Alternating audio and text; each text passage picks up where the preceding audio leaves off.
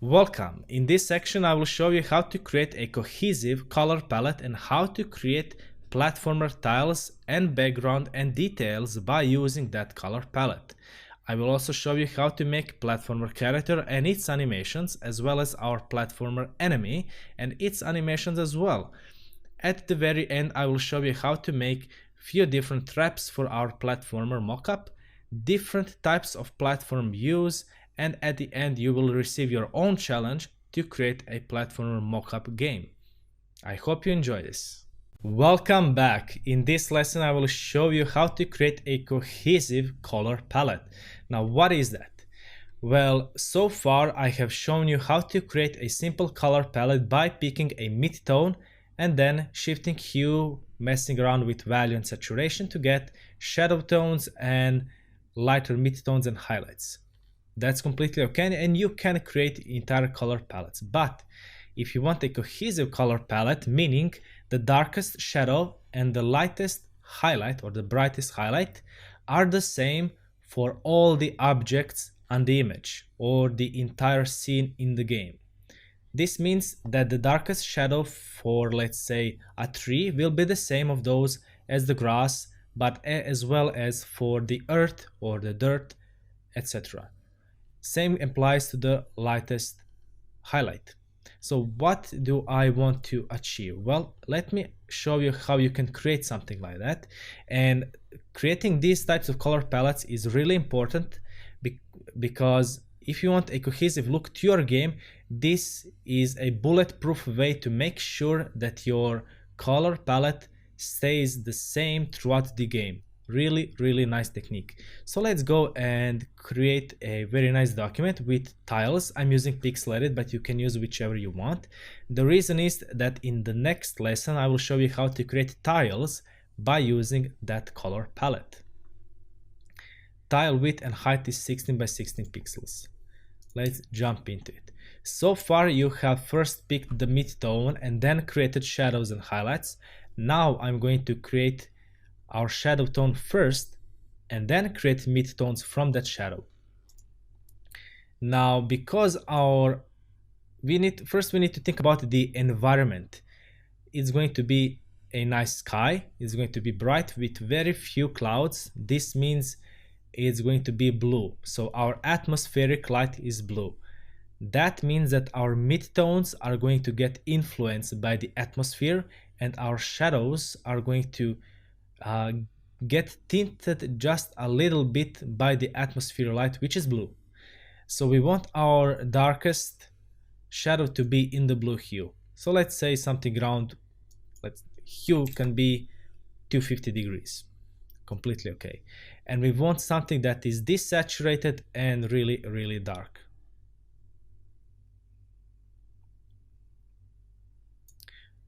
This should be okay. Let's keep saturation lightness on round numbers, let's say 35 to 35, just in case you want to follow along. So hue, saturation and lightness are 250, 35, 35. Lightness is 35, not value, it's a bit different. Now RGB is 69, 58, 120.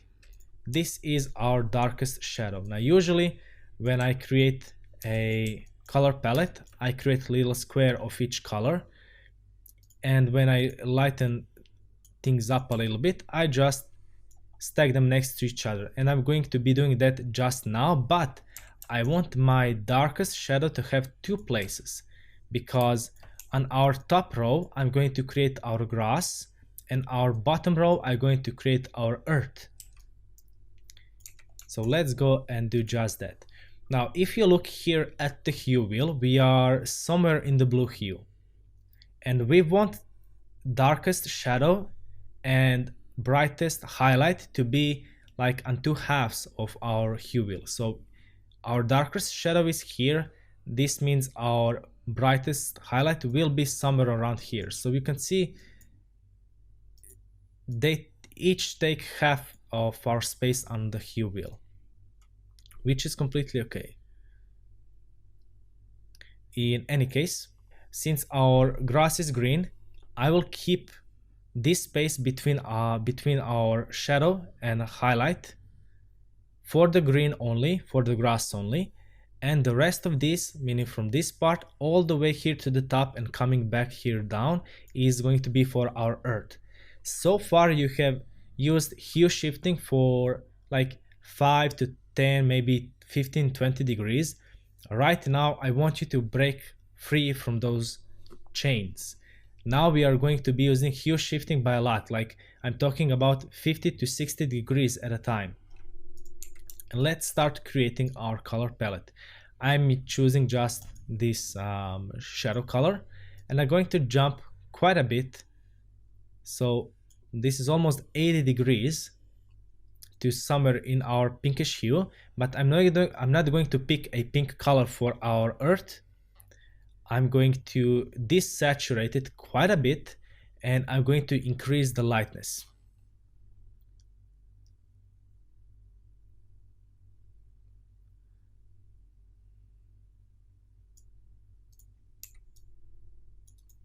Very nice. Now this shadow really looks like it has been influenced by the atmospheric light, which is again blue. From this point I want to hue shift even more. I want to make full circle all the way here to the reddish hue, almost a bit orange, almost just slightly orange. And I want to increase the saturation because our highlights is, well, brighter, they're a bit brighter, but that's not always the case, and I'll show you in just a few moments. But I want to increase the saturation and lightness.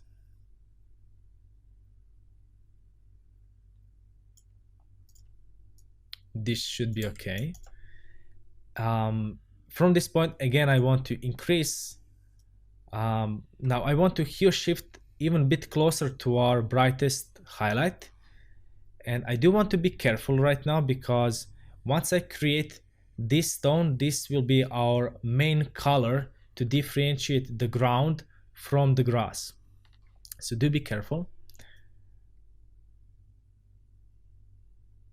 I think we are getting close enough. Yeah, this is completely okay. When it comes to the hue, now I want to adjust the saturation and lightness. I want to increase the saturation, but I want the lightness to be just a little bit lower. Yeah, I think this should be okay. Very nice. Now if I just pick this color for our ground, you can already see this is quite a bright earth, but that's fine if you are looking for like cartoony look, which I'm currently aiming for. And from this color I want our highlight. Now this will be our brightest color, so I want it to be here in the yellow hue. Hell, we can go with full 60 degrees right on the hue wheel for the yellow color. I want the saturation to be really nice, and even lightness I want it to be a bit lighter. And this is completely, yeah, this is really nice.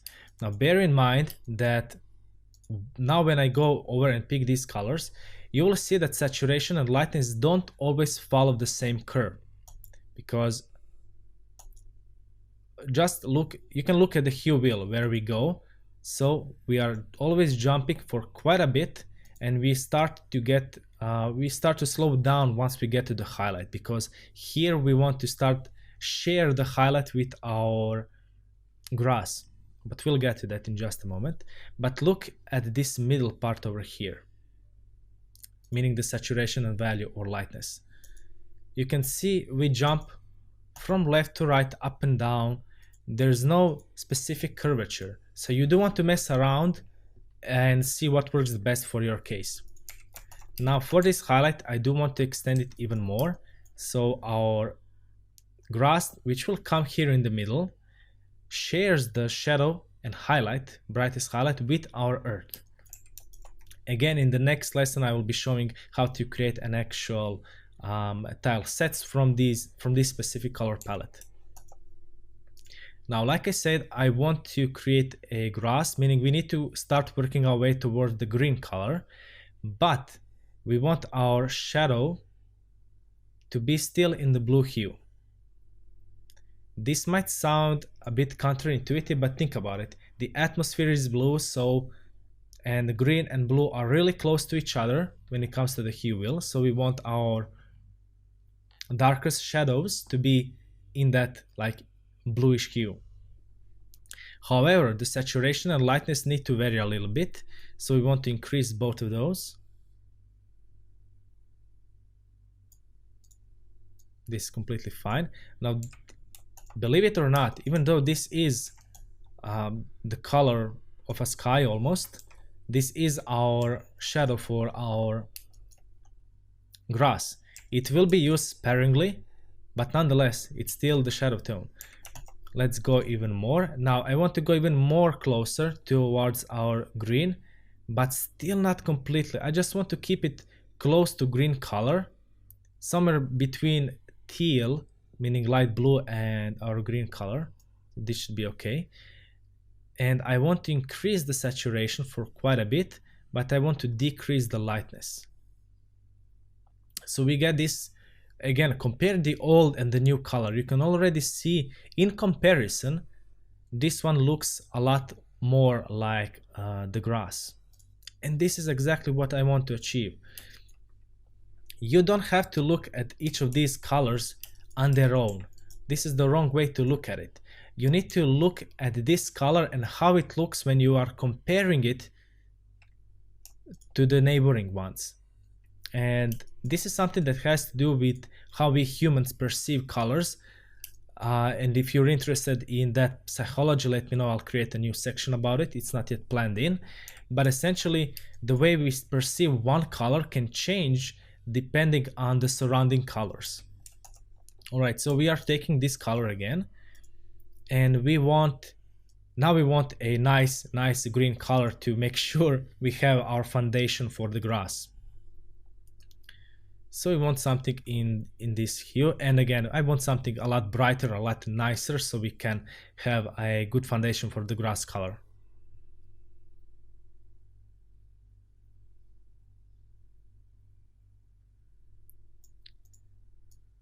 Very nice, and I'd say this is quite an okay color palette. Now when I go and look here at the hue wheel again, so this is our darkest shadow.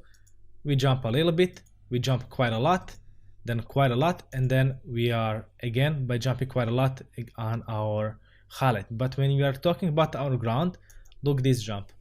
It's big, it's smaller, and even smaller. So hue shifting can happen anywhere between, in this case, 21 degrees to 82 degrees. So this is quite a huge jump. But you do need to remember that not all colors work the same. And again, this is something that I might explain in future lessons. But if you compare fully saturated color of, let's say, dark blue and bright yellow, now we have these two colors. Which one would you say that is the darker? Well, people would say it's the blue, because for people who can't see the colors, for the daltonists, they usually perceive like blue color a bit darker than the yellow ones. They don't see only desaturated colors completely. I mean, there are different types of daltonists, but you do need to remember that on the hue wheel, even though the saturation and lightness are completely on 100%, like the value and saturation, just because they are like that, they are not the same. One is darker than the other. Again, this is something that has with the illusion of how we perceive colors. Nonetheless, this is it for this lesson. To sum it up very quickly, pick this darkest shadow, and then jump and create the earth tones. Then this same brightest highlight will be the ones that you are using for the grass, and then create the grass midtones. In the next lesson, I will show you how to create tiles, so stay in tune for that one. But for now, this should be it. This is a cohesive color palette which will make sure that our game scene is nice and cohesive when it comes to the color palette and the color harmony. I'll see you in the next one. Welcome back. In this lesson I will show you how to create a nice platformer tiles using this cohesive palette that we created in the previous lesson. The process is very simple and very similar to how we created this color palette. So we want to start with our darkest color, and let's go and pick something that will be, well, I'd say 3x2 is completely okay. So we are going to be using this space over here. We will increase it later on as we create even more for our tile set, but for now let's keep it very simple. I want to create nice outline for this entire top part.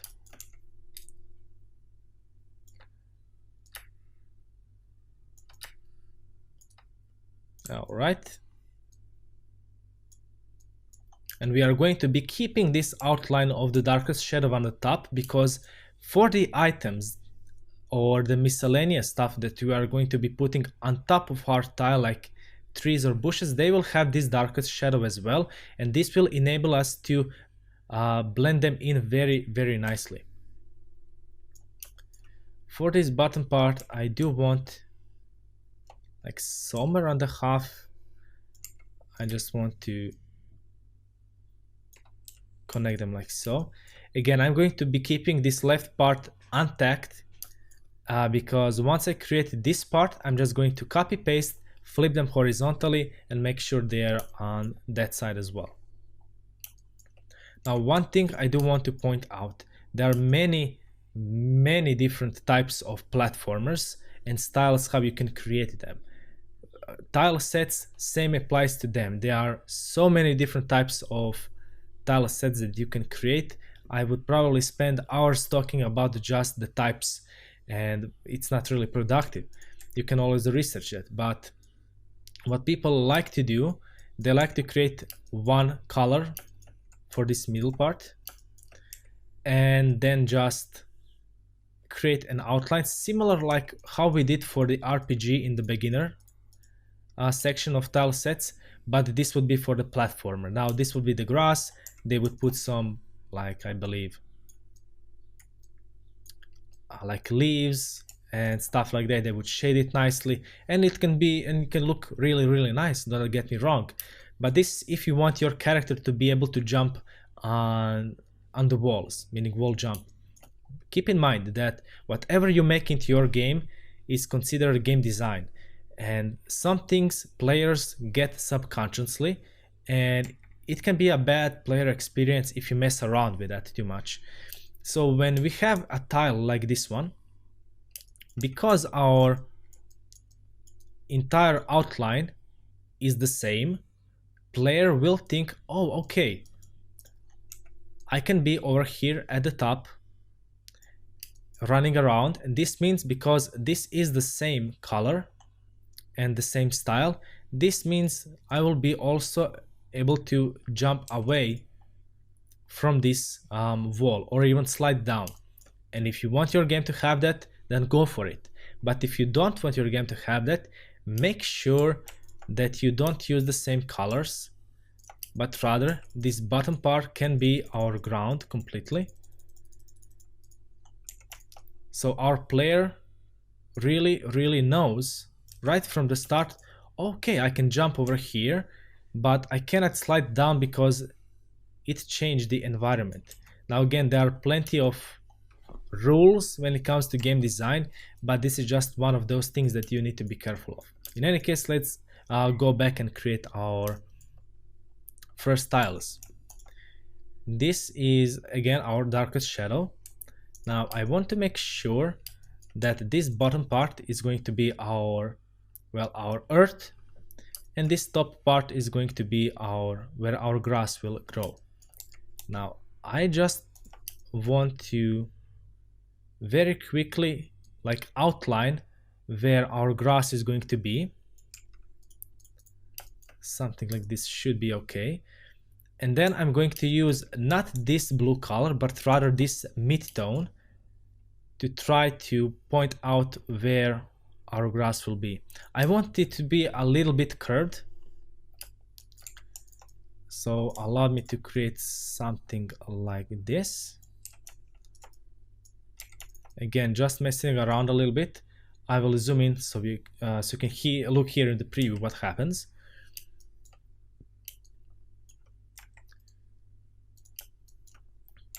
Now I'm going to pick this top part, and because now when it comes to light source, for these types of color palettes, cohesive color palettes, is always best to have the same light source, and the most practical one is straight on from the top down. So if it's angled from, let's say, top right or the top left, it can get very complicated very quickly. So I found that from the top down it's kind of the easiest. So let's stick to that. We want to color in our top part of this image, of this part of the grass. Then we will take our lightest highlight, which is this yellow part, and just very nicely create it like so. I might move it just a little bit. I'm looking here how it looks, and I think it's pretty okay, but I do want to rotate it in the other direction.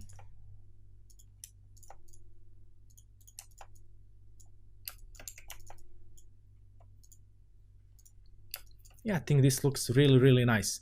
Now I will take this entire piece and I will create sort of a template for our grass. I want this outline to be in the shadow. And now if I take this part out, and I can just take this part of the grass, or rather start from this edge, and then I can just go and copy paste it a few times to get nice leaves. Now I don't want to have for it to be completely the same, so of course I will introduce our blue shadow, and I will just put a few of these here at the bottom to introduce a little bit of difference.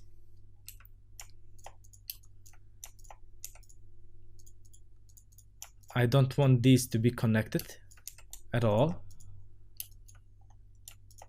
so this should be very nice.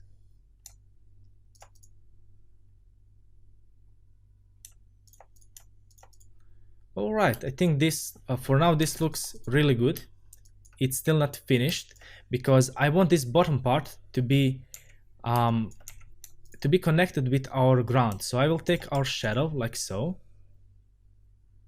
and take this lighter tone to it and make sure that here we start connecting it to this earth tile, which will be here at the bottom.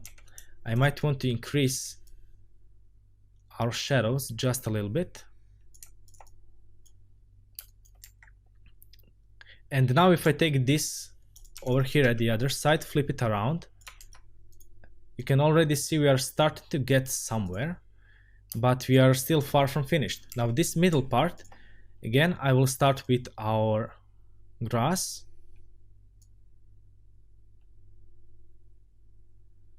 These two are going to be just fine. I'm taking the highlight, then I'm taking the shadow. I'm just picking here from the side. And our highlight can be here.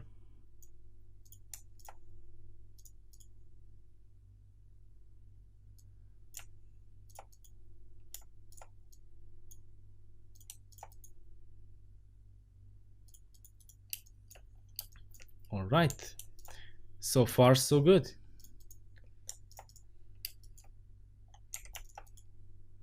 Now we can even connect them if we want to, but I'd rather keep them separated.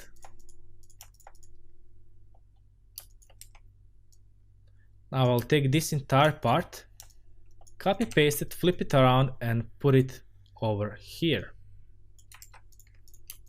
Now these are connected in the middle, so I just want to break them apart.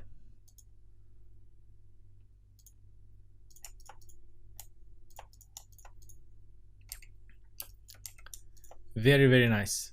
Now you can already see this is starting to look on something. So let's go and start creating our tiles. First, I want to keep my tiles over here, so I will create 1, 2, 3 new tiles. So when I mess around with one of them, it will immediately replicate itself onto all of the other copies of it. And now what do I want? Well, I want to create very nice looking top part. So when you look here at the preview, let's shorten it up a little bit. I want it to look very nice and fluid. So far it's not by any means. I might want to create even a bit more of our earth below it.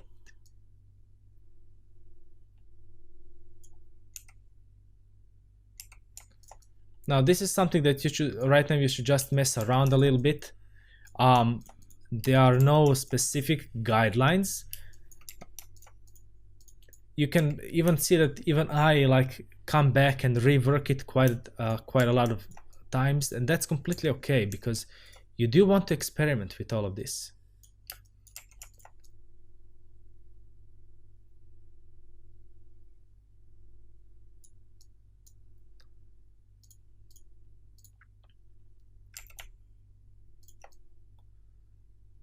Now I'm trying to think about, I don't want to introduce dithering, but I do want just a few of these dots to have sort of blocky effect is maybe perhaps the best word for it.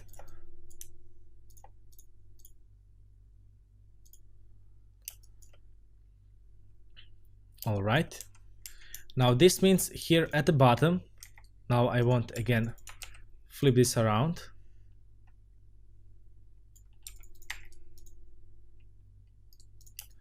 And I want to create even more tiles. So you can see already here that I can start creating more of my tiles, and I want them to be really nicely connected when I try to create even more of these. So I will go around like so. You can already see how it comes very nicely. I want more shadow to this, so I will take this piece over here and increase the shadow all the way here. Very nice.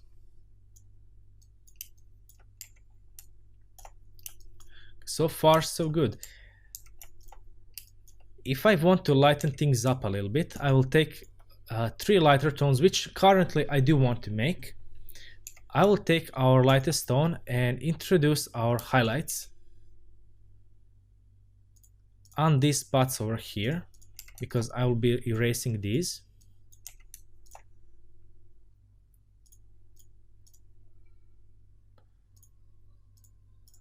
All right.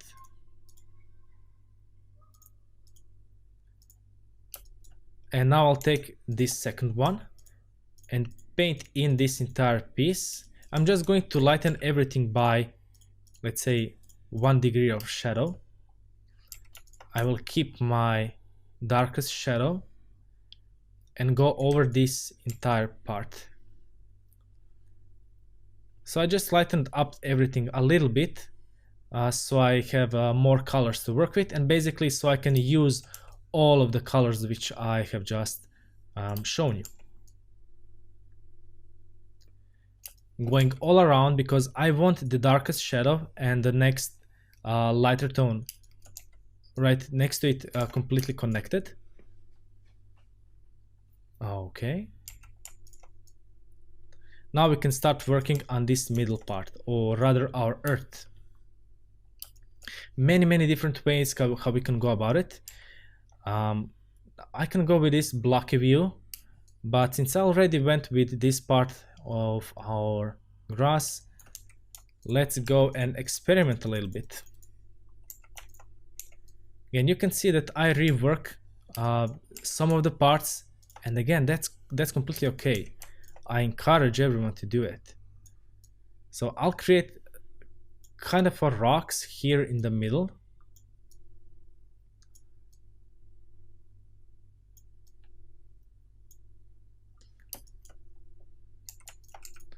I do want those rocks to be flipped from one side to another.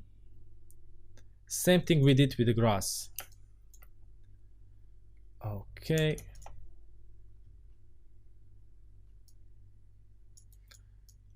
Now, I'm not just going to copy paste again from one side to the other for this part, because I do want a bit more of a difference, a bit more variation.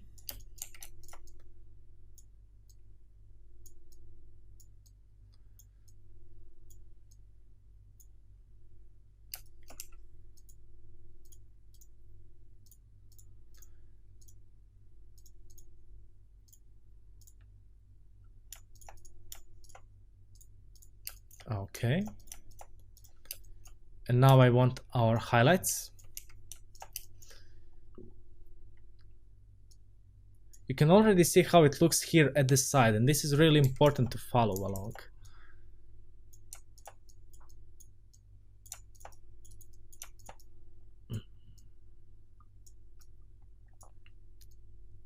Whenever I do this, I try to connect them with these other ones.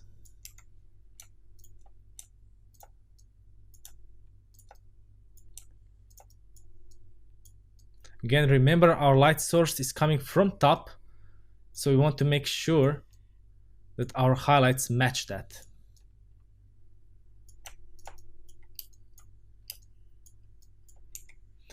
And we need our highlights, which is again is the same like with our grass. We don't want to overdo it, just in a few different places. Very nice.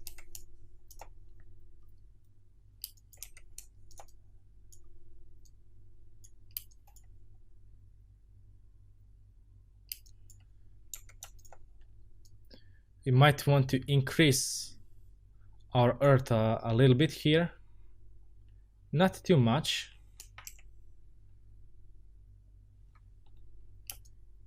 Yeah, just a little bit.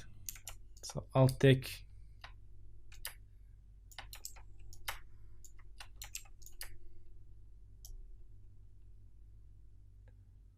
and connect it here.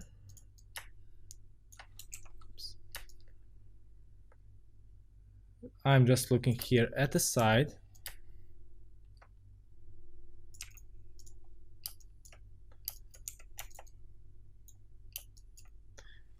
Very nice. So far so good. Now you can introduce even more so like cracks in between, but I currently want to avoid that as much as possible. Okay. Now I do want to increase the shadows over here, so I will go over it one more time.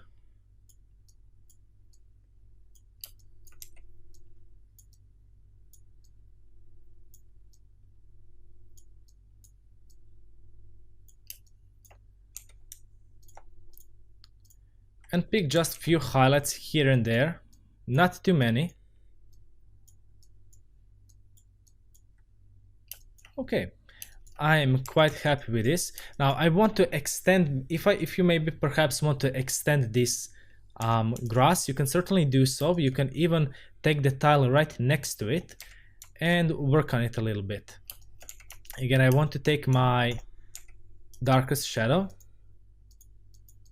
and just create nice curvature, fill it in, color it in again from the top to the bottom.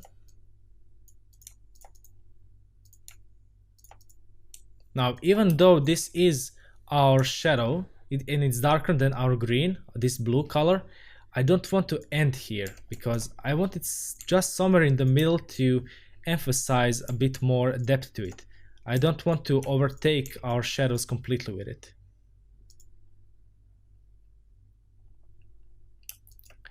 And now you can see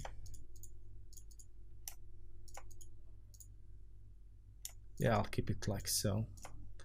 I can see even we can have this tile next to it to extend our tiles over here. So we can take these pieces and connect them, and we already have something very nice to work with. You can go and create even more and more details to this entire image if you wanted to, but for now this will be our basic tile set. Now let's go and create a certain, just very quickly we can create a level. I do want to add these two to my tile set over here. So let's go and see if these connect very nicely. I will turn off the grid so it doesn't bother you, and I can see even this middle one is connected very nicely to these. Now what happens if I want this to be taller than 2 tiles? Well, we need another one. So we can take this one over here and we can actually create this middle piece over here. Now that we made sure that if we want to create only 2 of these, we have this option available. Now you can even keep it over here like so. It really doesn't matter as long as we keep things nice and clean. So we'll go and duplicate all of these, but we are going to create another section for all of these. Again, starting with our darkest shadow. Nice. And this will be only earth, nothing more, nothing else.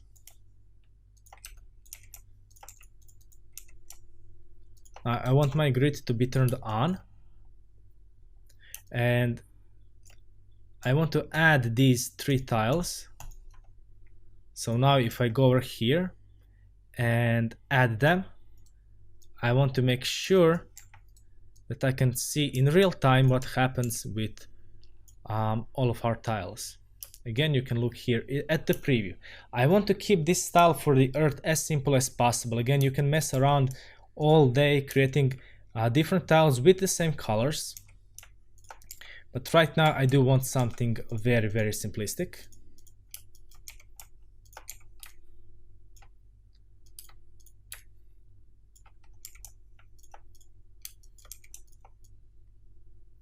All right.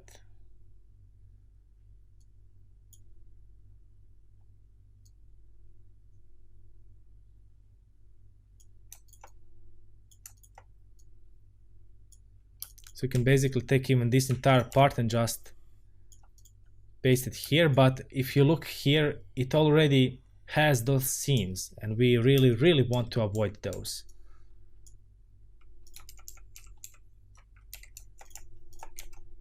So when I try to connect this bottom part with the top part, if I just go over here and always leave 1 pixel free, you can see already that it creates this seam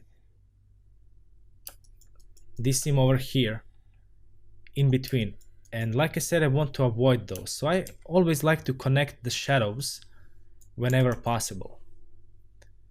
And sometimes I'm going to leave them completely, like in this case I connected it over here with the highlights. Again, if you want, you can connect them with the highlights or shadows, or leave it on a few places and then connect them on the other ones. Hell, if we can go, we can simply create it like this, and it should be again totally fine. Okay, going back to our middle parts.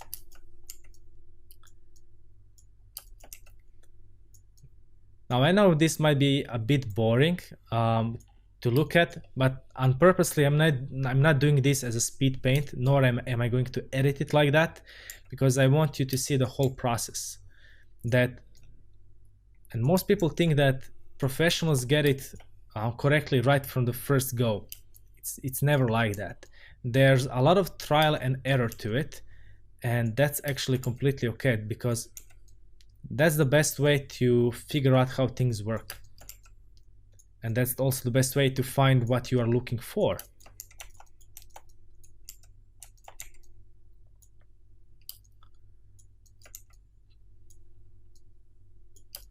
Okay, I'm happy with these pieces. Now I'm taking this part, the lighter tone, and I'm going to go over all of these.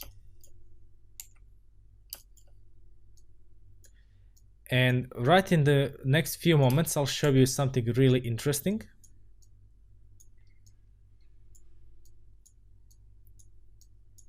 When it comes to creating tiles, something that you might not think about it in the first few moments, but it's really crucial to get it right.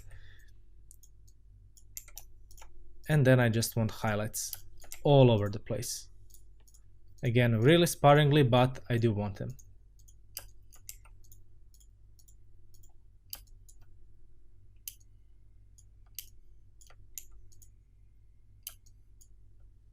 All right. Now, what happened? Now, right now we have what we pretty much wanted. We can create our tiles no matter how wide or tall they are. So we can even move this entire piece, even a few of them down, but as long as we have this middle section, we can always just go on and keep replicating them, which is okay. But what happens if we only want two? So we want something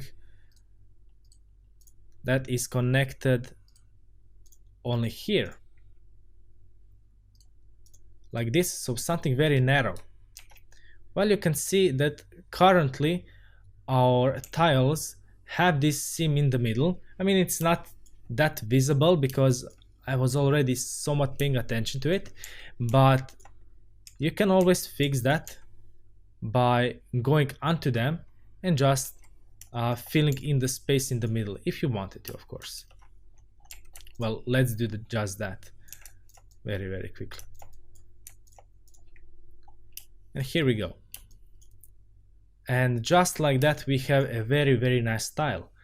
Now, I talked about in the beginning how if you want the player to be able to wall jump or stick to the wall, that you need to create something that will give the player a hint or a visual sign that that is possible.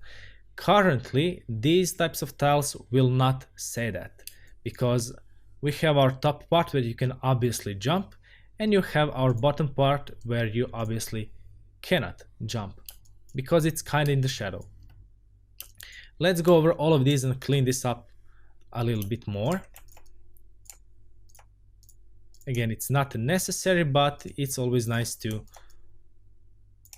go back one or two more times just to improve the look overall. For the grass, you can actually go and create this lighter tone and just put it on a few of these bottom parts here, where it, even though it is in the shadow, you can put it because you can see how already it glows a bit nicer. If I remove them altogether, you can see how it looks a bit, it looks okay, but it looks a bit dull. So you can actually just go and create few highlights in the shadow, but not using the lightest tone, but rather the second lightest tone. And you can really easily get this nice, really nice effect.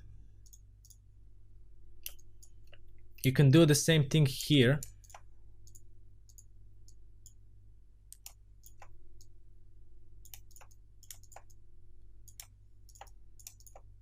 Again, you can go over all of these and mess around the entire day if you wanted to. I mean, when I create tiles for the games, I usually do that exactly, but it all depends how much time you want to invest. But I'd say this looks pretty nice if you just want to create a very nice tile. Now let's go and very quickly create a level. Let's say a level. Now I do want to just erase these because they are just messing around. Let's say our character starts over here. If you don't want the player to be able to see the ground, just put this middle section in the ground and you'll be good to go.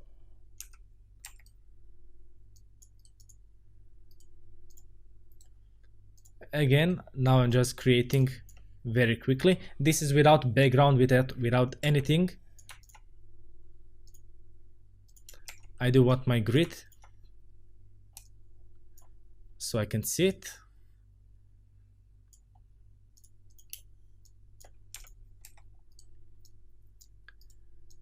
Again, something really quickly, but really nice at the same time.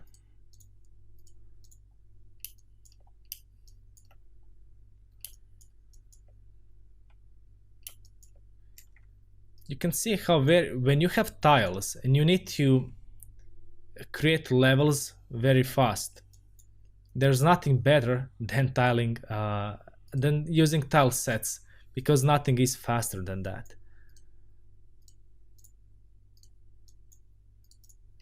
Let's say you maybe have a certain hidden level below it, so player can jump over here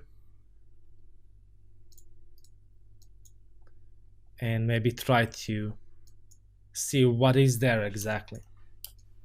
And here we go, just like that we have very nice and functional tiles. Now at the end of this section, I promise I will cover a lot more things about 2D platformer tile sets, because there are many different tile sets, different types of platformer games, different views, different angles. And quite honestly, even this lesson is a bit long, but imagine if I try to cover dozens upon dozens of different styles. It would take forever and it's not that educational. So I think this is completely nice. You can see how it looks from far away, even here. Again, using our cohesive color palette, we were able to create a very nice effect when it comes to our grass and our dirt over here. I will be creating trees and bushes for like miscellaneous stuff at the end using this exact color palette, so look forward to that. This is it for this video. I hope you enjoyed it. I will see you in the next lesson. Welcome back. In this lesson I will show you how to create a background for our platformer mockup game. So first things first, I do want to remove this bottom part because I want to put some water on it, and in order to do so I need some space. So let me just do that. We will keep using this cohesive color palette, but I want to extend it a little bit. I need a color for our sky and certain shade of our water, and I want a highlight for the water but also our clouds. So let's go and take this blue tone of our grass, lighten it up a little bit, increase the saturation and lightness, and just like that we have our sky color. I want to create even lighter tone, almost completely white, almost, but not completely white, just slight blue tint to it, and this will be our highlight color and also the color for our clouds. And here we go. Currently we have a foreground, so part of the map that our player is going to be on, playing, jumping, moving, killing enemies, etc. But we also need the background, so I'm creating a new layer over here and I will rename this layer to background, and it will be behind our foreground, and this is the same thing that you would do in a game engine. All right, so I will pick this very nice blue color for our sky, and very quickly going to fill in everything, and just like that we already have a nice background. Now of course it's not yet finished, but it should be really good. Now one thing that you will notice that is I'm not going to create a very complex background, because in platformers like these ones where you are looking straight on to the platforms, you want to keep the background or the foreground very simple. And the other thing you want to keep complex. For example, in this specific case which I'm creating for you guys, the foreground is rather complex. So you can see the grass has nice level of details and the ground as well. However, the background will be very simple. Or you can go the other way around. You can create the background very complex, but in that case you want to keep the foreground very, very simple. Such cases are pretty common where you, let's say, create the platforms completely black color, so just one color, nothing else, and then you have some things happening in the background to give it more depth. It all depends on what you want to achieve, but for now let's keep the background very simple. If the platform view were slightly angled, so something like, let's say, an owl boy, in that case you can create more complex backgrounds and foregrounds because they can blend in very, very easily. But due to our restriction, because of our straight on view, we want to keep something simple as something complex. All right, so let's move on. First, let's create our water. Now you will notice that for the outline of the water, I will be using this same darkest shadow color as I did for the grass and for the ground. So let's go and turn on the grid view.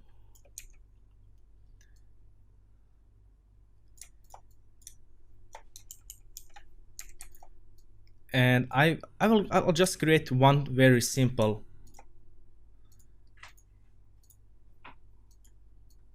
like mini wave of some sorts. Yeah, this should be okay.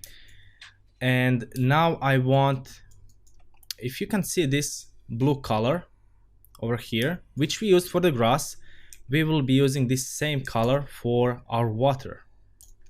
Quite neat, right? And just like that, we have our water. However, it's not yet finished. We still need more shades to it. So I will take this color of the sky and go over these parts where we have our mini wave, and even take this highlight for which we are going to use for our clouds, and just put it here like so. Already you can see it adds a nice look to it if you look here in the preview. So what else can we do with these two colors? Well, we can certainly create very nice, let's say, bubbles, for example. So we can take the rounded shape, increase its size. Maybe this is a bit too much. Maybe to, let's say, yeah, let's say 4. You can take this highlight. Again, I'm using the same color for the sky as I'm using here in the water. I can use this highlight over here, and maybe even this darkest outline. And just like that, we have really big bubble. We can create even smaller ones if we wanted to. So something like this. Even indicate them like so.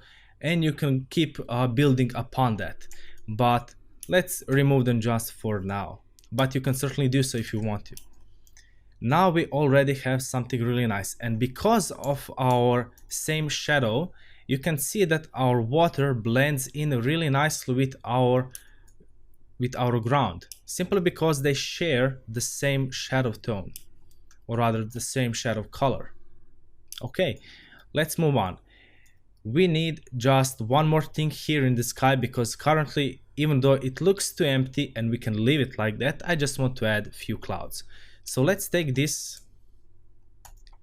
highlighted color. Again, we are going to be using the rounded shape and increase the size a little bit. And you can see here in the preview how it will look. And then I'm just going to put few of these next to each other, like maybe 3 of them.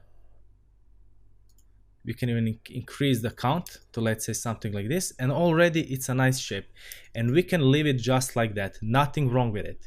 However, if we want to add just a little bit more interest to it, we can again take this darkest shadow and we can go over the bottom part, but leaving 1 pixel in between to indicate this color of our sky. If we want to let's say put even more details here on our cloud, we can take the color of the sky and just indicate the roundness of our cloud, just like so. We can maybe put some of them here below. Nothing too complex. As you can already see here in the preview, it looks really nice. It's not overwhelming because we do not want that. Because if it overwhelms, if we put like, let's say 100 of them here, you can already see the player will lose focus a little bit from the foreground. And this is not something we want in the game. Again, this is something in the game design theory, but nonetheless, something that you should be aware of. Maybe we can just put 1 more here. All right, so just maybe 1 or 2 clouds here and there, which can be moving, is more than enough. This is it for the background. It's rather simplistic, but please do remember, when you're looking straight on view in the platformer view, you want to keep things simple, either the background or the foreground. Welcome back. In this lesson, I will show you how to add a bit more details to our platformer mockup. So those are the kinds of details that the player can't really interact with, something like trees and grass, but they really add a nice touch to the overall image. So let's go and create those. And just so you know, I will be using again our cohesive color palette, and this time I won't be adding any new colors because I will be creating tree and the grass for our little mockup here. Again, I want to start with the darkest color, and let's go with the tree because it's a bit more complex, so it shouldn't be too hard, even though it is a bit more complex. I want to start with the outline. Something like this should be just fine. Maybe a higher slope, perhaps. Yeah, okay. And this will be like the bottom part of the tree, and I want to add the portion where our leaves are going to be. Now I'm just looking at the overall shape.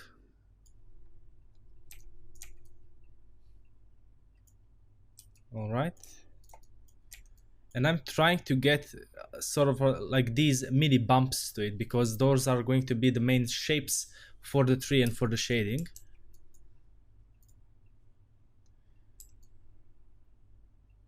I want to avoid big straight lines, yet I want to keep the tree rather, I'm always looking here in the preview, but I want to keep the tree on the smaller side. I don't want it to be too big. Okay, yeah, this should be fine. Now I want to decide where the middle of our tree is going to be, because I will replicate one side to the other. Because our shading is from the top to the bottom, straight on, this means I can shade one side and I can just copy paste it, flip it around and put it together, and then just change a few things to break the symmetry, because in such things in nature you will hardly find symmetry. And this should be completely okay. All right, I'll start with the bottom part, and I need these colors over here from the, basically from the dirt. I could create more colors for our tree, like really nice brown color to it, but I'm going to skip this time to keep the color palette a bit smaller. I'm just going to widen up the tree a little bit. And here we go. So I'm putting the main colors in first, and then I'm going to go back and shade it so it looks a bit nicer. This is the first part, and I'm using the darkest tones possible, and then I'll go back and rework it. For this top part where the leaves are going to be, first I'm putting the blue tone, then the dark green color, again trying to imitate the basic shapes, and then I'm going to put this nice green color. The yellow part are just going to be highlights, so I won't be going right now into those will be coming on later. But as you can already see in the preview, even though it's far from finished, it already looks kind of a part of this entire foreground because we are using the same color palette. Alright, let's go and start shading. With the bottom part, I want to pull down this darkest shadow just a little bit, and then use lighter tones to highlight the tree texture. Again, we don't have plenty of space here to work with, and we don't need it. So keeping that in mind, I also want to introduce a little bit of this blue here as well, just to keep it a bit more interesting. And I think this part is finished for now. Now let's go here where the leaves are going to be. Again, going to start with the darkest shadow. You shouldn't be afraid to experiment, so please keep some of the parts like closed, like in this case where you can see this is an enclosed area, but some of them are going to be open. So if you look over here, I haven't connected with the darkest color. I left some of this space to like so you have more space to breathe, so to speak. Okay, now where the transition is happening from our dark green to light green, I want to change the outline from the darkest one to this dark green color. Okay, slowly I'll start erasing this middle part, just so I can connect it easier when I start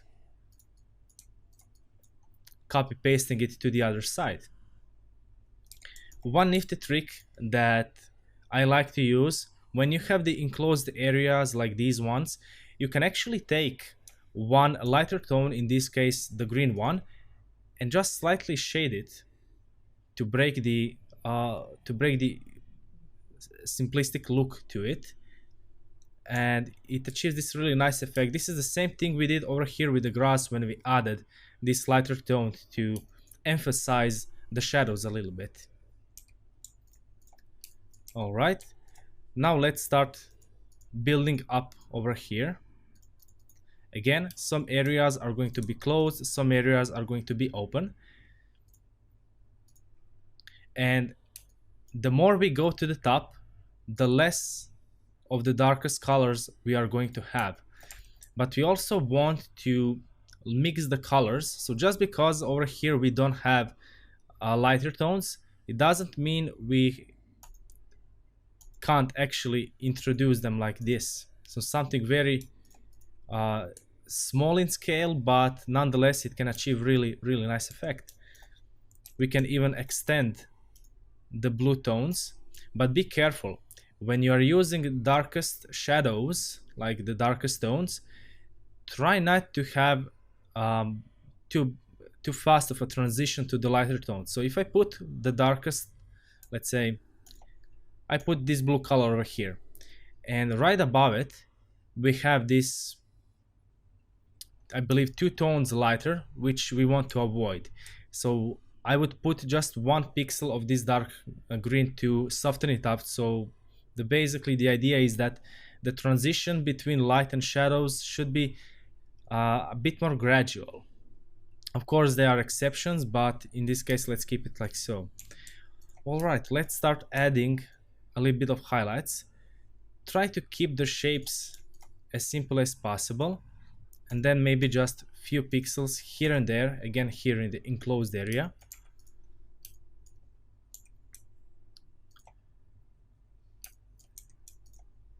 To keep it nice. Now, if you notice here, we already have, as I said, really high transition. So I just want to soften these parts a little bit up. If they are diagonal, in that case, it should be completely fine. Okay.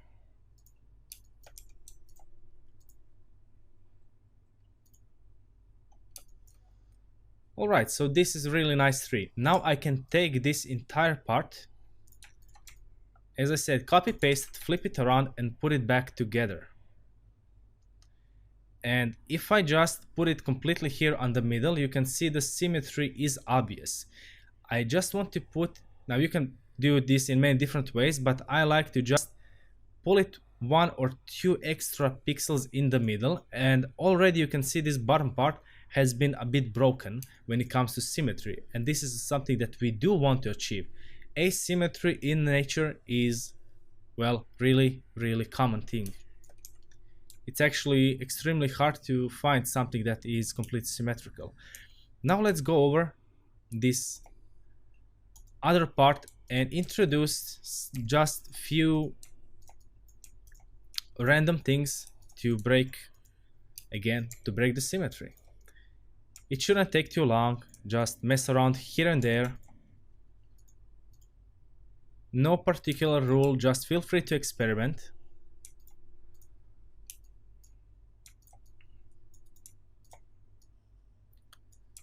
Okay. And I think this is, I'll keep it like so. All right, I think this is really nice. We have really nice small tree. Again, you can create bigger ones, but in this little small island, I just wanted to keep it a bit smaller. Now let's create, in comparison, a rather big grass, or rather tall grass. Let's move this tree a bit to the right. And again, we can start with the outline, just to try to get the basic shape to it.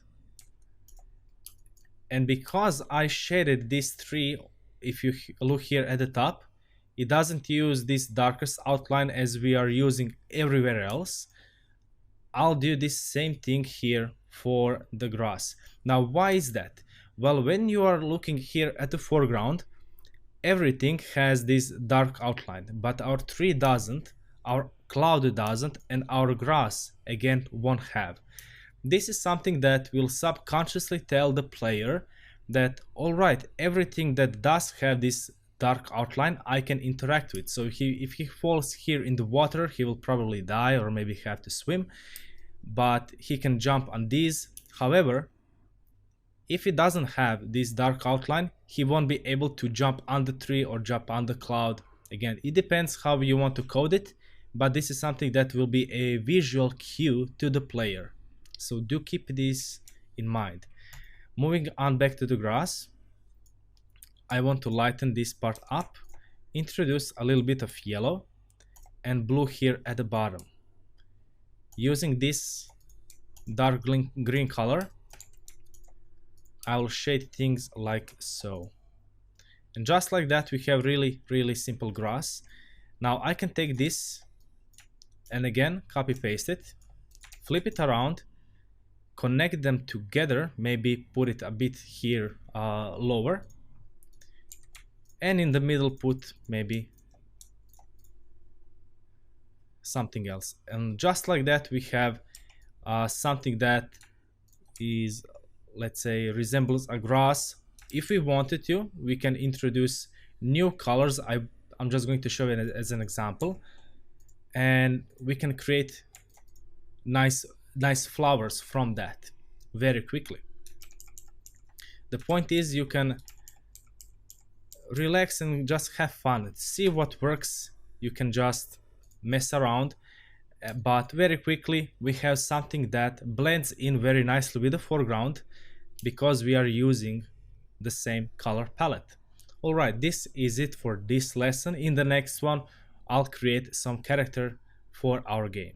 Welcome back. In this lesson I will show you how to create a simple character for our 2D mockup game. So before I start and create the character, I just want to point out that the background has been changed due to some requests from the students, so we have that fixed.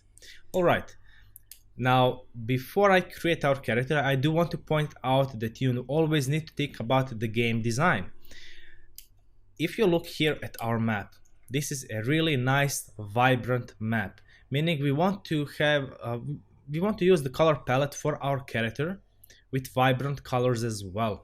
But what happens when you have cohesive color palette which uses, if you remember, almost the entire hue wheel, of course in big steps, but nonetheless? Well, there is one simple trick that you can use to make sure your character pops out from the background and the foreground, and that is using black outlines. And this is what I will be using. Of course, there are many different approaches. You could use different outlines instead of black ones, but keep this in mind. If this is just one level or one portion of the game where we use this color palette, and we have our character designed in such a way that you can clearly see him when you play the game, but on the next level, when you have really dark level, if your character doesn't pop out from the background, it's ruined. The player experience is gone. Players won't be satisfied, because if your character blends in with the background or the foreground so that he or she cannot see his or her character, it's ruined.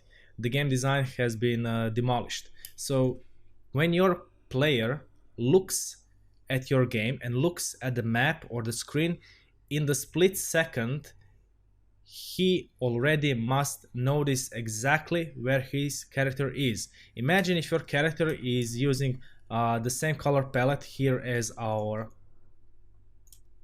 map. Of course, this is the character, but I just want to show it. Imagine if you look here like so, would you notice that this is the character? Well, probably not, because it blends in too much with the background. And let's say with this character you want to make like very precise jump. This is another problem, because exactly you cannot see where your character is, your eyes cannot follow it. So with this game design out of the way, let's go and create our character. As I said, I will be using the black outline, and I won't be using this exact 16 by 16 tile. I will create my character just, let's say, 1 pixel taller, just to break apart from this 16 by 16 tile. Of course, if your technical specifications indicate that you must create your character within those parameters, please do so by all means, but today's game engines don't require that. So let's go and create it. First, let's start with the feet, or rather the boots, that I will create on the character. I put 3 pixels up, then I will keep 3 pixels in between before putting our 4th pixel. Erase this part, put 2 pixels, and here we go, we have 1 boot. Now, due to our perspective, I don't want the second boot, which is further away from us, to have this same volume, so I will create it just a tad smaller. As you can see, 2 pixels in between, but this upper portion of the leg is 2 pixels by 2 pixels, which is the same as this leg as well. But the feet cannot be seen, which enables us to get this perspective. Now I need to put our belt, and here we go, we blocked out our feet. Now we need the arms. I will go and create it like so, putting 1 pixel to the side, 2 pixels up, and 2 pixels here. Imagine you have 2 by 2 pixels fist here that will go, and we need the upper arm later as well. I will do the same thing on the other side, like so. Again, if I block it out, you can clearly see it.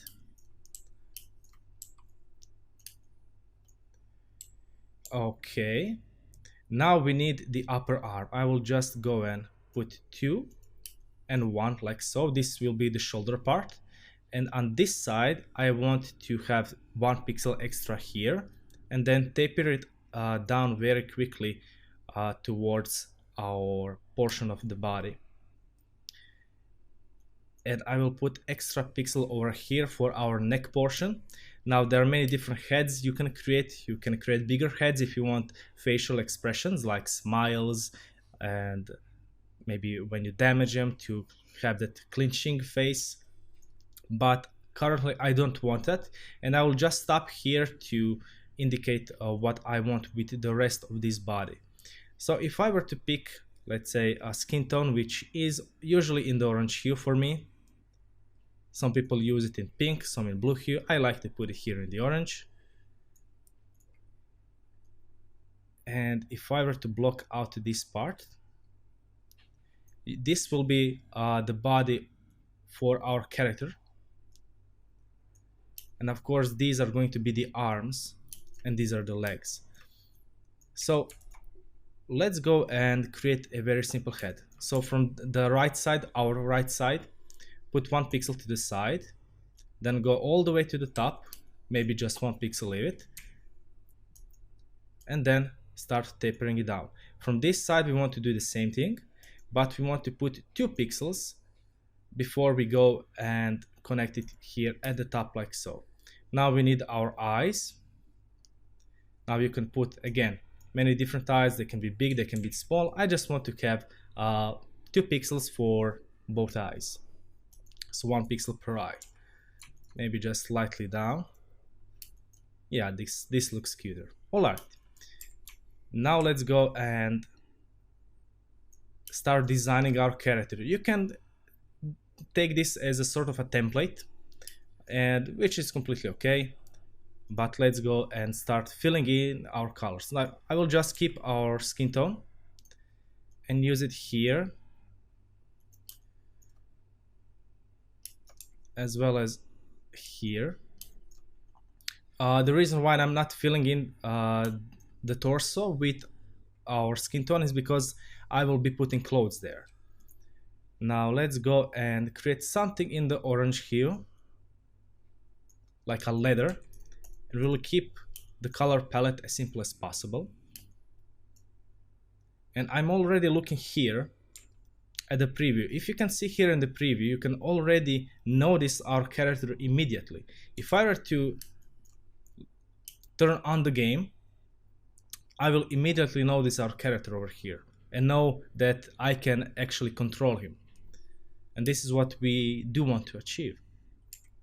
Now the next step, I want to shade it. I will take 1 shadow tone, put it here, and then I will create a lighter tone, like a highlight.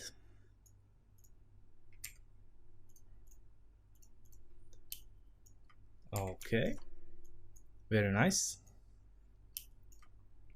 Now we can keep our character like this, but I do want to break this middle part from these black outlines. I do want to keep my black outlines only where I really need to have them. So on the outer side of our character, and I do want to keep them here near the feet, just because this is a platformer, so our player will mostly be looking at the feet of our character, like subconsciously. So I will erase this part, maybe even this. Nah, I'll keep it. Yeah, I'll just erase this part. And on this portion, I want to have like a belt. So let's take our highlight from the grass and put it here. And for our belt, let's say I want to have it metallic. So something in the blue hue, really desaturated and low in value. This should be just fine. Now I can take this same color and I can create some sort of a helmet or a helm. This should be good. I do want, however, a certain shadow tone to it. Oh yeah, this is great.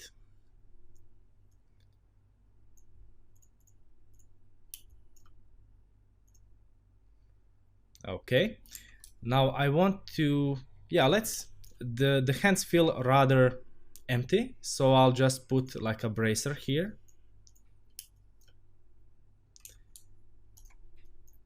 And shade it like so. I also want to shade our skin tone, so creating one very simple tone over here. Now why I'm shading here? Well, because our helm will of course create a cast shadow, because it will block out portion of the light coming from the top. So we are putting shadow here. And we are putting shadow here below the neck, simply because, well, if the shading is coming from the top, the chin is going to block out this portion, as well as the cheeks, which are here at the side. Now our character doesn't have any mouth or nose, but we can certainly put them if we wanted to. But instead of putting like a dot for a nose, I will just take this same shadow tone and just put it here like so. You can clearly see this is a nose, but it's not very obtrusive, because if I put it like here, it can be quite strange. So this is also one quick tip. All right, so we have a very nice character. I do want to put this metal part over here, just to give him a bit more interest.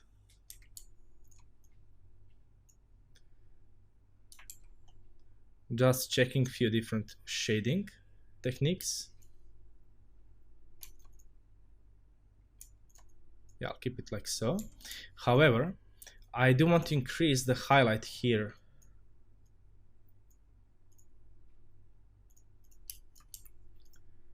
On certain portions of our character. Yeah, this should be really nice, and maybe here and here as well. I will take this same shadow tone and maybe just make it slightly darker and saturated. Yes, I like this one a bit more. And I will also shade these parts as well. And here we go. Our character is finished. As you can see, he is not inside the 16 by 16 pixel tile, but it's really nice. If you look here in the game view, in the preview, you can immediately see our character. Now what happens if we were to, let's say, erase these outlines?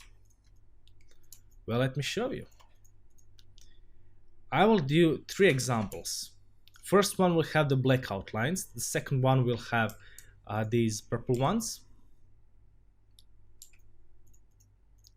And the third one won't have any outlines whatsoever. So you will see the difference very easily.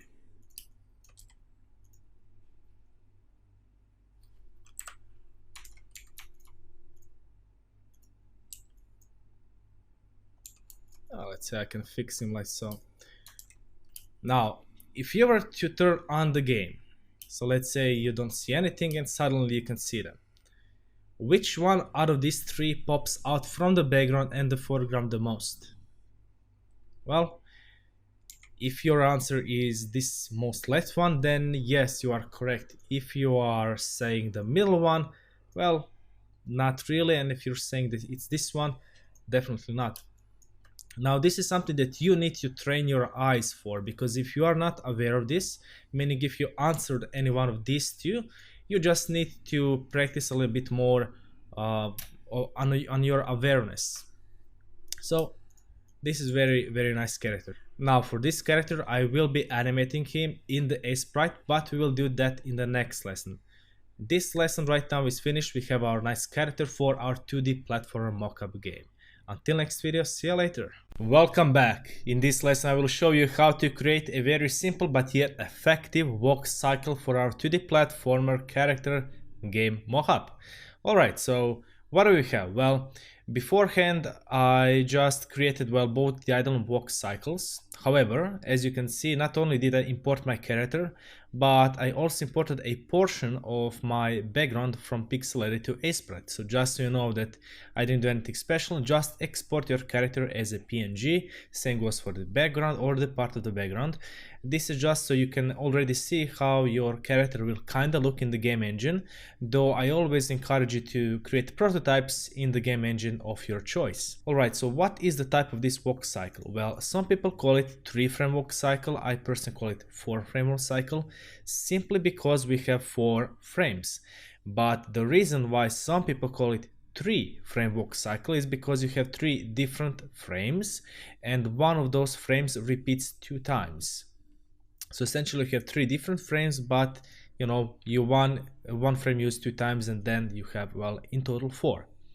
Alright, so before I show you how my character looks and explain actually why is it like that, I just want to explain that when you take into consideration your game design, you need to keep in mind what kind of a game you want for the player's experience. So if you want a high action-paced game, so extremely fast and snappy, you want to keep the frames of your animations as low as possible.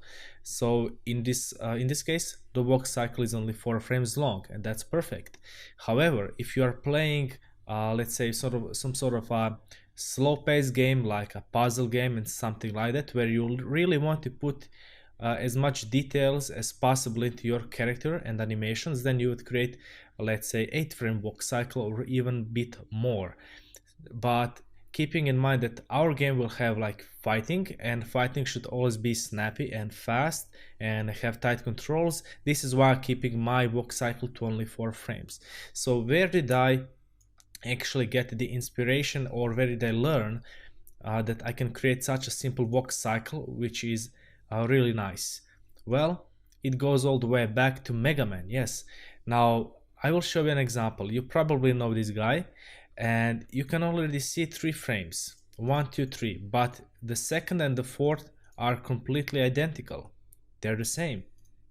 So you can see that these types of characters in the old era, where they use only few colors, as you can see he only has like 5 colors on him in total, and that's completely fine.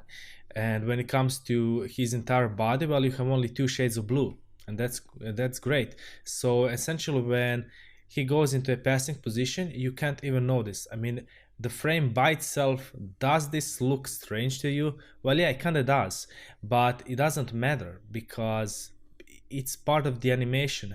Distortion always happens in animation. It's part of the animation principles, and all it matters is, does it look good? So let's go quickly and see what is here in this animation. Well, first of all, the default, what you will find the sprite, that the duration is 100 milliseconds, and if I keep it just like that, you can see it's very, very fast. And yes, this can work, but I wouldn't really use it. So what I did is I increased the duration by a lot actually, and each frame lasts for 250 milliseconds, meaning these 4 frames in total last 1 second. So if you go and see, it looks really nice. Now I can again tweak it around a little bit. It all depends in your game engine. I can go to 150 per milliseconds, and this actually looks even a bit better. So we have first frame, which is the contact pose, which means that the legs and the arms are mostly spread apart, but also at the same time the head goes down by 1 pixel. So on the passing pose, he goes back up a little bit, and as I already explained in previous lessons, the passing pose is where the legs and the arms are switching positions. And then on the third frame, he again has the contact position, but for the different leg. As you can see, his arms and legs are in different positions. So on the first frame, you can see that his left arm is in the front, and on the third, the left arm is in the back. Same applies to the other parts of his body. Alright, so what I did was I basically replicated this animation or rather took its principles and implemented it here in our character. It's quite simple to do. So you can see this is the basic position. Then we have our first frame. Now, since the design of the character is quite a bit different than from the Mega Man, we have a lot more colors going on. So we have 3 shades of each color, and then we also have the black outline. So we kind of have to be a bit more careful. We can't go really that much extreme as here in the Mega Man. Plus, when you look here at the height of the Mega Man, he is also quite a bit bigger than our character, so we don't have as much space to work with, so we need to be a bit more careful. So what did I do? Well, one, you can see that the height of our character has been reduced by 1. I basically combined the contact pose and the down pose into one single frame, and as you can see, the arms and the legs are spread apart quite a lot. And in order to achieve this effect, you can see that this arm over here, I only raised it up a little bit. I didn't put it like over here to the side because it kind of breaks the body a little bit.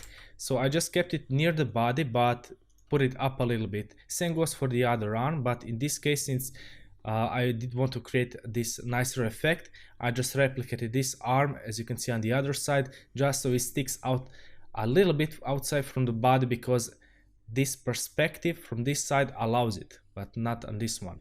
Okay, so the fifth one is, as you can see, similar to our Mega Man on this second frame. We have where the legs are going in the passing position, so basically they start to go one in front of another, and same goes for the arms. And again, second and fourth frame are the same, identical.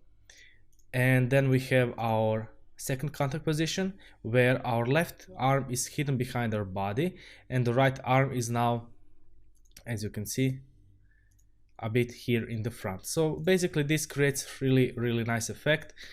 Again, you can play around with the frame's duration. I chose 200 milliseconds in this case, so I didn't go with 150 or 250, and I think this looks quite nicer. Again, you can tweak it in the game engine however you like, so it's not really something you should be too much worried about right now, but again, just something to experiment. Alright, when it comes to idle position, well, when I played, this is just a really simple blink, nothing more. As you can see, he quickly blinks. Now, what did I do here? Well, one frame, which is this blink frame, lasts for 100 milliseconds, so only 1/10 of a second. However, the second frame, which is essentially, well, our idle character design, this one lasts for 3 seconds. So every 3 seconds, he just blinks very quickly. Now, you can create multiple idle animations and then make a loop, or maybe randomly choose between those idle animations. Maybe after like 1 minute of animation, he would maybe sit down or go to sleep or something. I mean, you have plenty of things to go around to make your game look nicer. But essentially, this is all there is to it. In the next lesson, I will show you how to create an attack animation with our character, again without any weapons, so he will be either hitting or punching the enemy. Alright, that's it. Until the next video, see you later. Welcome back. In this lesson I will show you how to make an attack, damage and death animation for our platformer character, or rather, when he receives damage, how he will react and why. So in previous lesson I've shown you the idle and walk animations, which are pretty simple, and I'll stick to that for this mockup just before we get into more complex animations, especially with animation principles. After that, we'll be able to create pretty much any type of animation you want. But before that, let's keep it simple. So first I want to show you the attack animation and how it looks. I'll just zoom in a little bit. So very quick attack. So why is this? Well, our platformer will have these sorts of attacks, and essentially when you are playing a game, you want the attack to be as responsive as possible. So you want to be it quick and snappy and short. You don't want to make 20 frames of attack animation and stuff like that in games like this. So let's go over and see our animation one frame at a time. So If you notice here, I have three layers. I have the SFX above and below. The SFX above are the special effects, so to speak, that go on top of our player character, and SFX below are the things that will go behind our character but still in front of our background. So this is something important to keep in mind. And when you look at the death animation, you will see that we have SFX below there, and you'll see the animation YZ. However, on the attack animation, we have this sort of a easy beginner friendly blur, which is completely white color, and it indicates where the punch is going to be, sort of a air force type of stuff, so sort of a air pressure. Now what I do want to show here is the first principle of 12 animation principles, and that is squash and stretch. Now I've shown it really simple. Now these are the 2 frames for attack. This is the idle position, and in the game you won't code this into your attack animation, but I just wanted to show it how it will look, the transition between the idle position and to the attack position. Now when you look at the attack, this is it. The only in between I've put here is this squash and stretch. So what I did here is I basically took this entire character and just stretched him by 1 pixel and squashed him down by 1 pixel. So when you are doing squash and stretch, you want to make sure the volume of the character is the same, and I'll get into that in more details later on. But for now, this creates this really nice effect. So if I slow down the frames, let's say by double, you'll be able to see what I mean. So he basically stretches a little bit and then goes back into position, which is a recoil. In any case, he also blinks, if you notice, on this middle frame, and then goes back and settles into his true attack position, so to speak. After that, he goes back to idle position. Now this entire attack lasts for only 200 milliseconds, so just a fraction of a second. Of course, in game you can make it as fast or as slow as you want, and that is especially something you should do during the testing phases, but for now this is it for the animation. I also put again this SFX and special effect, which is, like I said, pure white color. I put it on the fist, as you can see, and on the frame after I just reduced the amount of whiteness and pulled it 1 pixel to the right to keep the momentum going, and just like that we have a simple nice attack animation. Now what is the next? Well, when he receives damage, again I put 2 frames, but in reality we have only 1 frame, and that is when he receives the damage. He's just going to squinch a little bit, and this is how it looks. Why is this? Well, let's say we have a trap, like a spike trap, and he jumps over it. I want our character to have some sort of a reaction to it, be it the attack from the enemy or let's say the environment, doesn't matter. I just want something universal. There are many things you can do. I just squash him a little bit so it's clear visual cue to the player that the player is now smaller. He received the damage, and because of this blocked out design, he can clearly see where his character is going to land, because usually in games when you receive damage you have sort of a recoil. When let's say you receive damage, you go away from that enemy a little bit, or that trap or whatever. In any case, this is something you should be considered. So what I did here is I basically just took the arms, put them close to the chest, and closed the eyes of our character and just pulled the head by 1 pixel down. This is it. Again, I won't be creating the animations where he just bounces back a little bit when he receives damage, because that is something that we do with the coding. Alright, going to the death animation, and this is where we have the SFX below. So first I'm going to play it a few times. Again, very simple animation, but it kind of looks cool, I think. Well, so what happened here? Well, on the first frame we have the idle animation. First I'm going to turn off the SFX so they don't confuse you. On the second frame he closed his eyes, pulled his arms just 1 pixel towards his torso, and he went on his knees. And the way we did the knees, if you look very closely, we just pulled a few pixels to the left side. Very quick and easy. So after that, he falls down, and this is it. After that, nothing else happens with the main body. So we essentially have only 2 frames of that. First he goes onto his knees, then he falls down, and he stays down for good. The only thing that happens from here on is the special effects behind him, and this is it.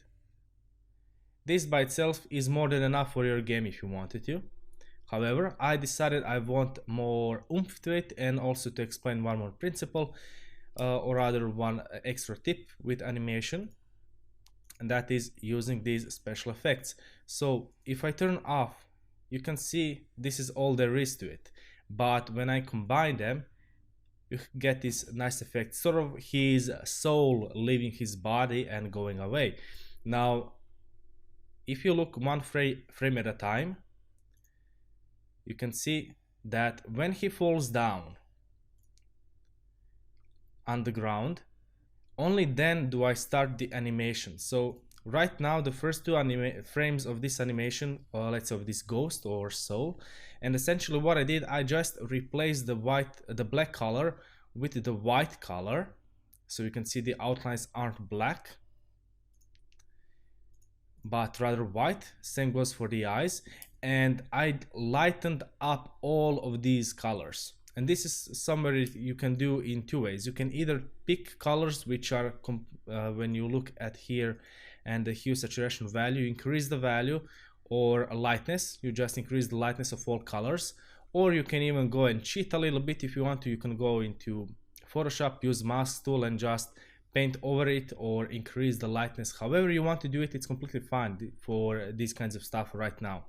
Okay, so only when our character has fallen to the ground, the frame after, we are finally starting to animate this little ghost disappear. And the way we do it, I pulled him 1 frame up, erased some straight vertical lines from him, and repeated the process. On the next frame, I again increased the size by 1 pixel, and I essentially erased a lot of these things. And on the last frame, I pulled it a lot up and just erased most of it, just so he disappears nicely. So if you take a look at this ghost, this is it. Sort of a, I don't know, maybe like a teleportation or something, not sure. But in any case, you can see how these look when you combine them. Alright, so this is it for the attack animation. Quite quick and snappy. Same goes for the receiving damage, and we have nice death animation. Now one thing I do want to point out, that in platformers, especially in games where you die a lot, you don't want your death animation to be too long. You want it to be quick and easy, so the player doesn't get irritated by constantly watching his death all over again. In total, our death animation lasts for only 1 second, and that is completely acceptable. Again, if you have even faster game, like where you die a lot of times, I'm talking like few times a minute maybe, in that case you want to make your death just a fraction of a second. But in cases like this should be just fine. Alright, this is it. In the next lesson I will show you how to create our first platformer, and probably the last for this mockup, platformer enemy. I'll see you in the next video. Welcome back. In this lesson I will show you how we create our character. And when I talk about character, I mean the enemy character. So here we have, again in pixel edit, though you can create the character wherever you want to, our little character mockup. So we need our enemy. And the 2 things I want to do is, first of all, I want to create sort of a basic enemy, which is, let's say, sludge or slime or something like that. And I will be using the same colors that I've used for the environment, so the cohesive color palette. Essentially you have 2 ways how something can pop out from the background. First is using different color palettes, of course, such as our character, using black outlines. And the second thing is movement, so animation. And we are going to be using black outlines and our animation to pop our enemy character from the background. Quite simple, because I do want to show that you can still use these same colors in order to create something, and this will look just fine when we do it. So let's go and create something. So like I said, this is sort of a slime or sludge, so you want to make something in this general shape, and I just want to make sure it's symmetrical, so I'm just going to be building up a little bit. Yeah, I think this should be just fine. All right, so first we need our midtone, which is going to be this green color, like so. Now, how will our player character know that this is an enemy and not sort of an NPC? We need to give him some sort of a visual cue, and this is where we'll put some eyes here on our character. And I do want to use white color. So we made our character something like really angry. I'm just testing out a few different possibilities. I think this should be just okay. All right, so the main thing to notice about this is the eyes. You will notice that our character has only 1 pixel per eye, so I do want to keep that same thing on our enemy, but since we have a lot more space to work with here for the face, I just wanted to put like big eyebrows, like angry eyebrows, that will indicate to our player that this is truly an enemy. All right, so moving on, we want to put some shadow, and again we are going to be using these shadows over here. And let's see, and I also just want to replicate everything on this side for now, though I will be fixing this shading really early on. And then we want some highlights, so I think this should be fine. Again, remember, light is coming from the top, but in this case I do want to indicate the direction of our enemy, where he's looking at, so I just want to shift it a little bit to the side, not to keep it completely from up. If I were to keep it completely from up, you'll see that our highlights would be something like this or even like this, but since I do want to indicate our direction, I'll keep it like so.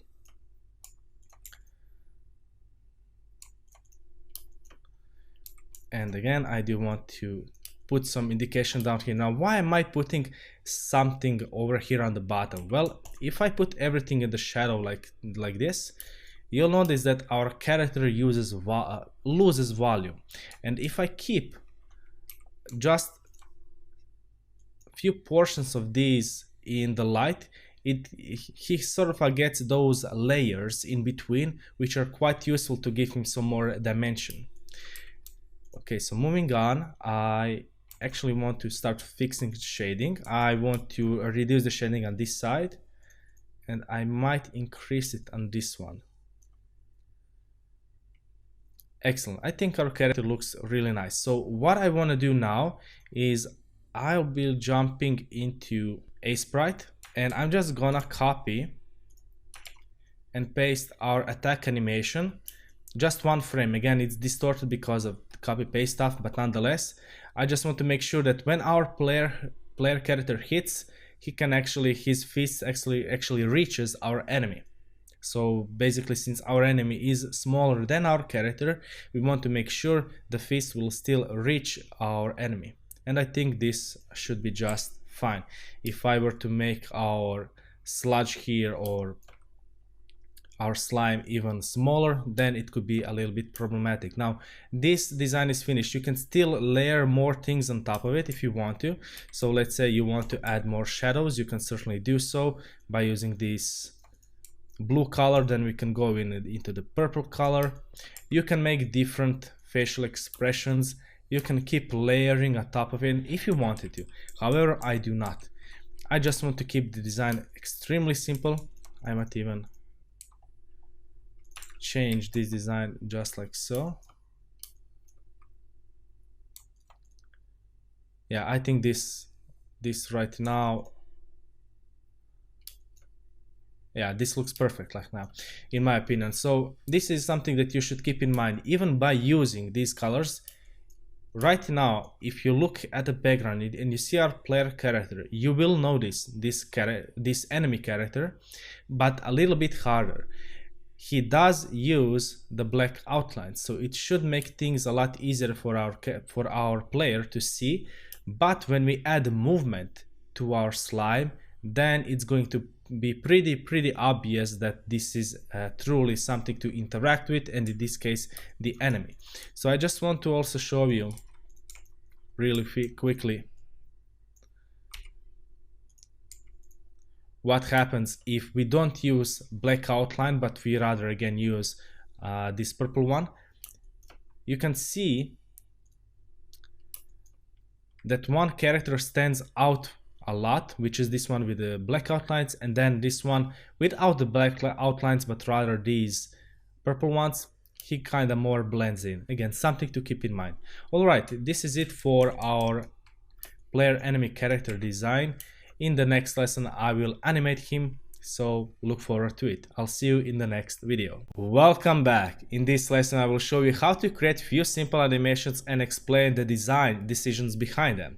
So here we have our enemy character for our platformer. You can obviously see I'm again in Sprite because it's simply easier to animate there than in Pixel Edit, for me at least.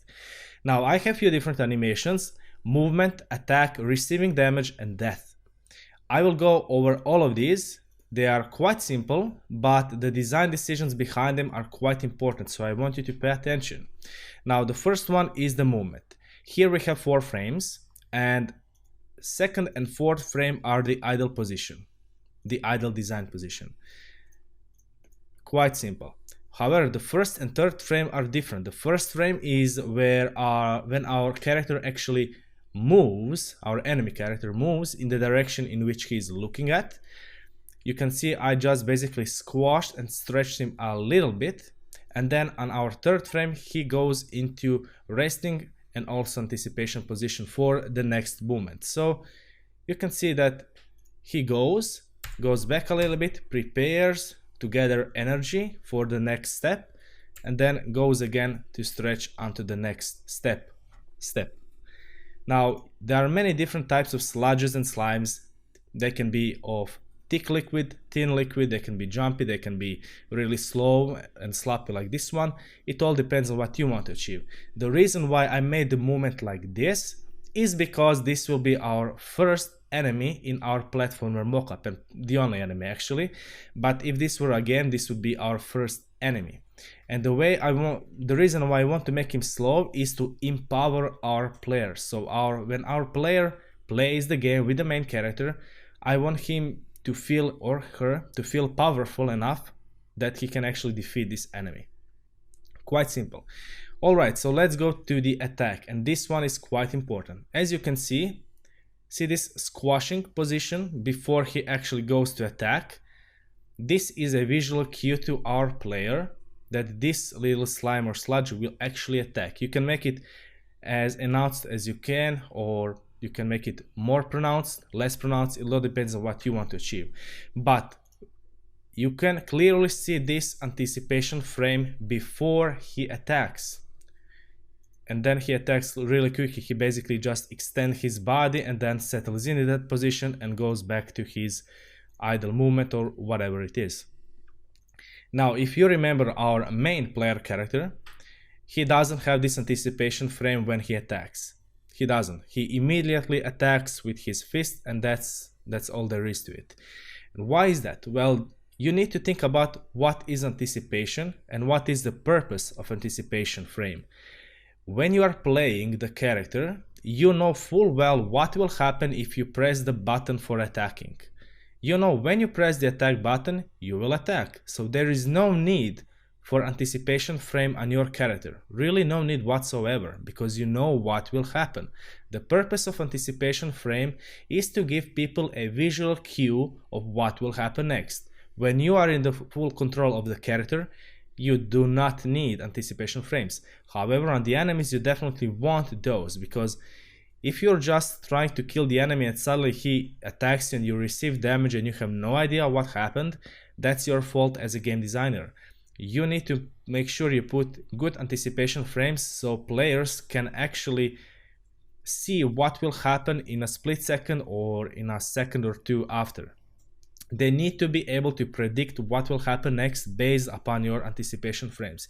And this is why on the enemies, we do want to put anticipation frames before the attacking. We do. On the player character, not, because if you put anticipation frames on your player character, it will feel sloppy, it will feel unresponsive. So again, for our player controlled characters, anticipation frames are a no-go. You do not want them. However, on the enemy characters, they are a must.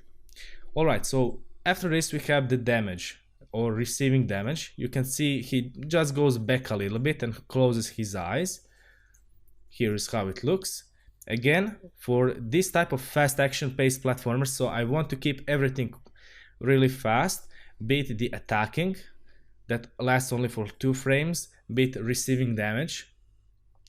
The movement doesn't have anything to do with it, but the actual combat needs to be really fast and responsive. And once he receives the damage, you can see he goes and dies. I didn't want to create any extra droplets apart from these two and create some sort of fluid animation, because I want my enemy character to disappear as quickly as possible. And you will notice that on our damage frame, this animation is sort of similar to that animation, but he actually goes and disappears. So when you think about it, let's say this damage animation will happen a few times depending on how much HP he has, and then suddenly he'll just disappear. And that's completely okay. So quite simple that animation. Again, squashing and stretching our character is really important, and I basically just erased few parts of our character until he disappears. Nothing complex. We'll get into more complex and fluid animation later on, but for now let's keep it simple and think about the design of our game.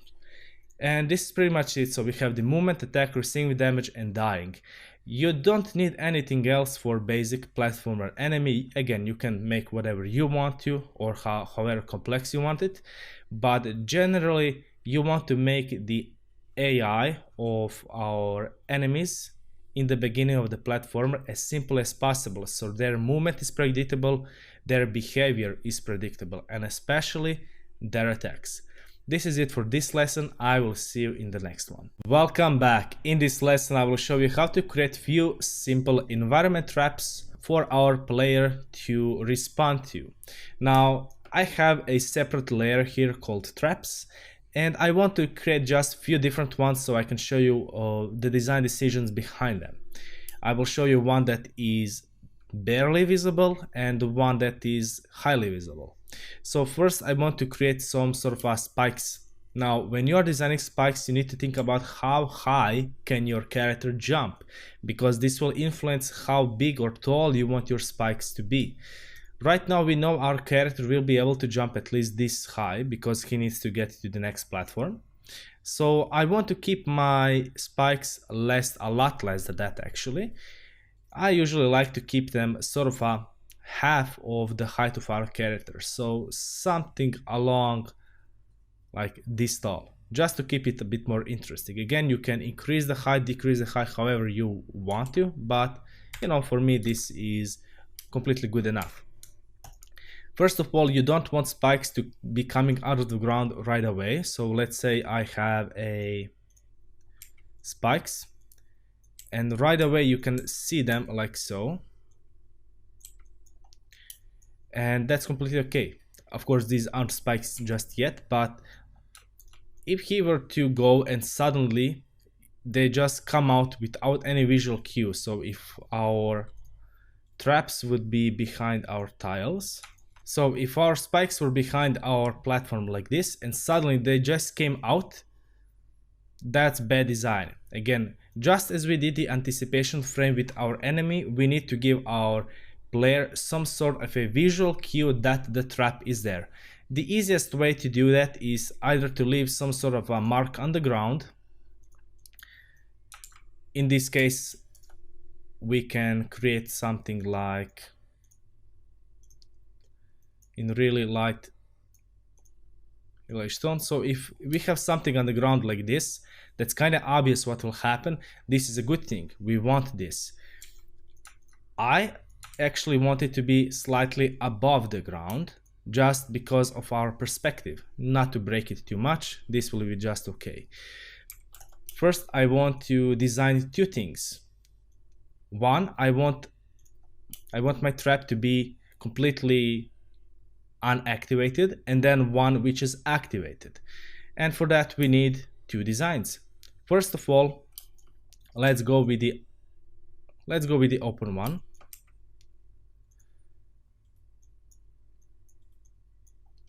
So this will be our platform for our spikes, or sort of mini spears. And once they are activated or sprung, something like this should be completely okay. There we go. Quite simple, quite easy, nothing too much to think about. Now, if it's unsprung, so if it's not activated, we want to keep another copy. You want to remember these positions, as I want to keep few black dots to indicate on which places our spikes are going to be coming out from. And this is completely okay. We're done with this part. Now, if I wanted to create, let's say, a cannon of some sorts, now these are what I call vertical traps, because you need to jump vertically in order to, well, evade them. There are also horizontal traps which influence, well, the horizontal queue. So in this case, something like this. And the easiest way is to create some sort of a cannon that launches, well, cannonballs, or again, you can make arrows, bolts, whatever you want to. And let's go and create something very simple. And here is where I'll explain how you can make it more obvious or less obvious, depending on what you want to achieve. All right, something, okay, this should be just fine.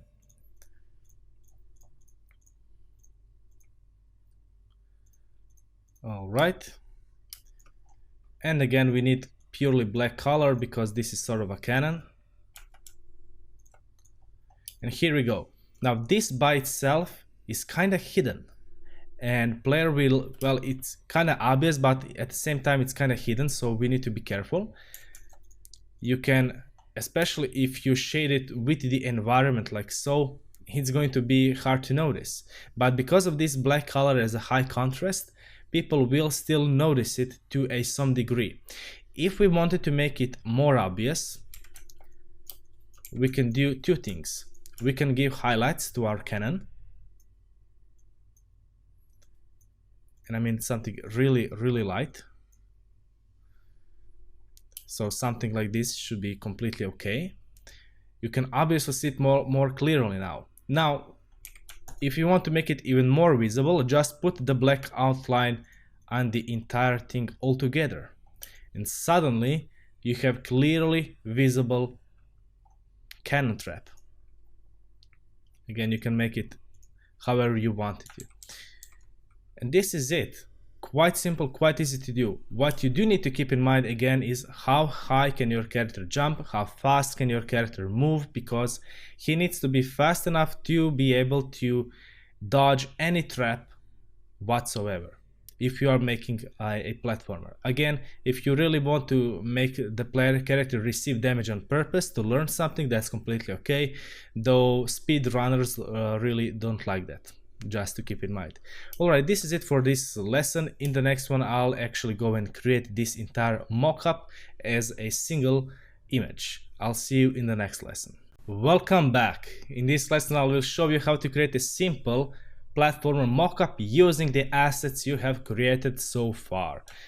So what do we want? Well, first of all, you need to decide what is the size of the image you want to.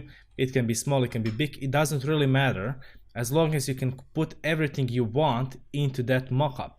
So what do I want? Well, as you can see, I already created a few things here, but I kind of want to extend it a little bit vertically just to put a few extra things. I will turn on my grid view, and I will go and create just a few tiles. Whoops. All right, so here we go. Now again, you can keep it as small or as big as you like. And the reason why I'm doing the mockup right now, because I want to show you something which will serve you well. So let's say I don't want this platform to be as this. I want it to be only, let's say, this tall. Well, in this specific case, then I need to create new tiles. And if you are doing a mockup and you realize you don't have enough tiles to work with or big enough tile set, you can always increase it. So in this special case, I won't be drawing over these, because if I do, you can see I change all of them. And you can actually press tab to see which platform which tile belongs to which part here in the tile set. So what I actually want to do is I want to map out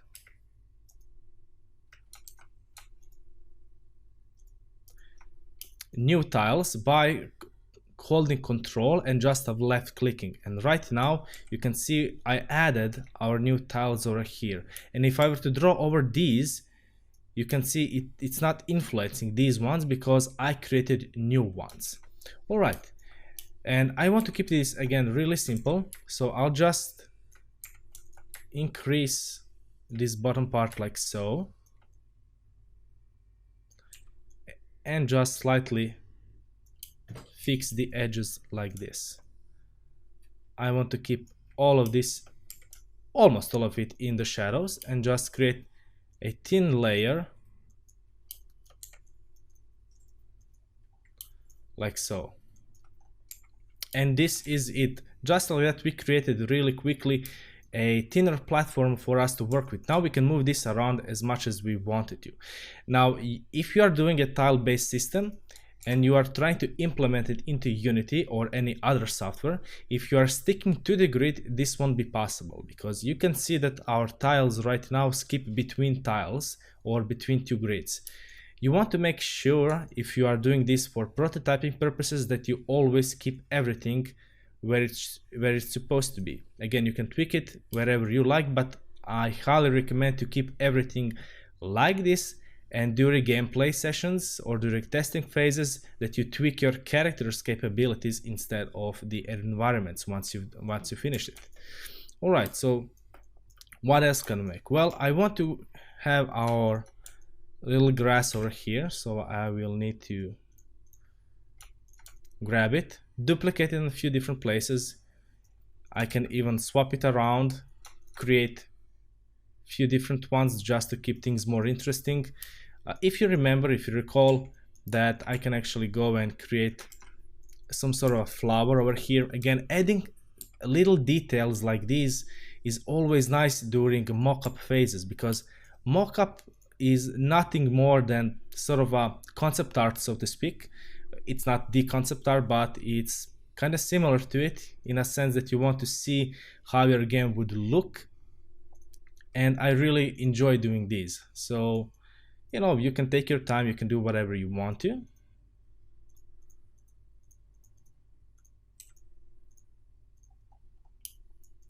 Again, I can actually take this entire tree if I wanted to. I can make it over here, so sort of I can make it even behind our little grass over here or on top of it.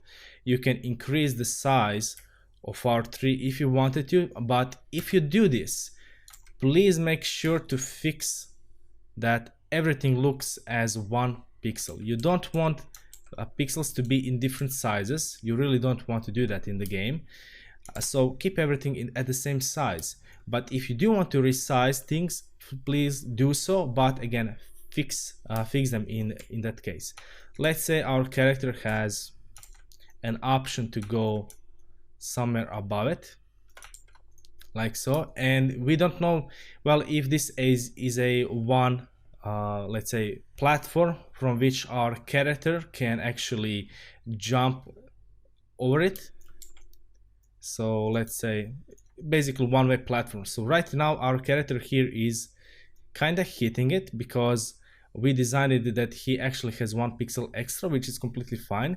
But if our character can jump like this and stick it here, it's completely fine. If he can go around it, again, it's also fine. It all depends on what you want to achieve. Now, right now, I want just to make sure now during mockup phases, this wouldn't be obvious, but during gameplay, it would. So I want to keep my tile just slightly taller, like so. And let's say I want to give some ladders over here. Keep in mind, during mockup things, you can do whatever you want to make. Yeah, this should be just fine. I just want to keep it everything on a separate layer, just not to mess up with the tiles. Again, this will be a rather simple ladder.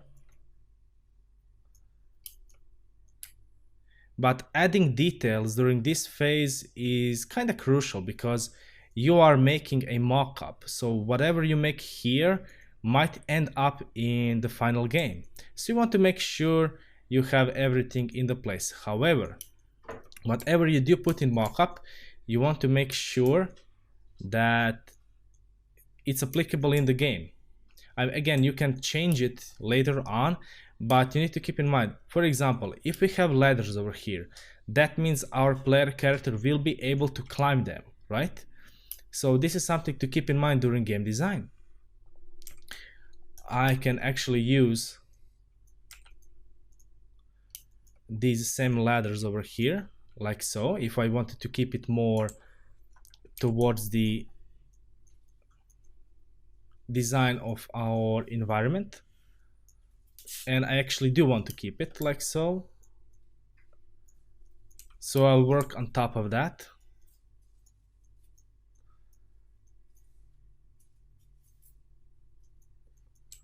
Sort of a special type of ladders. All right.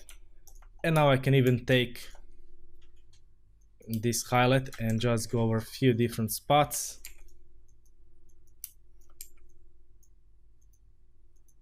Like so. And you can immediately see how our ladders are more easily visible. Now, I didn't shade them correctly just yet, as I want to create a nice contrasting highlight. I can even take this yellow color if I wanted to and just put them over here, though it will kind of hurt the eyes. So let's skip that just to make sure everything looks nice and cohesive. So I'm taking this color and just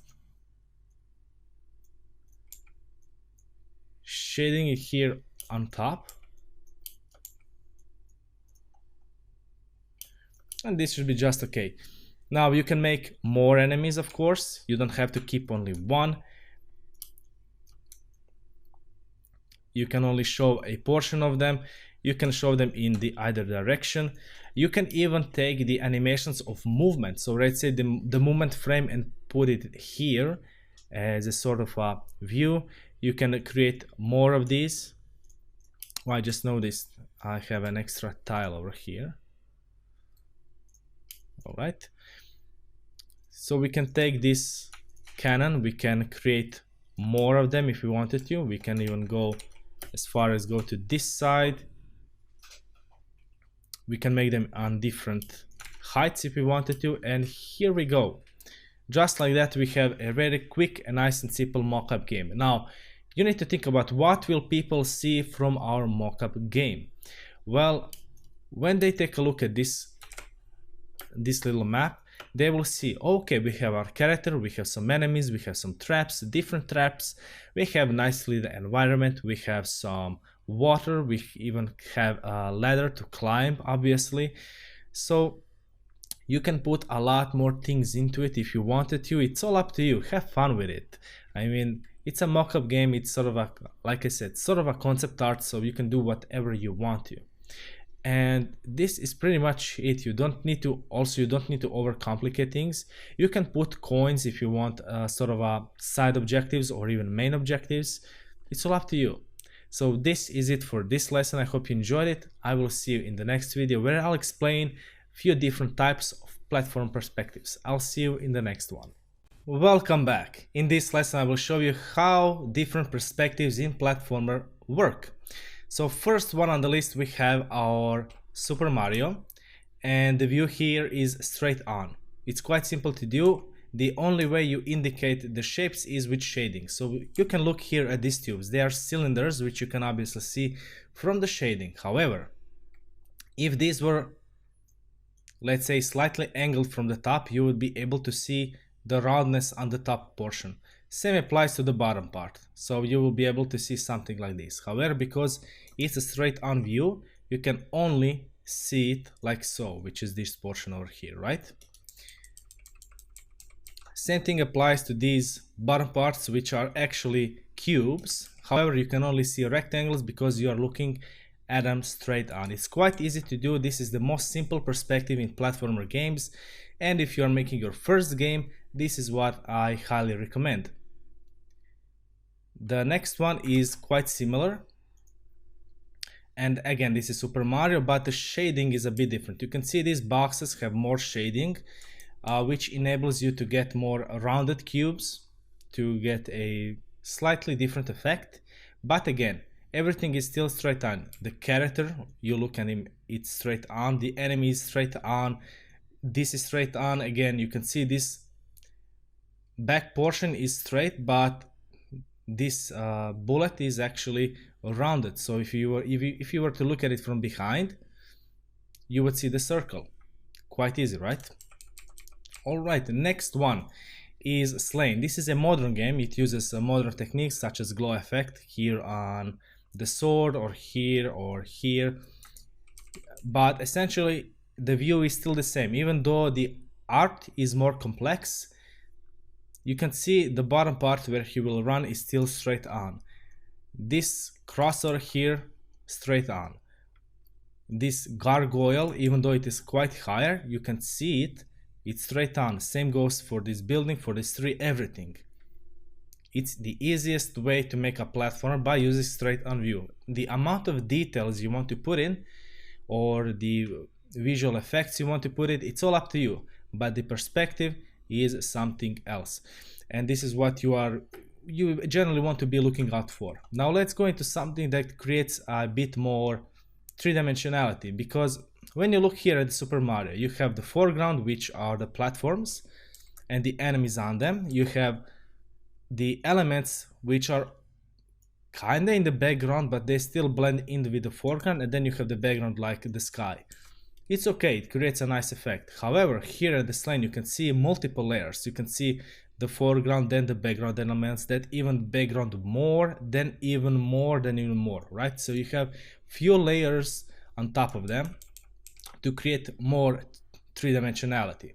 Let's go to Mega Man to see a different perspective. Now here it's sort of in the middle and everything goes from there. So when you look here at the top portion, you can see this platform, you can see its bottom part, so its bottom portion.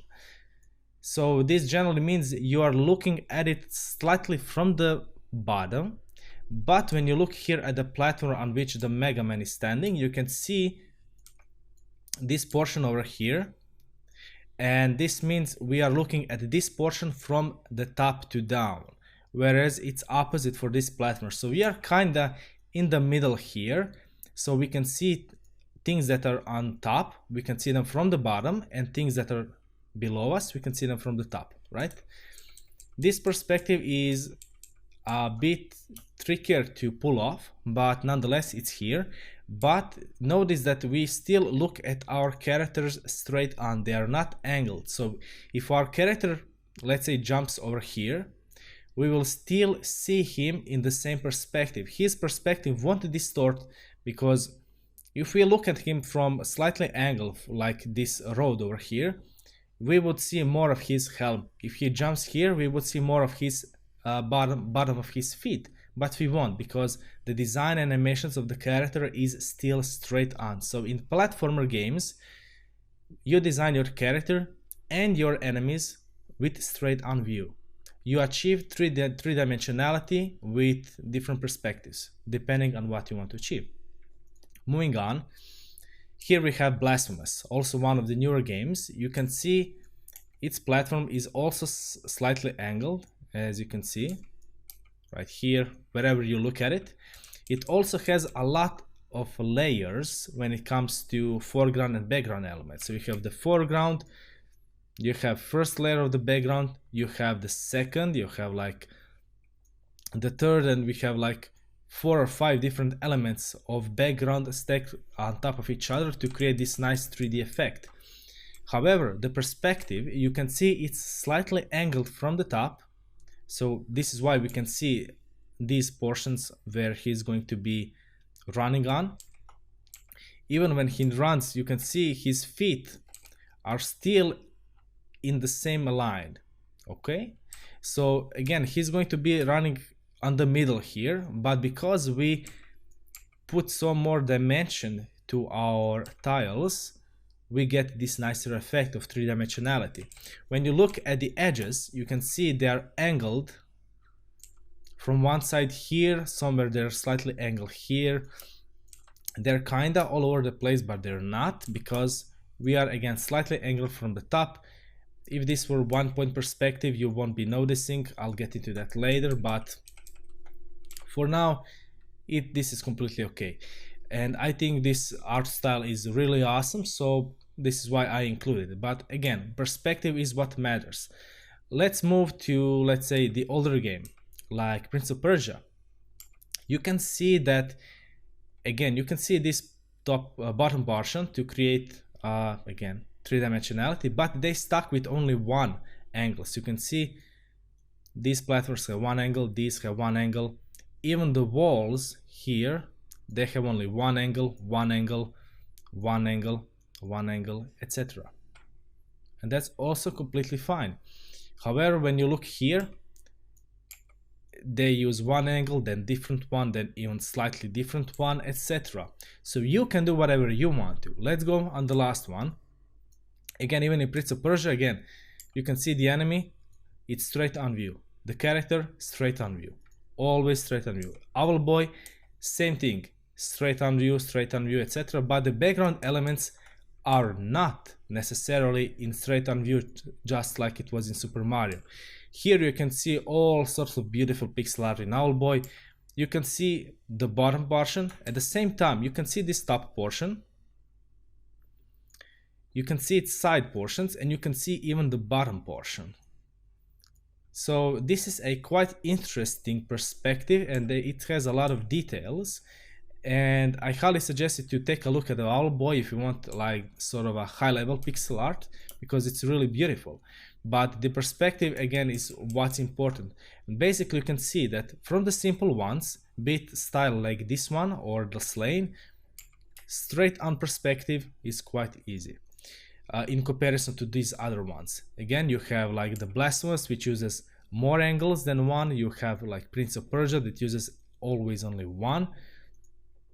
You have Mega Man that uses like from the middle, and you have even Owl Boy that uses like sort of a combination. It's kind of from the top down, but you can see the bottom portions of it because you are kind of far away from them. Again, artistic freedom. But essentially these are the main types of platformer views. There are a few more, but I think these are the main ones, and then you can combine them and create whatever you want to. Just keep in mind, you gain three-dimensionality by introducing more angles to your platformer design.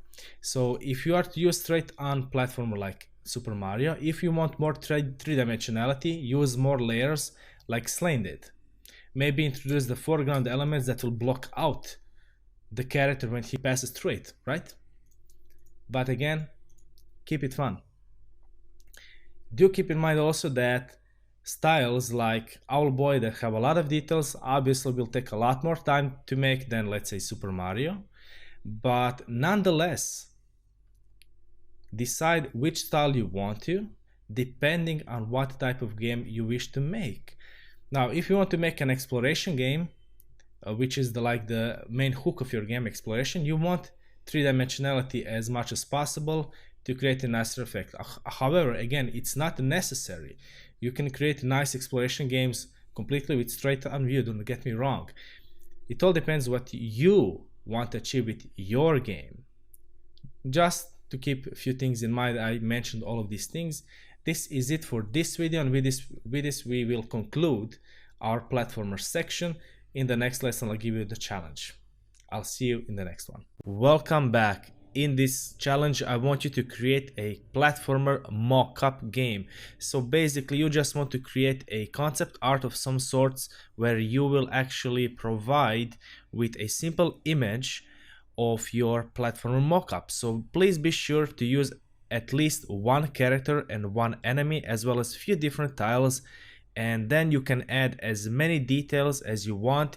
You can use any color palette you want. You don't have to use this cohesive color palette that I've used, but please make sure you have fun. Also, you can use any perspective you want. It's all up to you. After you finish the challenge and you created your mockup, please be sure to post it and share it with other people so we can see it. Welcome. In this top-down view section, I will show you how to create a top-down character and how to animate him, how to create grass and dirt tile, and basically create a tile set, a house, a vehicle, and few different small objects. In the end, I will be showing you how to create a simple game mockup and challenging you to do the same. Welcome back. In this lesson, I will explain to you what I consider a top-down view to be in pixel art. Now, the reason why I said what I consider it to be simply because there is no general consensus on what top-down view really is, because some artists consider an RPG view to be a top-down view while others don't, etc. Now I will explain to you what I consider to be a top-down view, and then I will give you what other people consider top-down view to be, and I'll give you essentially my explanation. Now you can pick and choose whichever terminology suits you the best or makes most sense to you. However, in this course I will specifically stick to my own explanations and terminology so you know what we are talking about. Alright, so first things first. What I consider a top-down view to be is when you are looking at the objects, characters, maps, or basically the entire game only from top down, meaning there is no angle whatsoever. So you are looking at the object completely from top to down, so sort of a bird-like view with no distortion or without any angle whatsoever. So here you can see one example of it. This is called Raptor, I believe. This is a game I played when I was a kid. You can see the perspective. Yes, the shadows might be slightly moved a bit to the side just to create that illusion of depth, but if you look here at these rockets, if you look at this land over here, these trees or bushes, if you look at this plane, you can see everything is only from top down, nothing more. You cannot see the bottom portion of the ship, you cannot see the front of the ship, you can only see the top side of it, and that's all. Another example would be well, this whatever this is, I'm not sure how it's called, this game. I found this image on the web. If anyone knows it, great. And essentially I think this is about some tank destroying buildings or maybe on farming, but you can see how these houses look, because try to remember these, because I will show you what other people consider to be a top-down view houses while I consider them to be an RPG. In any case, you cannot see the doors of this house whatsoever. You can only see the roof, which does make sense because we are looking at it only from top to down. Another example would be Over 9,000 Zombies, I believe it's called, on Steam. It's a top-down shooter. And why do I say this? Well, top-down view is usually used for shooters. So if you look here, this is a shooter. It can be even Space Invaders, so to speak. This also is, I believe, about destruction, so it can also be like a top-down shooter. And here we go. Now, if you look here at the tiles, so let me find a clear one. So this one, for example, you can see it's completely straight. There is no angle. If we had an angle, it would look more like this. But it doesn't, because there is no angle to it. We are looking at it from straight up to down.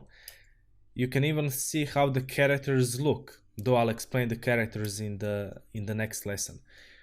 You can see the character's head and shoulders and arms, but you cannot really see its face. I mean, try to think about it. When you're looking at objects only from top to down, would you be able to see the face? Well, not really, unless the person is looking up. So this is essentially the entire view without any distortion. So not one perspective, 1 point perspective or 2 point perspective, nothing like that. So this is what I consider to be a top-down view, right? So there is no distortion whatsoever. You look at things only from straight top to down. And here are a few examples what I consider to be an RPG view, not top-down view. So this is a Hyper Light Drifter, awesome game by the way, but you can see it's angled. You can see this statue, for example. If this were angled from top to down, you would only be able to see this portion over here, so only this rectangle on top. You wouldn't be able to see the rest of this statue basically, right? So this is what I consider to be an RPG view. As soon as something gets like a lower angle that you can see other things of that object or other perspective of that object, I consider that to be an RPG view. Here's another example. This is a character. Now you can see this top-down run cycle. This is made by Pedro Medeiros, I believe. You can see this is an RPG character in my own opinion. However, according to him, this is a top-down view. So again, there's nothing wrong with terminology on any side whatsoever. I just want you to understand there are different opinions. So another example would be this house, again made by the same person.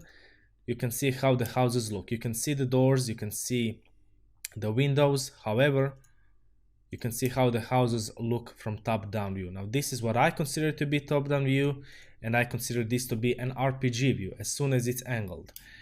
But again, some people consider this to be top-down house. So it's up to you to choose whichever you like. I consider this to be an RPG view, and I'll cover that in the next section. Now there is one very interesting perspective, which I call distorted perspective or combined perspective. Look at this over here. Now this is a quite old game, I believe it's Zelda, and if you look at the floor, it's completely top down. So you can see these tiles don't have any, let's say, thickness to it. But when you look at the walls and you look at the door, you can see they are angled, but they are not angled in only one way. They are angled in all 4 directions. So you will find plenty of games where like this entire bottom portion is hidden in black, and only one side is angled, and that's again RPG view in my case. But what I want to say here is look at the enemies. If we were to remove the background completely, you can put these enemies on a platform. Now try imagining platform here at the bottom. You can see the perspective for the characters is like on platform view, right? So we are combining basically more perspectives into one. You can see the character. He looks like an RPG view character, so closest to this one. The enemies, they have a platformer view. The tiles, the floor tiles, they have like top-down view perspective, and these walls at the side, they have like distorted 1-point perspective RPG view. So when you find something like this, it's quite interesting to look at, simply because there are so many things going on. And this is something that I wanted to mention. Just because there are certain amount of views, it doesn't mean you cannot combine those views or other perspectives into one game. All right, so feel free to experiment. As always, have fun. So this is all I wanted to cover. In the next lesson, let me explain to you how a top-down character will look in my own personal opinion. I will see you next time. Welcome back. So in this lesson, I will explain to you how to design a top-down view character with game design in like back of your thoughts. Now, why is this important? Well, Before you go and design anything, you should always think about game design, meaning before you start drawing pixel art, try thinking about what type of game are you making. And top-down view or perspective is mostly used for top-down shooters, and this is what I'll be creating a game mockup of in this section. So before I start creating a new character, I just wanted to show you one of my old works which I created for one of my clients a few years back based on some reference image. So again, for a top-down shooter. Now when you look at this character, you will notice he does have his head, his arms, his torso, but you cannot see actually his face or even legs, and this is all you would be able to see. This character is sort of a high resolution than I will create for a mockup, but I wanted to show you this so you can try to wrap your head around the decisions behind game design and character design. So if I turn on the legs, you can see this is all there is to the animation. So why is it like that? Well, when you are creating a top-down shooter, you will create your character only in one direction. So this is all there is to the design. It's static. And then you would use the game engine to rotate this image or this sprite based on position of your mouse or input keys or whatever you choose it to be. But essentially you are not creating an animation for different directions. You are creating only one character in one direction and then use the game engine and coding to rotate him, because that's kind of the most practical way. Now when you go and see his legs, now there are many top-down shooters where you can't even see the legs, but I think it's kind of necessary to make it a bit more interesting. And when he is moving, you can see the legs. If I were to turn off the layer for our character, you can see how the legs show. And this is all there is to it when you combine them. Now in game engine, how would this look? Well, on one layer you would have the character, and on the layer below it you will have these legs. Now because my client asked for it, I put it on the same layer, and this is why you can see the legs look like they do. But essentially this is how it would look. And now you can start imagining he's rotating and shooting, etc. Now one thing that you also can create if you wish to is a shooting animation. So you can see only his arms move. His body still stays the same, completely static. And again, I exported these on all the same layers, but if I were to approach this, I would create one layer for the body, another layer for the hands, or rather the arms, and then one for the legs. But again, the client, I'm not sure in which engine he worked, but in any case, this is all there is to it. Now, in top-down shooters, you do not want too much movement on the player character, because from game design point of view, what is the player thinking about when he's playing a top-down shooter? Well, he is thinking about enemies that are coming his way. He is thinking about projectiles coming his way. He's trying to shoot and aim at the enemies. This means you want minimal movement on the player character so it doesn't distract your player in a bad sense, like in a bad way. And this is all you need. So you only need leg movement when you are actually moving, and then when he's shooting you can just make a projectile come out of his gun, and that's all there is. There isn't even need for like arms moving. So this is what we'll be creating pretty much in pixel art. However, I will create a character in much lower resolution to keep it more simple. But yeah, this is all there is to it. In the next lesson I will show you how to actually create a character from scratch. I'll see you then. Welcome back. In this lesson I will show you how to create a top-down character from scratch. Now what I did here is just prepared a simple canvas. Each tile is 32 by 32 pixels, and I have plenty of tiles to work with because we are going to be creating a tile sets later on.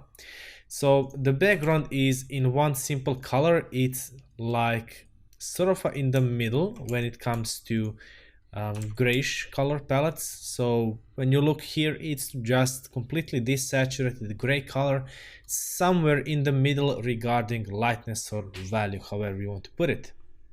Now let's go and create our character. So for the head, I will use a nice bright skin tone.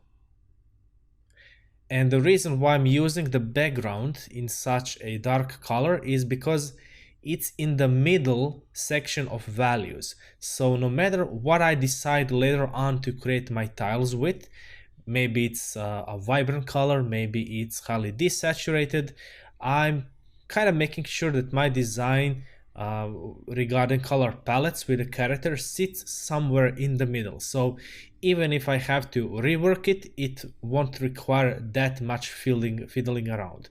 So yeah, let's go and start creating our character. Now this is my tile, and you can just take a rounded brush, maybe increase its size to maybe 7 or 8, and we can just put it here in the middle. Now from here, I do want to mess around a little bit with this. So I want to extend this just slightly.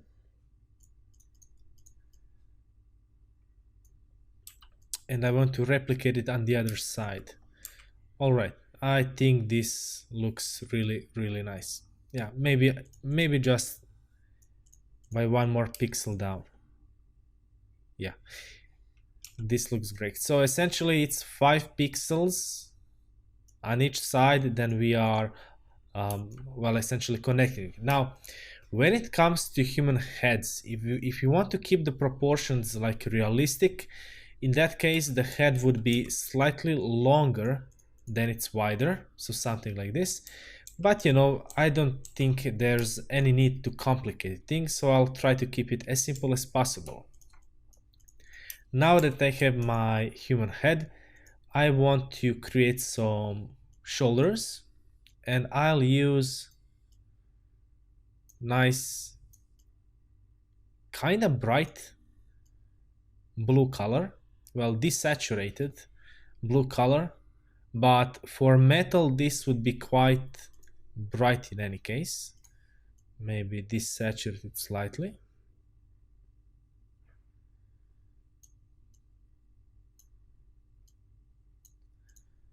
All right, I think this is great.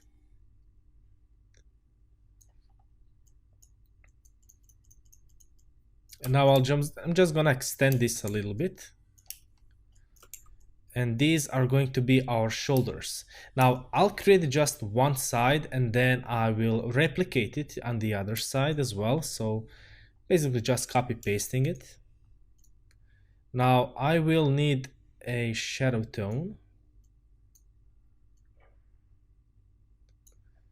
because this portion I will use for our back, essentially the portion that you won't be able to see that much. Sometimes it's not even visible at all, but in this case I'll keep it slightly visible. And these are going to be sort of like shoulder pads, so I want to make sure I shade it nicely, and I will just darken this just slightly. Yeah, this looks a lot better now. And I will be using this same color here, which is like where our back is, for our arms as well. Yeah, or rather I can just simply use my skin tone. I see nothing wrong with it.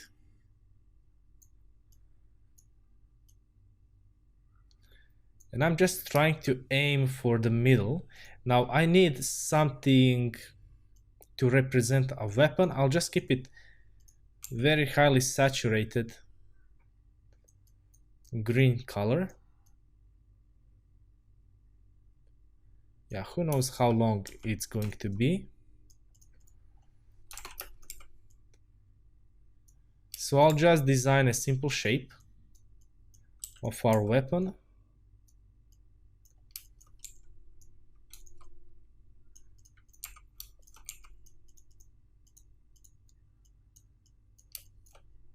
Yeah, I think this will be completely okay.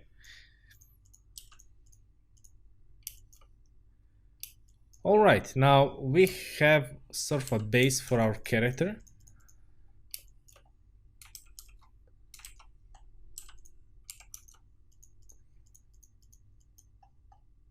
Yeah, I'll just erase this portion. I'm looking here at the side to see the preview at the same time. Now, if these are shoulder pads, sort of protection, then they would extend a little bit more than where the position of the actual like shoulder is. So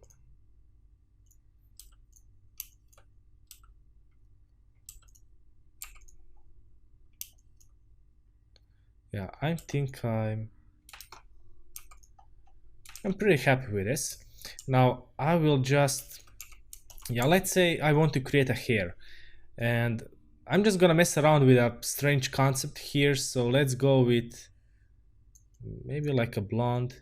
Yeah, let's go with, let's say this is an old man for some reason, and he is quite old. Now I want to lighten this up quite a bit, even more so.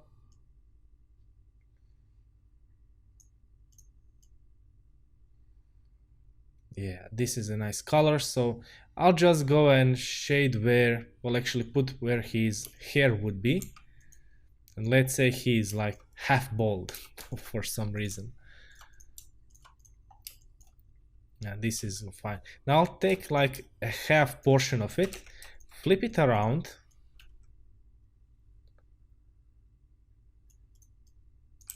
Now let's take this from this side over here. Now I'll just erase this portion and then I can connect them. And here we have a nice character. Now, again, this isn't finished yet. I just want to block out the character for now. So let's go and essentially I want to put some shadows here. I will take this skin tone and create a shadow tone to it. So I can shade portion of my arms over here.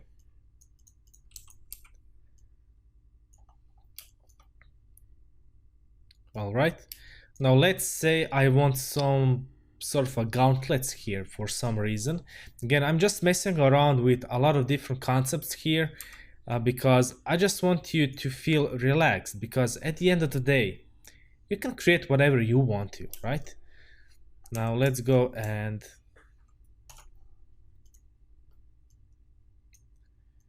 maybe a shadow tone. Maybe I want this to be a little lighter. This is better.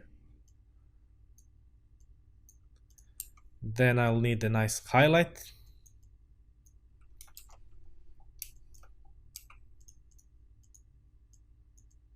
Like so.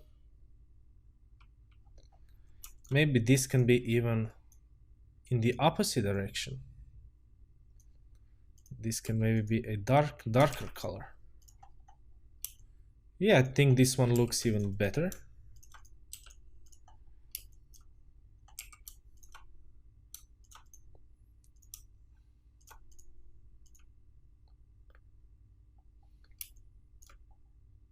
Okay, now I want to darken this a little bit more. Again, this is like sort of a trial and error thing. We can extend his chin if you wanted to. If you do this, however, and you do extend his chin a little bit, then you can even put some eyes here if you wanted to. However, I don't want to do that, so I will try to keep it like so.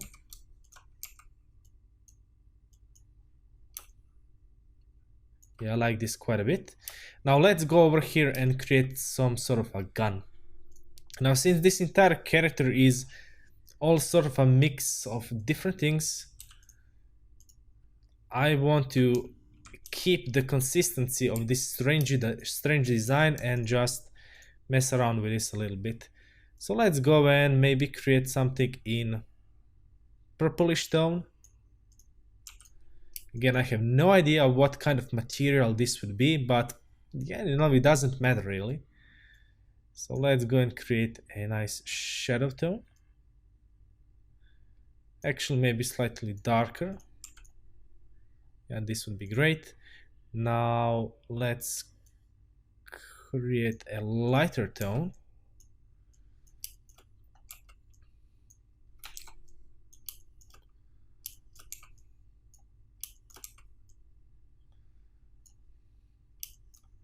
I'm just looking here at the side view to see what can be made.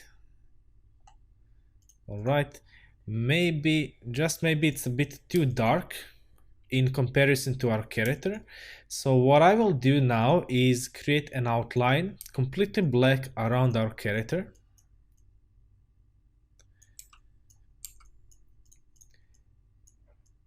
Because I'm thinking about the tiles which I'm going to create, and I think they're going to be in more vibrant colors.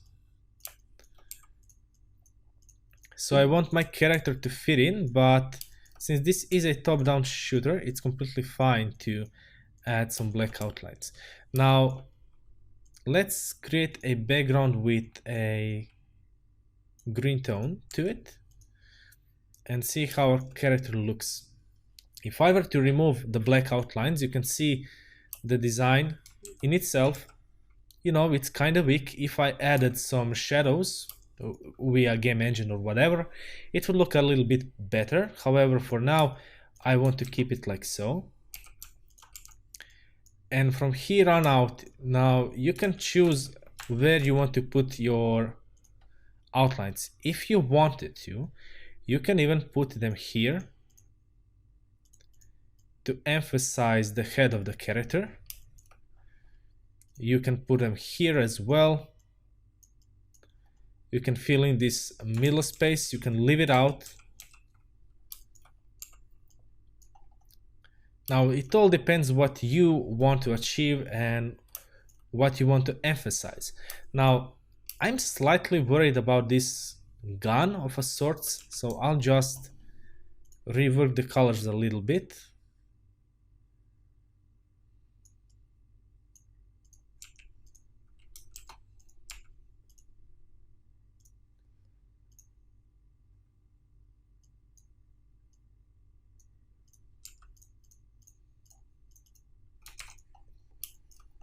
And I want some really bright colors, but on the opposite side of spectrum, so maybe something in yellow color.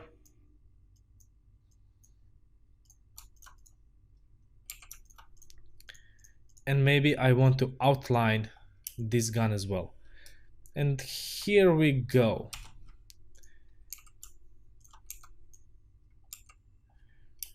Here we go. We have a nice simple character. Now what I just did is created a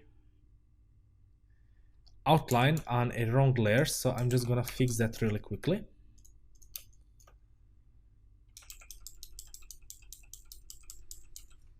So I'm sure it's on a correct layer. Alright, but apart from that, I think this is pretty much it. So we have like a really strange character. He's really old. He's maybe from a future coming to this, let's say, lifetime. But one thing I do want to increase here are these gauntlets over here. I think they are just barely visible, so I want to emphasize them just a little bit more.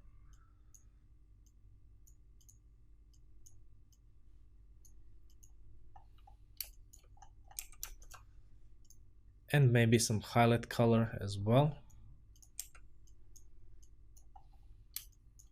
Yeah, I think this is great. Maybe even the skin tone will have a nice highlight.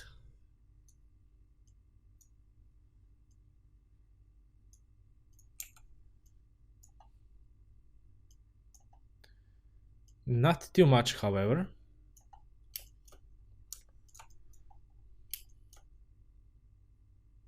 And yeah, I think this character looks really nice.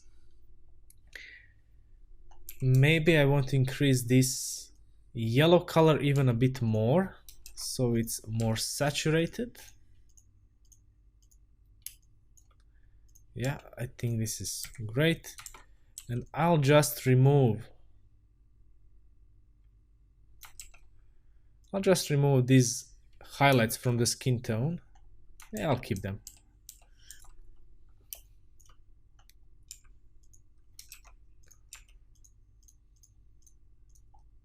Alright, now I'll connect pretty much these two layers. I'll merge them down into one layer so the character and the outlines are on the same layer. And yeah, I think this looks great. Now, if you wanted to, you can definitely increase the length of the arms if you wish so. If not, who cares? Now, this is pretty much it for this character. I know it took a little bit longer than expected, but I just wanted to show you a whole process how it goes, because you know, I just created this character from my imaginations. I didn't have any reference images or anything like that. You just go and mess around a little bit to see what you can come up with. Now, I have like really odd combination of things here. He's really old. He has like armor when it comes to his shoulder pads. Then he has some leather gloves. Then he has some futuristic type of gun. You know, create whatever comes to your mind. Just relax and have fun. All right, this is it for this lesson. In the next one, I will show you how to actually animate this character, or rather how to add movement of feet so we can create the illusion of movement, because we won't be animating his arms or his head or anything like that. I'll see you in the next video. Welcome back. In this lesson I will show you how to create a walk cycle for our strange character design here. Now, we essentially need only 6 frames when it comes to walk cycles, where we are going to show the position of our feet. Sometimes it can be less, sometimes it can be more, depending on what you again want to achieve. Please feel free to experiment. However, I just want to show you a very simple one. So what we are going to do is create each leg. Since this is a symmetrical design, we can just pretty much like copy paste the position of our legs, which means we can replicate and duplicate them. Now, we want to have 2 frames where our one leg is in front of our character. Then we want 2 frames where it's behind, and then we want one in the middle for like a transition type of thing. So let's go and create this. So first let's go and create the position of our right leg. I'm going to show you here the preview, how it's going to look. So right over here, this is the reason why I've left some of space here at the bottom, just so we can see the feet when it comes. So first we have one frame where the right leg is mostly in front of our character. Then on the second frame we are just going to be able to see it barely, so you can see how it goes.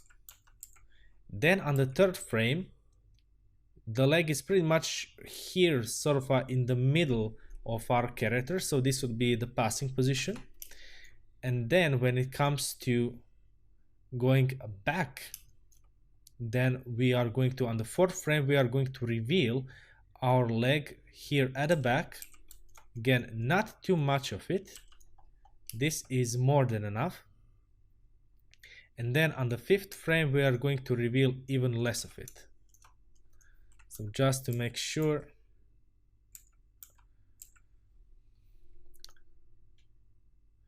So you can see how it looks right now.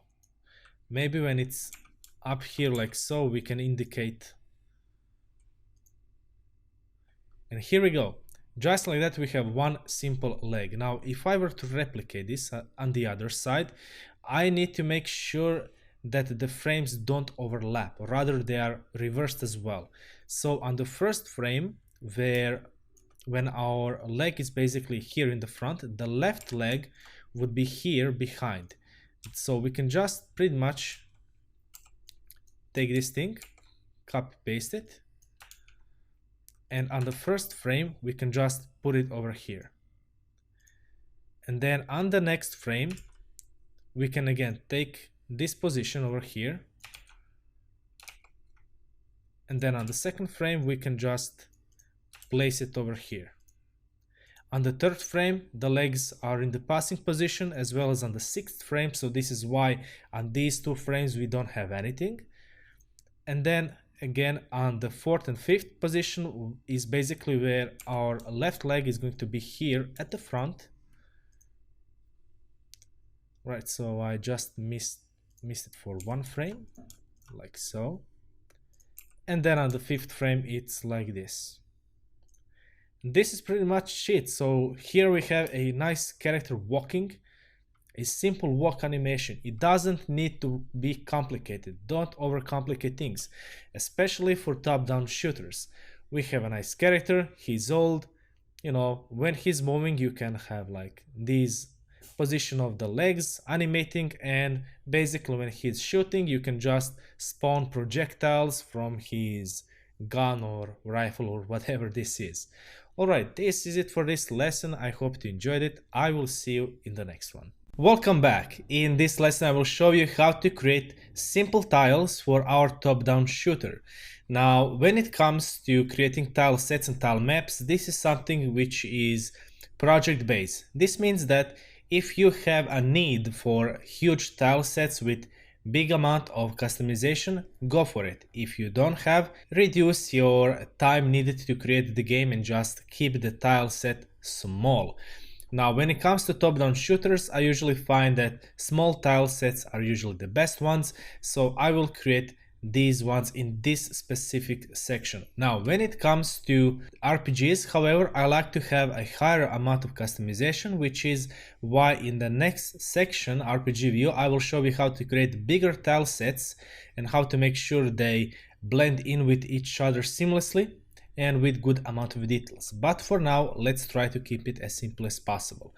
So what you might notice is that I have my character here, and I like to put him on a few different spots, which I'm going to use to create our tile sets. So let's go and create our first tile. Now this is going to be sort of a, let's say, grass tile, so something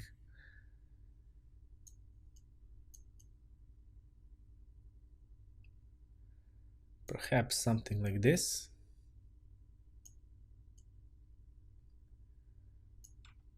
Yeah, let's see how it looks.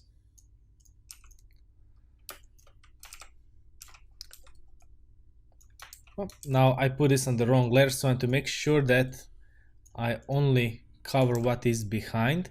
I think this color looks quite nice with the color palette for our character, so let's go with this one. Now what I'm going to do first here in Pixel Edit is add my tile here at the tile set list, which is quite simple. You press A or pick this small icon, hold Control or Command and just left click, and it will be added here.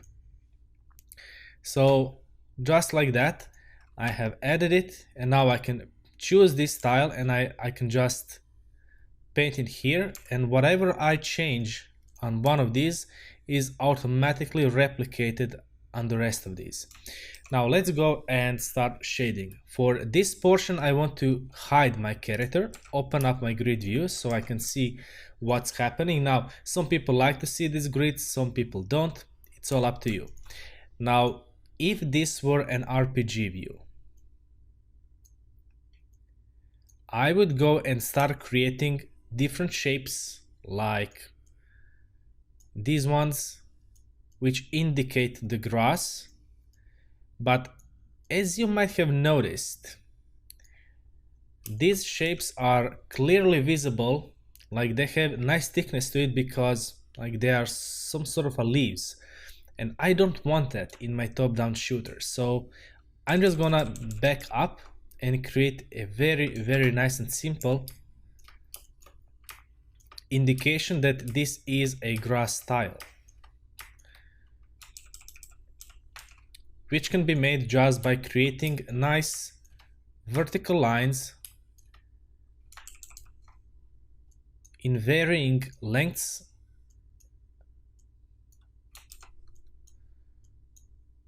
and make sure you overlap sometimes with the neighboring tile.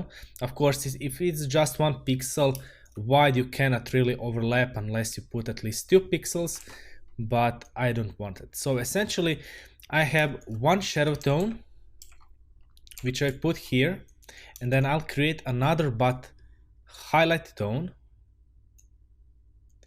And this is pretty much going to be my tile. So maybe something slightly lighter.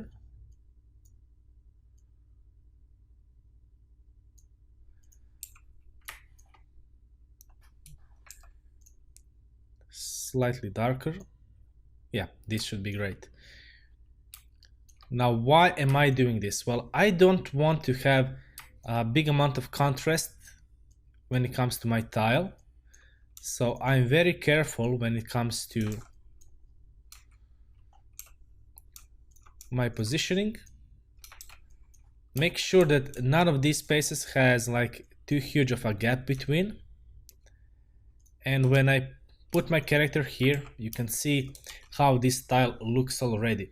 Now, if I were to put some shadow here below our character, which I'm just very quickly gonna do by reducing the opacity and creating black color on that layer, so it's kind of transparent. Now again, this isn't something that you should be doing in pixel art, but this is something that you should be doing like via game engine. And you can already see how our character would pretty much look in the game, and I really like this. Alright, so this is it for our first tile, which is the grass tile. Now I will be creating a tile set, but before we do that, we actually need at least 1 more tile, which I'm going to show you in the next video. I'll see you then. Welcome back. In this lesson, I will show you how to create a nice dirt tile which is complementary to our grass tile, and then I will show you how to create a tile set in the next lesson. So here we go. How should we go about choosing our colors for our dirt tile? Well, it's quite simple. You can just take this mid-tone from our grass and then just hue shift it towards like orange hue. And when it comes to saturation value, try to stick around as close as possible to this initial grass saturation value. And then you can just pick what you think looks fine.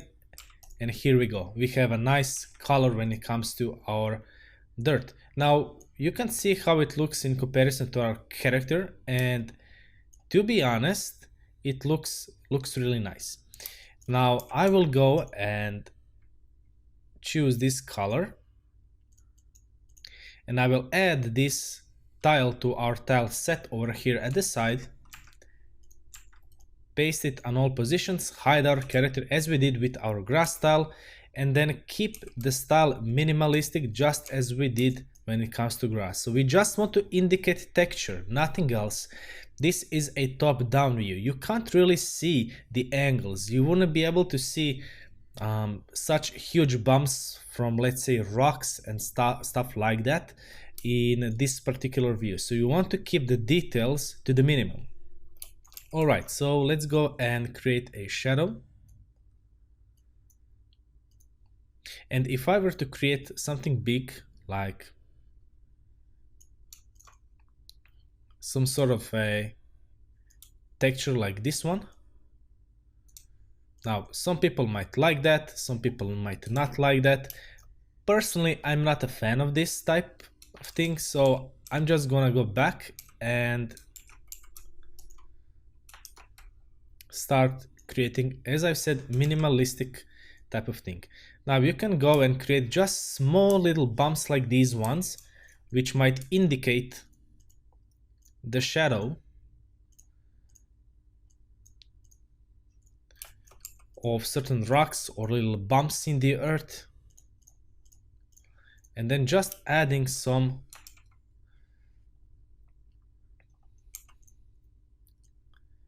thickness to them, but don't overdo it. You want to be really minimalistic about this part.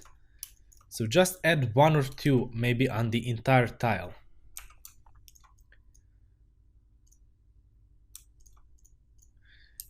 And then I will go and recreate this thing with highlights.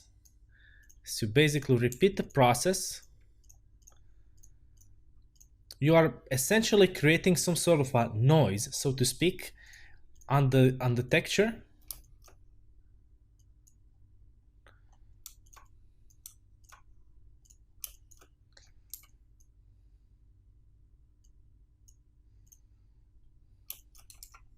Let's see how our character will look. Now, if this were like a farm or something, then you can certainly add some sort of a plowed field look to it.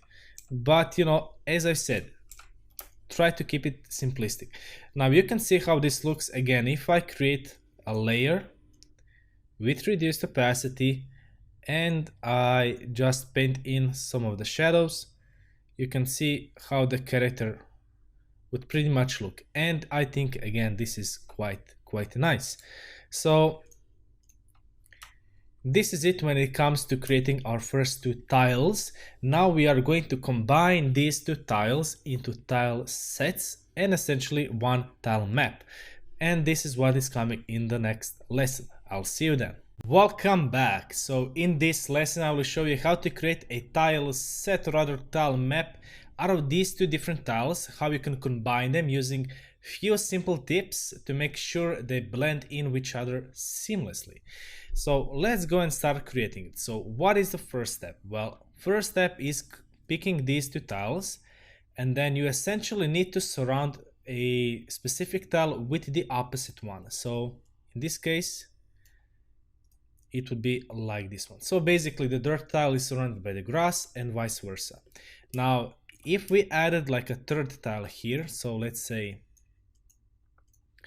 some type of water, then you would actually need, and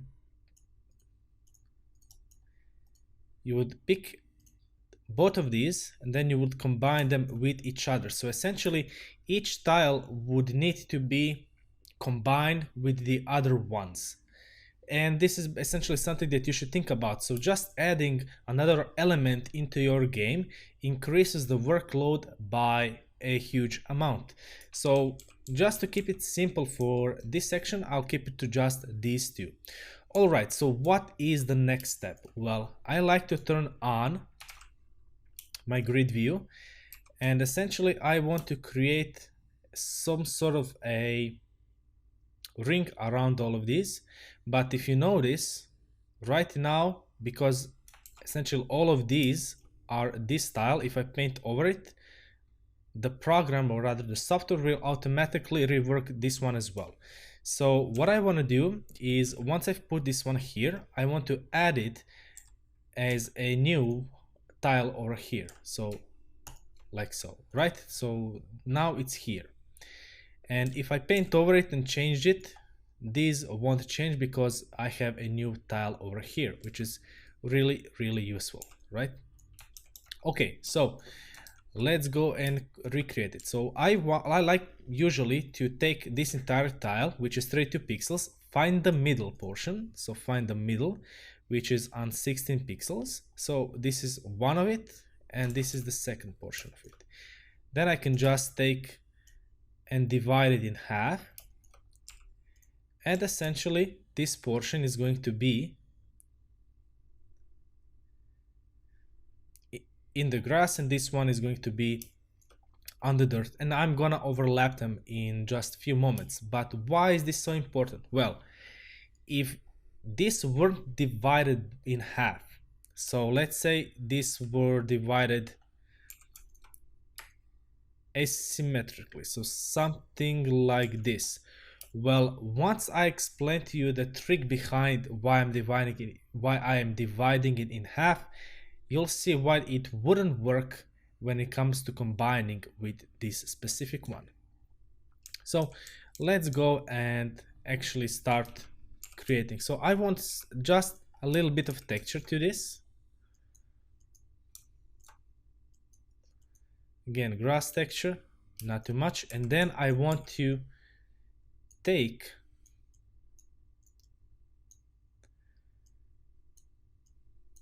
my dirt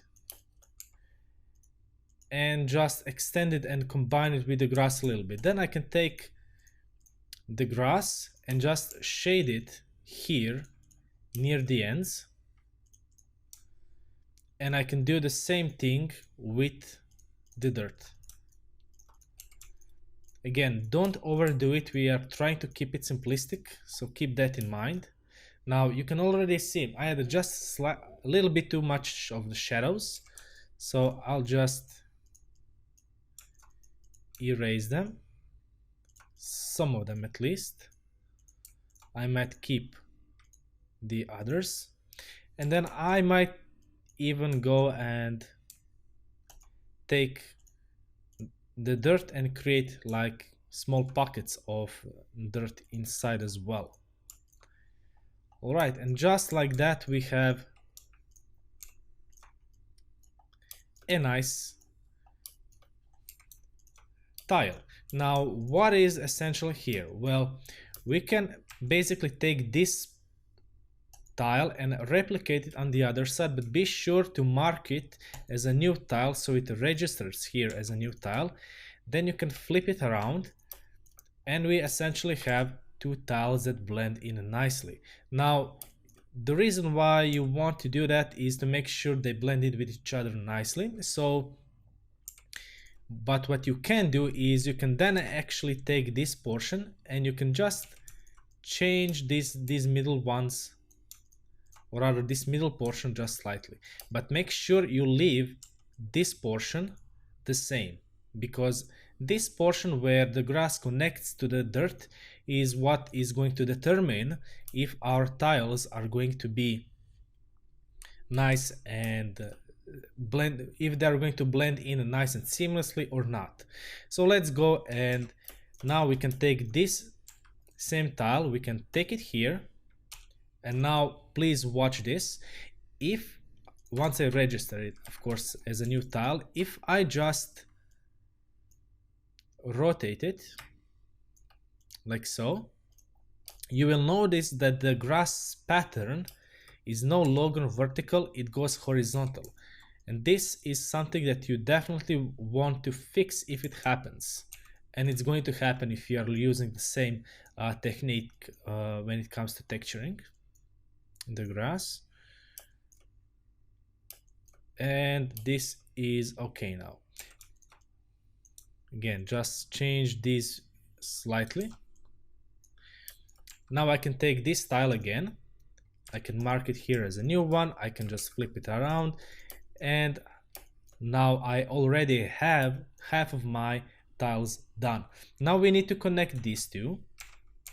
I can just take this grass, connect them in this way, and you want to make sure that this last pixel over here is connected to this one over here. Now how you want to go about connecting these two is up to you, but you don't want to go outside this little imaginary square, so to speak. Okay, so you don't want to create something like this, because it wouldn't blend in nicely when we go a little bit further on. All right, so let's go and mark this as a new one, as a new tile, and then I would connect these two.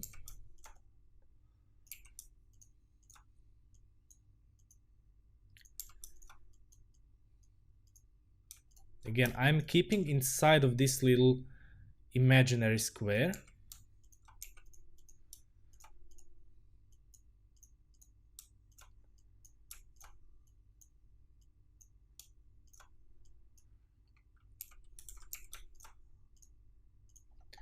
And I think this is okay. Now I can take this same part and I can replicate it on the other side. Again, mark it as a new tile, flip it around, and then I can just repeat the process on the opposite side as well. Now you can notice that the pattern in the grass doesn't change here because we didn't actually rotate it, we just flipped it around. In other case, we just created one tile and then we are just going to flip it and rotate it.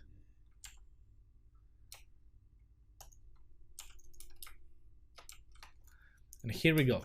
So just like this, we have a nice little tile. Now once this is finished, if you don't like anything, you can go and mess around a little bit if you wish to.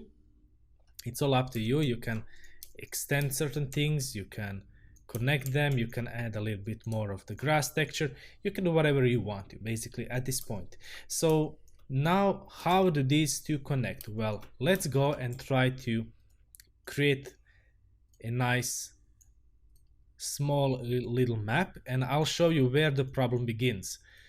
So now when we need to connect these two portions, so essentially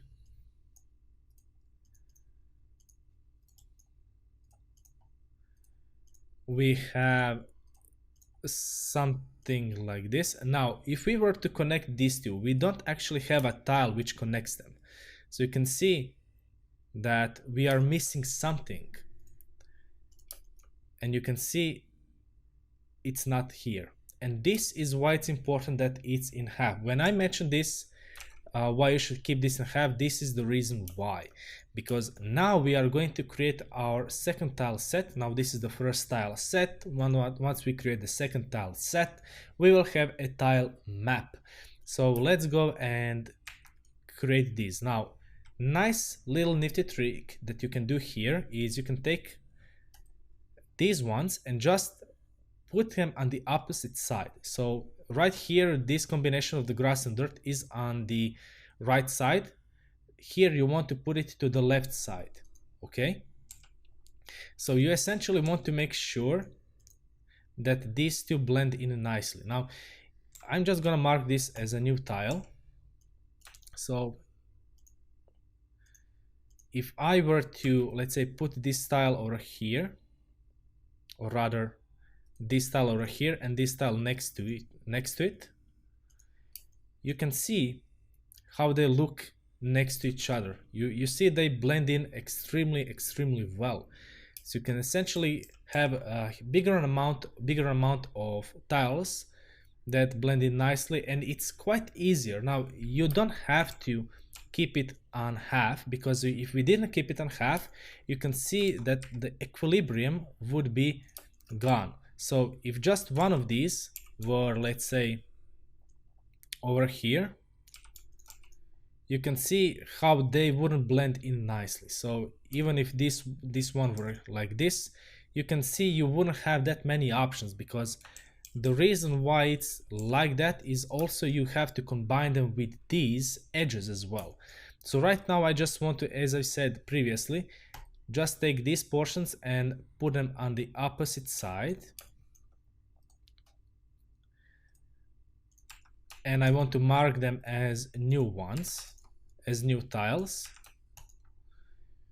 Now, if I just go and put this tile over here, you can see the ratio of the grass and the dirt is wrong. And this is where we connect these two, okay? Now, I'll go and create a nice new tile from this one. And this time I will again connect these two together. So I will take this grass and I will take this pixel and this pixel over here. So these two, and this imaginary line here is where it's going to be. Well, once I connect them, you can see that these two are gonna blend in perfectly. So I think it's just easier to show you what I mean. Then I can take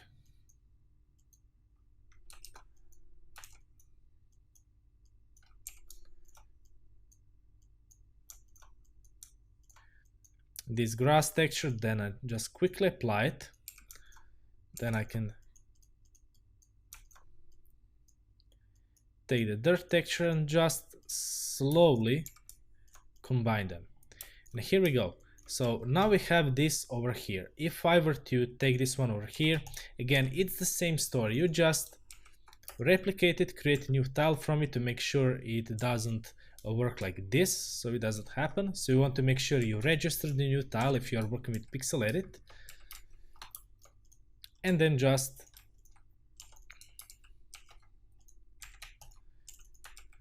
flip it around. And now you have two tile sets. Now this tile over here, you're gonna get it from this portion over here, so essentially this one. So because we made sure that everything is well on half of it, so because we kept our tile over here on half, this means that it's gonna be half of it here as well. And that's gonna mean when we connect these two at the edges, they're gonna connect on these halfway points. And that in the future means that once we create these over here, these are all on halfway point as well, and these over here, they are in the opposite ratio of these ones. All right, and this enables us that essentially they have the symmetry in opposite sides, so to speak, right? So the ratio of the grass and the dirt is basically just switched around on these edge tiles, while it's kept the same on these middle tiles. I hope that makes sense, because right now we can create pretty much anything we want. So now let's just go and mess around a little bit so I can show you. I'm pretty sure I showed you this in previous beginner level lessons, but we are gonna add some details on top of these. So we are gonna have to go one step further. Now I want to take my character and essentially put him here so we can see how he looks on this little map over here. We can create small sections of grass over here. They don't have to be big. So let's go and take this portion, and we can take this portion over here. So again, this is really important, because right now if we just take these corners, we can make something out of them. And if we didn't make that, you can see that we can even take this one, and this is all because we kept the ratio here 50 to 50. Trust me, you can try making this in different ratios, but you're gonna have a lot of trouble combining them to be a seamless. So this is a really nice time saver. So you can like place maybe a chest over here, or some sort of a potion, or maybe creature trap, who knows. But essentially this is the easiest way to make a tile set that works in the top-down shooter. Now we still need to make some things, so I will probably create extra objects here on the map so we can start creating them, though they will be on a different layer than the background. So this is going to be the background, and on the layer on top of it we are going to create this and call it foreground. Now this isn't a foreground and background in the same, let's say, perspective as a platformer, but basically background is the thing that is further away from us, and the foreground is the thing that is closer to us. In this case, this is going to be maybe some sort of, like I said, some sort of an items. I'll come up with something and I'll create them in the future lessons. Now this is it for this lesson. I will be creating some objects and details to put onto this background, and I'll do those in the next videos. I'll see you then. Welcome back. In this video I will show you how to create few more different tiles, just so we have more of them available. Simply because some of you asked me to do this before I start making some objects, so I'll just backtrack a little bit and do a few more tiles so you can see how you can make something else except like simple grass and dirt. Alright, so let's think about our little world over here, and I decided this would be like some sort of a strange mix of everything and anything, but it still needs a certain cohesion in order for this to feel like one actual world. So what I decided to do is, well, since we have a gun, like futuristic gun, but maybe this is a time traveling some sort of old man, I decided to make maybe like a simple street, or rather we can make a simple road and maybe sidewalks, just so you can see how those will combine with the grass and with the dirt, because not all tiles need to be made into tile sets. So I previously said that if you plan on having two different tiles, like these ones on the top, then in order to combine them you need, well, basically make this at least these 9 sections, or rather 8 around this middle portion.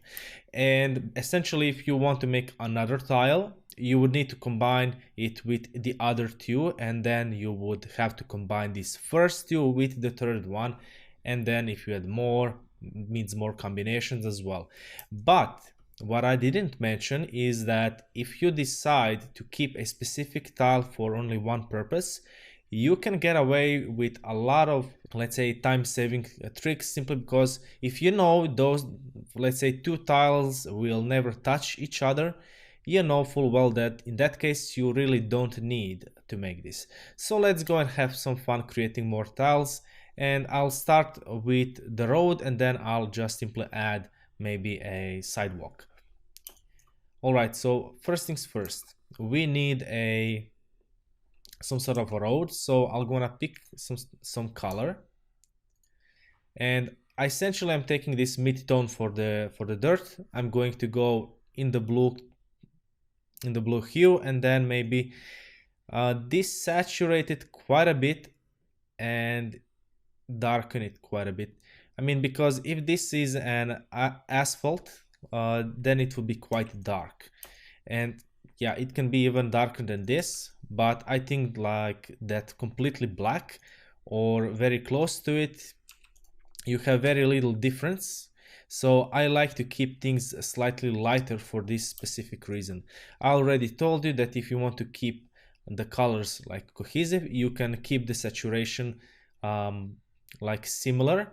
But when it comes to such difference in materials, when you compare the grass and dirt to the asphalt, then you can certainly go a bit further than that. So if you notice these two colors, so try looking here at the background colors. So you can see where our dirt is, you can see where our grass is, they're really similar.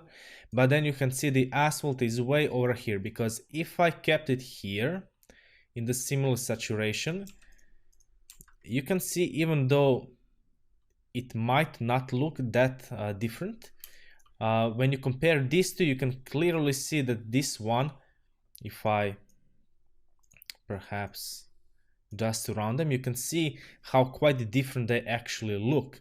Now, if when you start shading, making some extra details, the difference is going to be more and more noticeable. So let's just keep it at higher desaturation in this case. So I'll take this top color, I'll just erase this, go on to background, and this is going to be our, well, essentially it's going to be our street, or rather the portion of street, let's say just a portion of a road. Maybe it's an intersection and it goes over here. Now you want to keep in mind how many tiles it's going to be wide, because you need to decide where the middle of the road is going to be, simply because you want to put those white lines that mark the middle of the road. All right, so let's go and mark this as a new tile. Now I'm going to paint over all of these, at least for now. So now if I change anything to anyone, they're all changed. Okay, so let's go even a bit more. So what else do we need? Well, usually when you have a road, you need a sidewalk. So right now I want my road to be only 4 tiles wide, so this entire piece is actually unneeded, and I want another tile for my sidewalks. Excellent. And I'll just keep them all around this entire road. on all sides. Now I just put some green color over here, but I'm gonna rework that. So how are we gonna make this sidewalk? Well, simply I'm gonna take this color of the road, I'm gonna lighten it up a lot and just shift the hue a little bit. And I want sidewalk to be not completely white, but rather light gray color. And just like that, we have a very easy sidewalk. Now, how can we make this a bit better? Simply because right now, these two don't fit at all. So simply said, the amount of details doesn't match. So I am keeping everything as low details as possible, but you still need at least some of them to make this look a bit better. So right now I'm deciding that I just want to darken a little bit more this sidewalk, and I think this looks great. Now what I need is some sort of a shadow, and I'm just gonna put one outline on tile, and what's gonna happen is that right now you can see how they look if I just put on two sides 1 pixel, but if I connect them on all sides, you can suddenly see that everything is 2 pixels actually wide.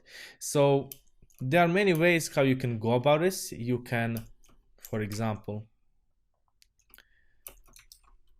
take this entire piece. So essentially you can create multiple tiles. You can create 3 different tiles. You can create one for the horizontal, one for the vertical, and then you can create another one for this intersection, basically, right? So for these edge tiles. Now if you don't wanna, let's say, spend more time on it, you can just keep everything as one tile only and be done with it, which is what I'm gonna do right now.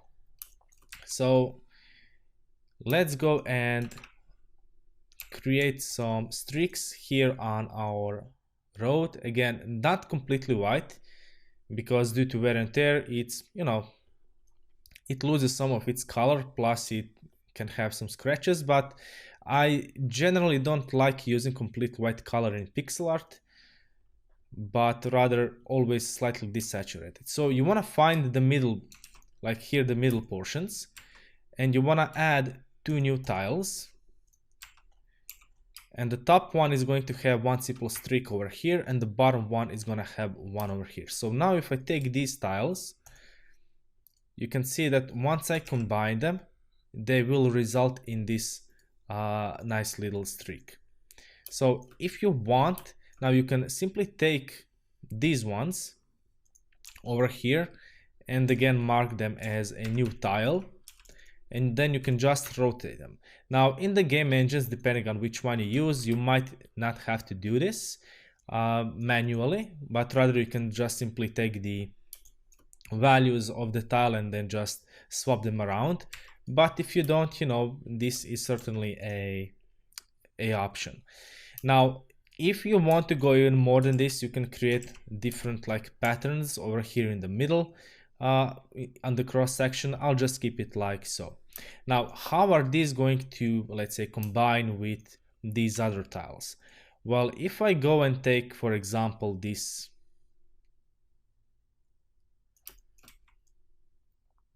dirt,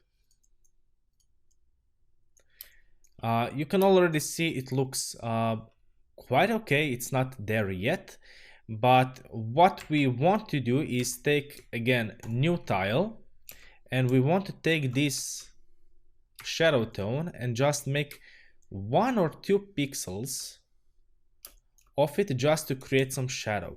Now I tend to find that 1 pixel in these kind of scenarios is more than enough, just so they can, you can see how they separate a little bit from the sidewalk. It gives the sidewalk a little bit of height, which is always nice. Now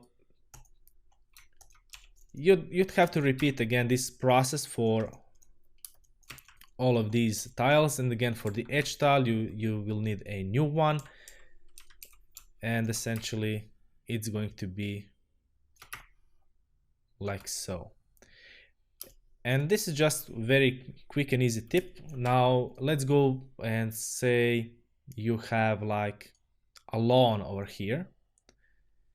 So if you want these tiles to be like so, now notice that I'm erasing this top shadow part simply because, you know, I just wanted to show you a few different solutions. So the first one is to definitely just make some shadows, and you are pretty much done with it.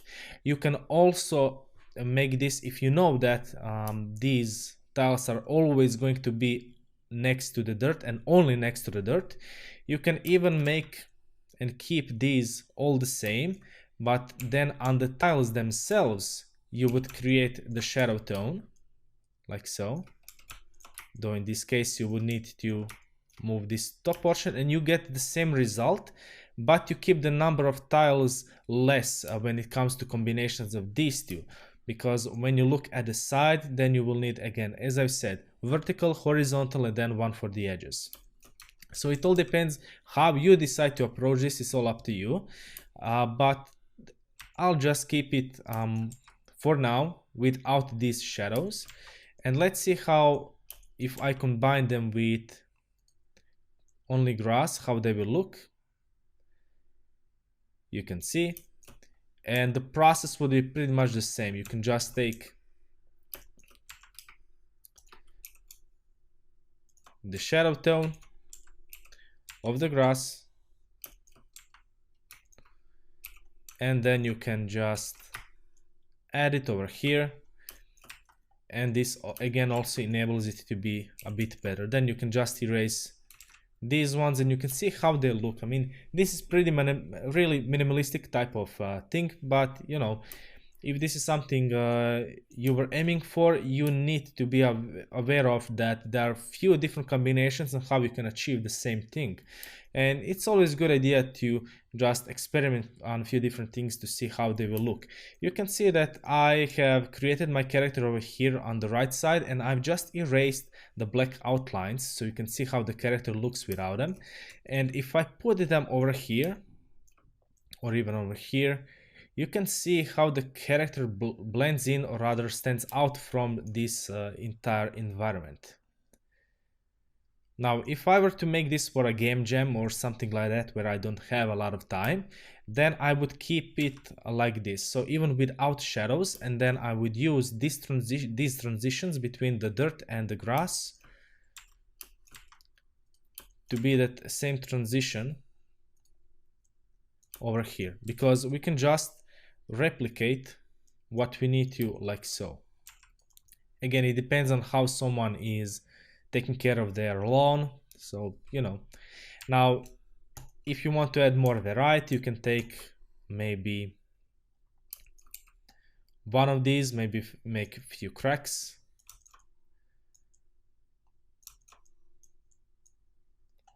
Then maybe this one doesn't appear everywhere, but maybe on every, let's say, 10th or something like that. Maybe make a few different cracks, you know, basically making a variety of different tiles is always nice.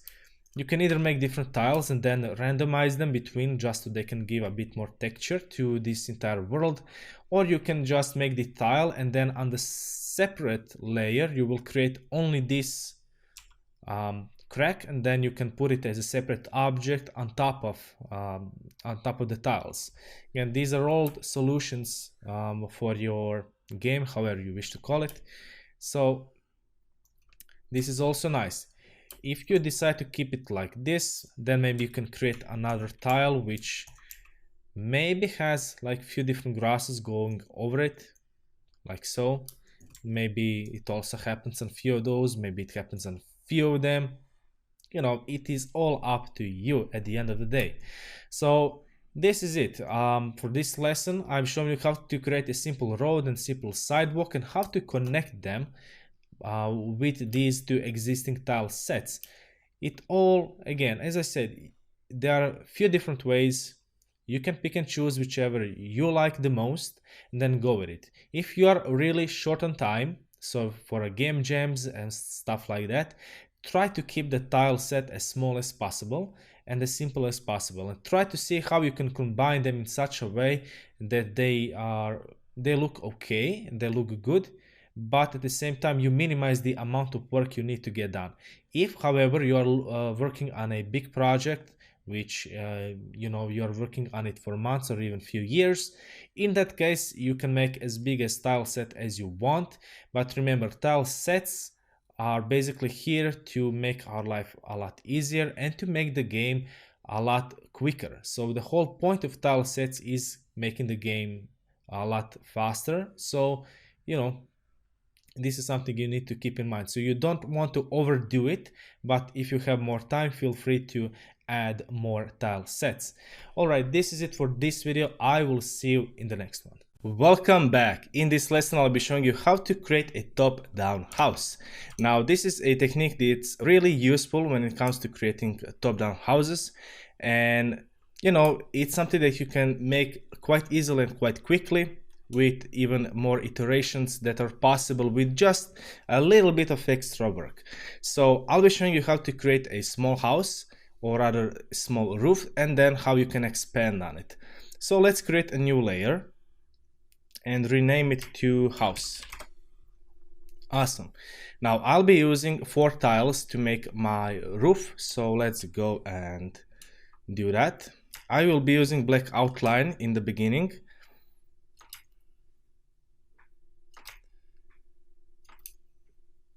And essentially I created a square, and I will be dividing this square into quarters. All right, now that we finish this, we need to decide what will be the color of our roof. So I really like orange color, so I'll use something in that hue.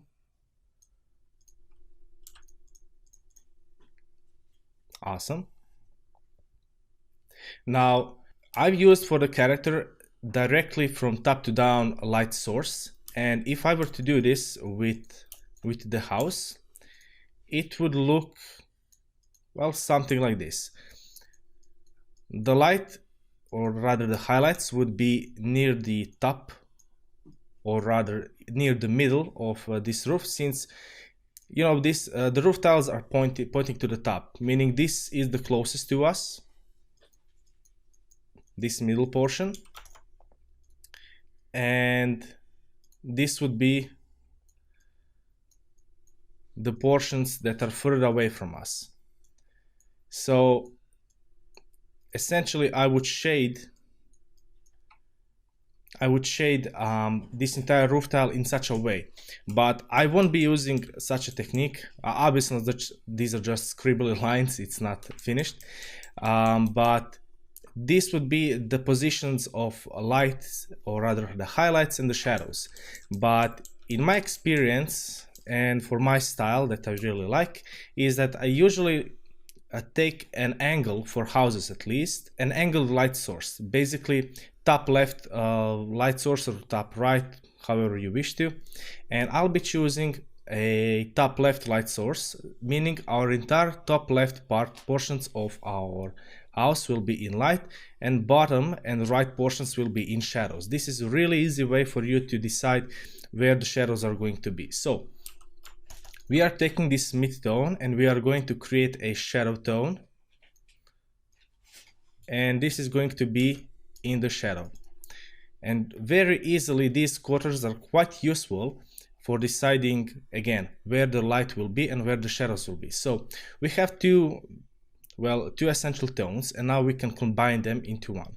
Actually, I'll make this just a little bit darker as well. Awesome.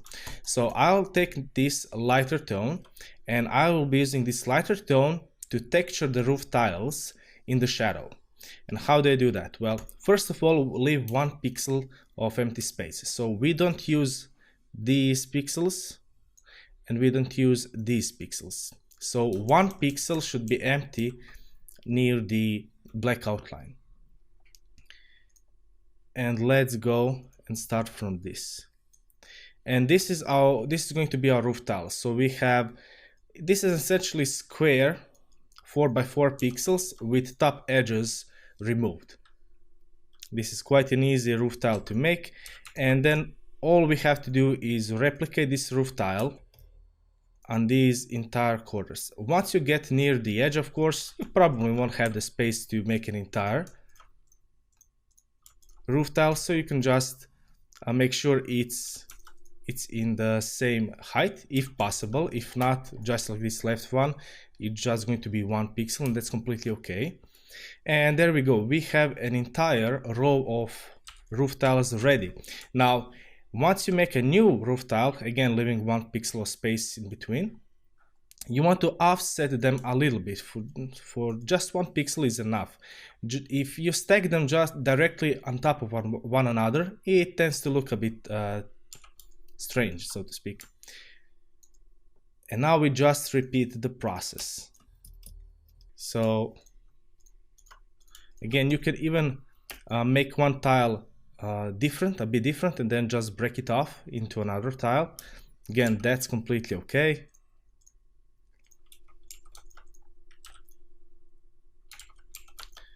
Not all roof tiles need to be exactly the same, but these middle ones should be. So there's at least a pattern that you follow. But the edges, they can be pretty much whatever you want them to be. All right, now to clean things up a little bit. As I said, this is an extremely easy technique, and quickly you can make an entire roof. So let's see. And I believe this should be it, maybe 1 pixel here. Awesome. So just like that, we have an entire quarter of our roof tiles. So what should be our next step? Well, we need to texture the other quarters. So we only have 1 quarter finished, and we need more of them. So you can take this entire portion like so. You can erase the excess, and rotate this one and just place it over here. Quite a nifty trick. Then we can use, well, this copy, which is going to be here, but as you noticed, the colors don't match. We need 2 colors. First of all, this background tone, so to speak, should be in this color, and currently it's using it for tiles. So we need 1 color for the tiles and 1 color for the background. And since the tiles are lighter than this background tone, we also need to make a new color. So we are taking this mid-tone, and we are going to make a lighter color. And now we have our color for our tiles in the light. And Pixel Edit comes with a nifty tool called Color Replacer. And essentially you take the color that you want to be replaced, and then a new color. So essentially you have a darker color in this case, so these tiles, and the new color on top of it, and you can switch them with these. So if I use this color replacer tool to swap colors, you can see that it will only change the color that I've targeted, which is a really nifty tool. Now depends on which software you use, you might have to do this manually, but you know, this is just something that will save you some time. And then we do the same thing for this background tone. And there we go. Just like that, we have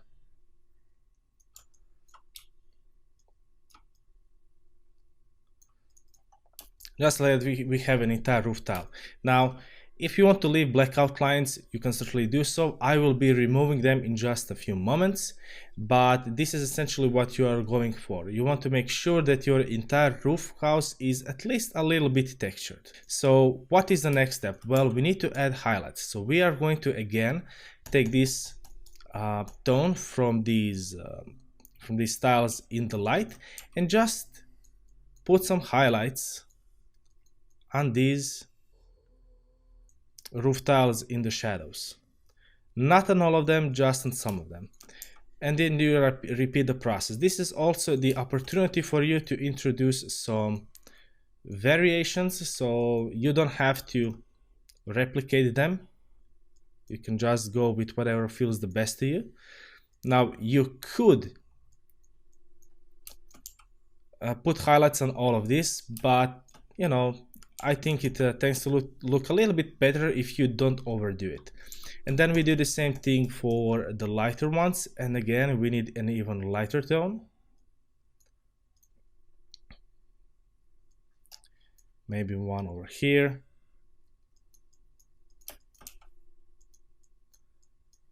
You can just pick few of these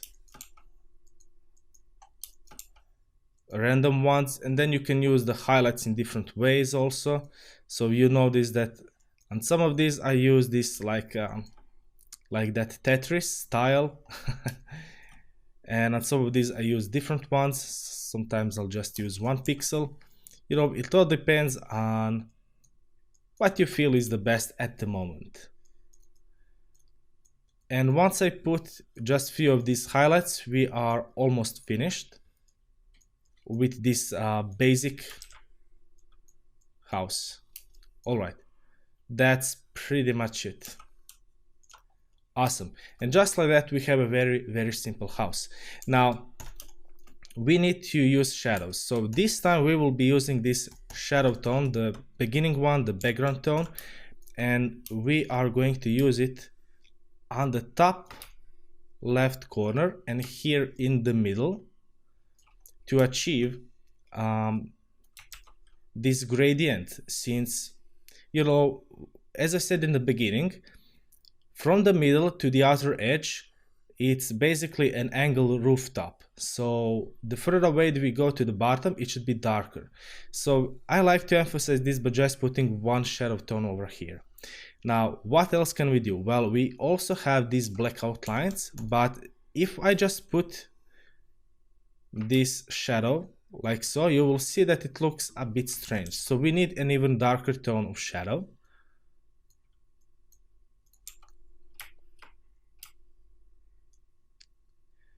And this is what we'll be using for the rest of these.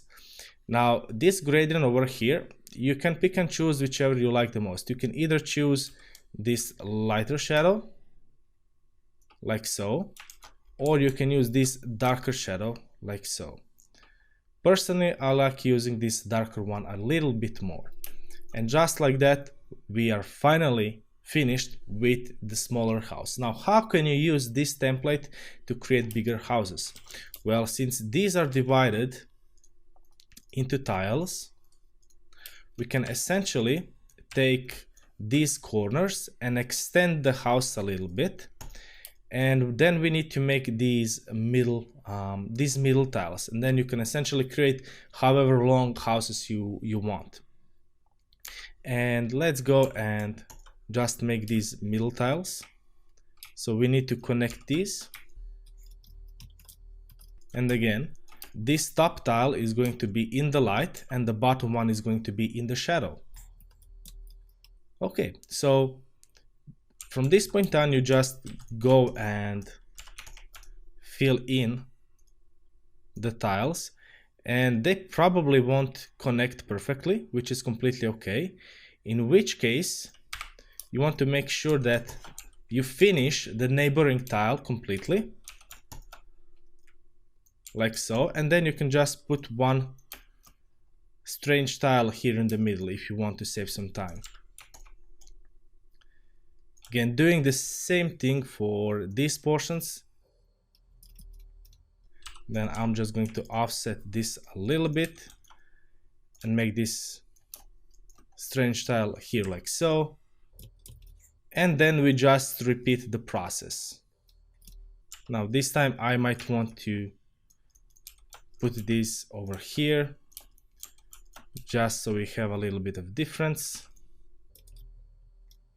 Then I might want to put this in the middle. Essentially, I'm trying to change the position of this 1 pixel width roof tile in different positions, just so we can break it up a little bit. And we have just one more row of these. And essentially, these top ones don't have the space. So in order for them not to be like completely almost square, like a rectangle, I just remove the top edges like so. And then we can just, again, we need these highlights, but we'll make them in just a few moments, because we can just take this style and again, we can just rotate it like so. Then we can change the color of these roof tiles. Let me just increase it. We can then change the background tone, and we also need to change this time even these shadows on the edges like so. And then we can just take this one and connect it over here, and if you notice, it lines up perfectly because we made sure that it lines up perfectly over here. And then again, it's just a matter of adding these highlights in few places, and just like that we will have a bigger house finished. The position of the highlights is always on the top left corner, even though over here we are putting them in the bottom right. Now this is just in terms of shading and how correct it is, it's not that correct, and I'm well aware of it, but I'm choosing this for stylistic preference. And this is something that I'll talk about in later lessons, more advanced lessons, where you can essentially really consciously choose to do a wrong shading if you think it will look a bit better. This is something they tend to do quite often in, let's say, anime and cartoons.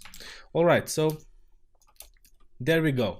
With just a simple iteration, we have a really nice roof tile. Now, again, if you want to make them bigger, you can just see that these line up perfectly. And then you can just make as big or as long house as you want it to. You can rotate it. Now this you can do either via game engine or even with pixel art directly. So essentially you have the option to make big houses, but just creating a small one first, then creating this mid tile, and then you can just pretty much do whatever you want to. All right, this is it for creating a house in the top-down view. I hope you liked it, and I will see you in the next one. Welcome back. In this lesson, I'll be showing you how to create a car or a truck or something like that in top-down view. So we already have like a road over here, so we can use that as a reference to how big we want our car to be basically. So I'm creating a new layer again, and I'm going to put car, and I'm just going to decide how big I want my car to be. So I can just turn on this grid, and now it all depends. I mean, this is like a really relative size, because in games the proportions really aren't that realistic, like most of the time, unless you are playing like a 3D realistic RPG, then yes. But in pixel art and 2D art specifically, you know, realistic proportions aren't always there. I mean, look at our character in comparison to our like house.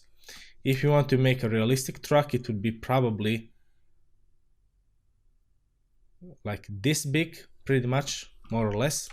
But since I want to keep everything within tiles, and you can see that it's 2 tiles wide, this entire well, the half of this road, I want to make sure that my truck or car is just 1 pixel in width. So again, I'm putting a rectangle to indicate, and this will probably break away from this a little bit later on. But what do we need? Well, there are 2 ways you can do this. You can go either on, if you are a total beginner and you already made it to this lesson, then you can go to Google, and let me just do that very quickly, and you can just Google a car or a truck that you like and just add top down view or top view. So I'm just going to like type car top view, and I'll be just taking the like one of the first cars that I see and putting it here in the pixel edit. As you can see, it's from Shutterstock. I won't be using this image altogether, but I'm just going to show you what I mean. So once you have your car, you can actually resize it to the size that you need it. So I guess something like this should be, yeah, this should be pretty much perfect. And I'll just use it here on a separate layer. And then what you can do is basically you can trace around it. So you can just trace the outer edge of this car.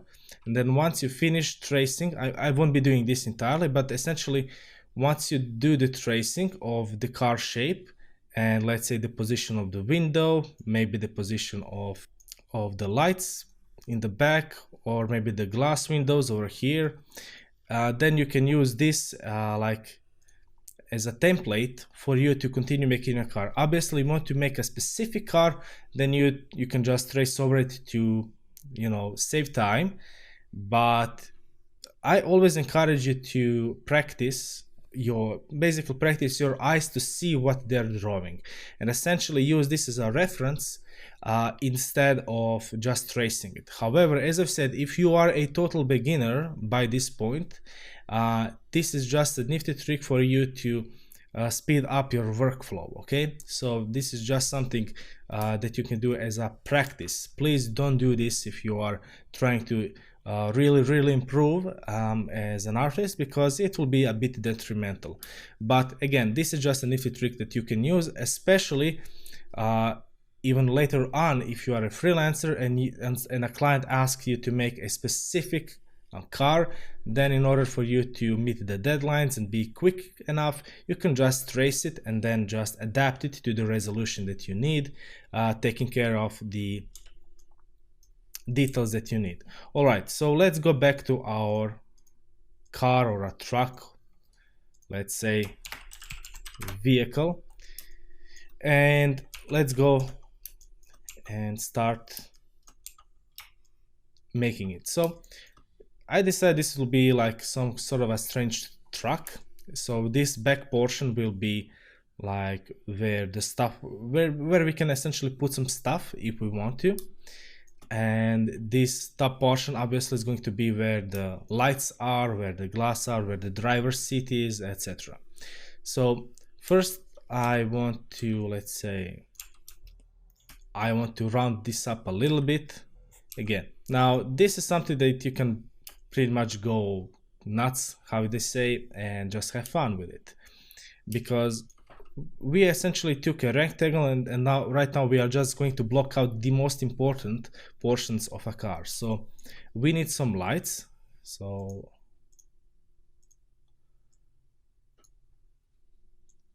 I'm just blocking out the position for the lights. Then we need a space where essentially in the space where we can put our glass, and it tends to go wider as it goes near the bottom when you look at it from top-down view. Then we need some glass for the doors, and we can just emphasize it a little bit like so. We don't have to overdo it. I'm just making sure everything is lined up.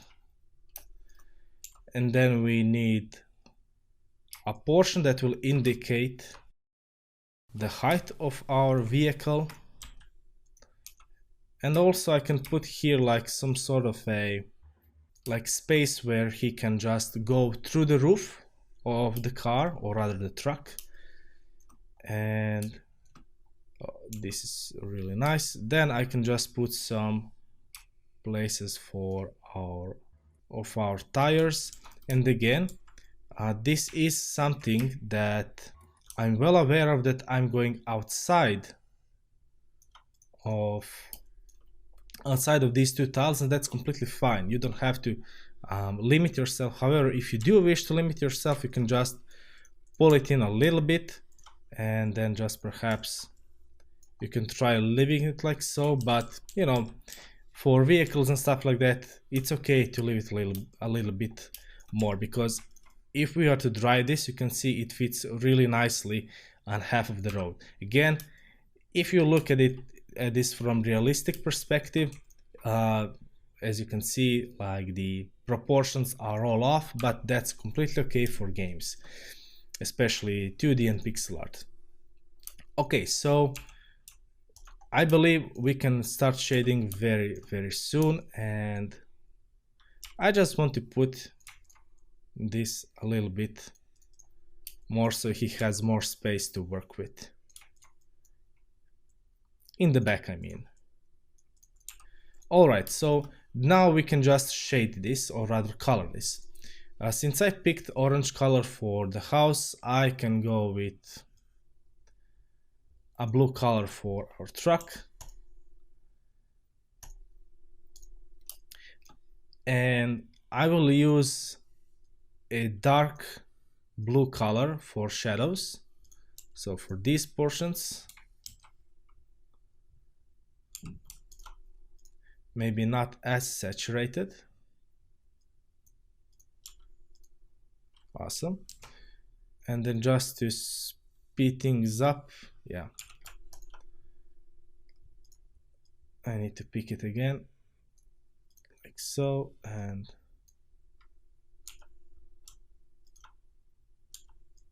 all right, here we go. Then I will need a color for our glass, and this is pretty much an extremely light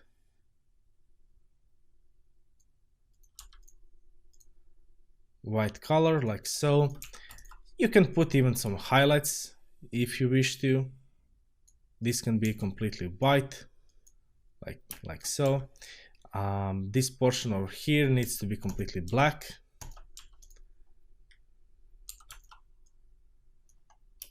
We need some lights, and we can put some yellowish lights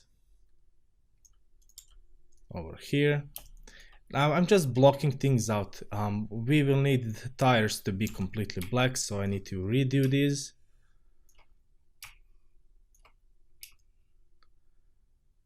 Awesome. Then putting some lighter tones perhaps here on the top. And again, since we are using such a strange backstory, so to speak, you can do with this truck whatever you want to. So if you want a red light to be here in the middle, you can just certainly put it there. You can do the same thing here in the back, so like so. You can do the same thing with this yellow color. And now we need more depth to this portion, so I could take this mid-tone and pick a color between these two. So somewhere in the middle. And then I can just shade it like so. Awesome. Now I need a highlight color, so I'll take this mid-tone and create a lighter tone to it. And then just go around a few places to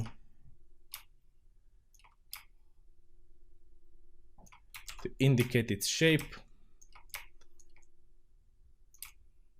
Again, this is a very squarish looking truck, but that's completely okay.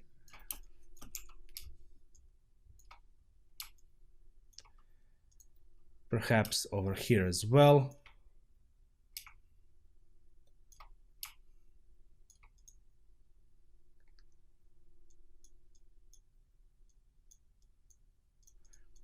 Now putting these highlights will give it more depth, as you can see already, and we might need a little bit more of these, like so.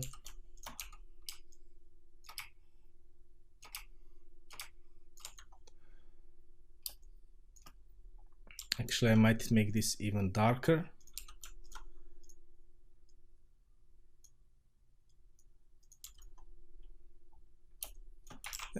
And there we go. So just like that, we have our vehicle. So this is something extremely simple, nice. Now, personally, I'm not a big fan of creating vehicles, in all honesty, but you know, this is something that you can really do quite simple. All right, so this is it. This is how we created a very simple vehicle.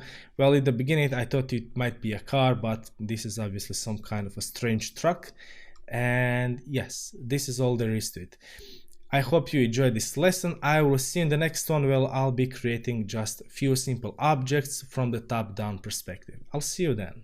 Alright, welcome back. In this lesson I'll be showing you how to create like one or two simple objects and what is the logic when you are trying to create different objects in top-down view.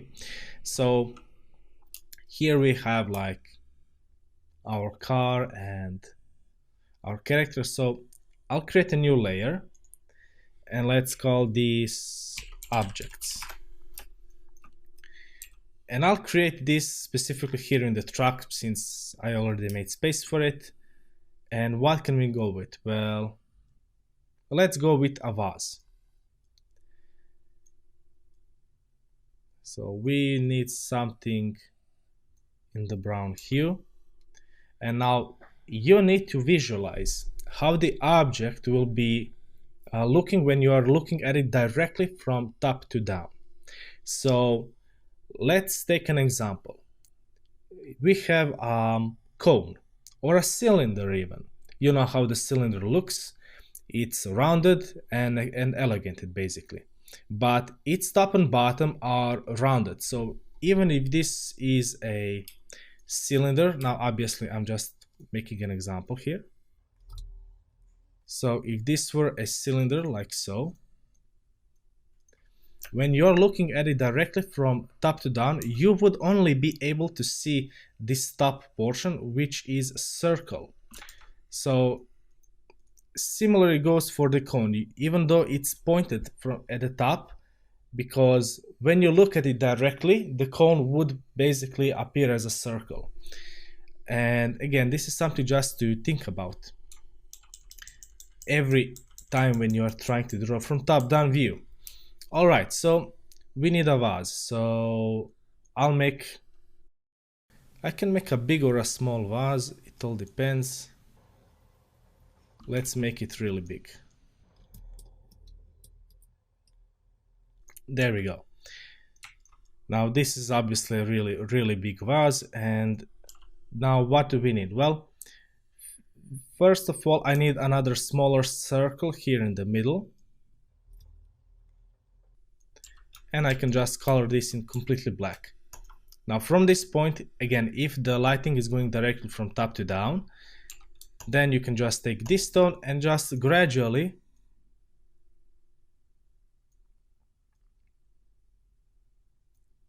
start darkening it. And then we make another shadow.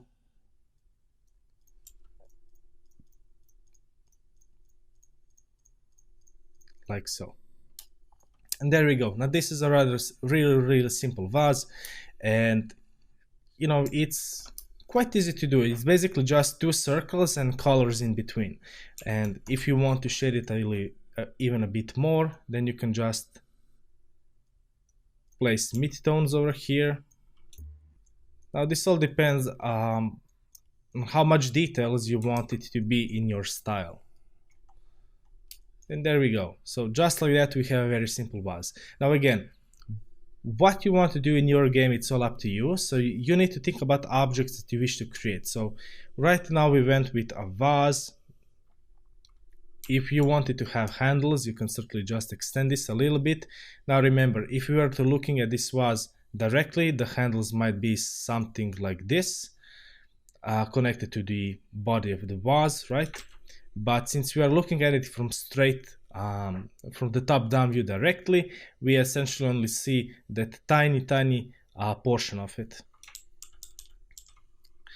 Okay, so what could be our next object? Well, let's make a really small chest, for example, since that's quite a popular item or an object to have. And let's use these same colors just for the sake of it. Again, there are many different types of chests in different well, essentially different in different shapes and sizes, and also different materials. So since we are using like this brown color, I guess it's made of wood.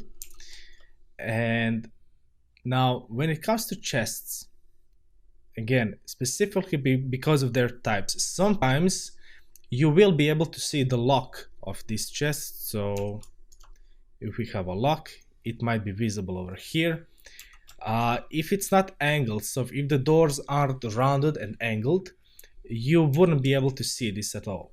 But in games and the game design, if you really want a player to notice and recognize this as a, well, basically as a chest where he can loot for items, in that case you want to make sure it has some kind of a visual cue that it indicates that this is a chest. So this is a very easy way to do it. And let's say this chest is rounded a little bit,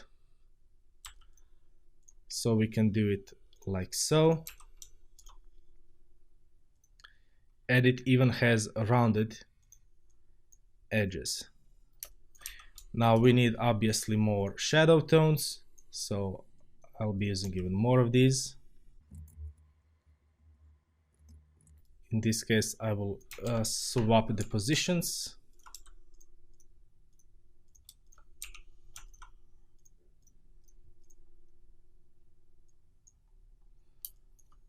So here we go, we have a little, yet a bit strange chest.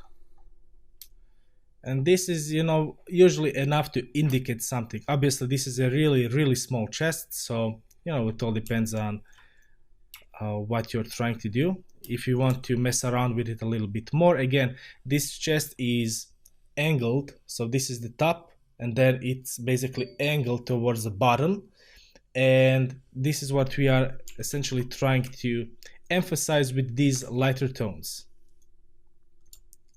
like so.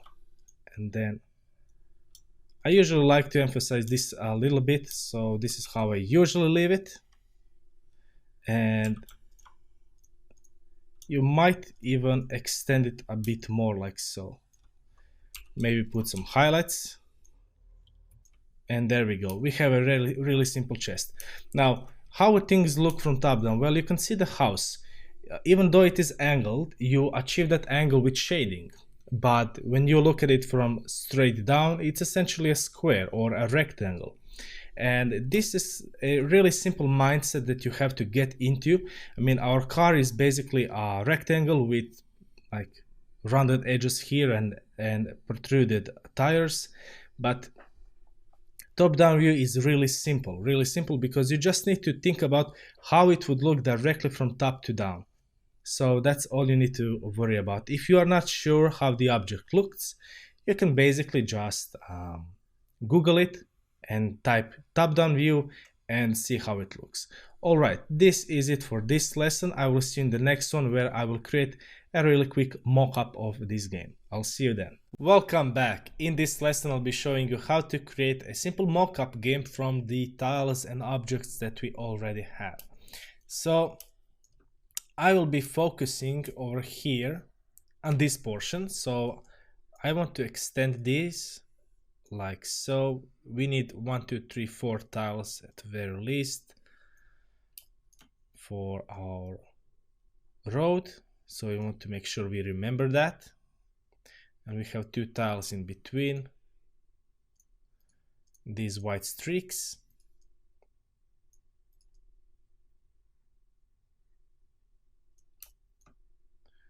Then we can also make it over here, why not? And let's see.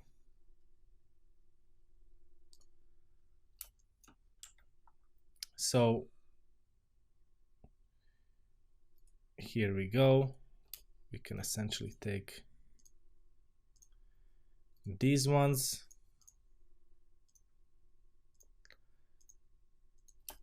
Now, creating a game mockup is basically just trying to make things look more interesting. Once you have your base styles and some basic objects, then you can just go around and have a little bit of fun with it, just putting this tile with this crack to make it look a bit more interesting. Not too many of them. Then we can just put this over here. Then maybe we can take our house and put the house over here. Now let's make it a little bit longer, like so. Well, let's make it extend completely so they can't even see the end of it. Now, similarly to what I did over here, you can make it, well, essentially you can make it extend, maybe have a few different roof tiles, but at least try to make sure they are angled at the same way, because right now the shadows are facing top and the light is hitting bottom. So if you are going to do that, you can just take this one, take it like so, and then you could just flip it around, and voila, you have a very simple house made. So let's go back to this portion and just make it into a ground, like so. Then we can move our houses.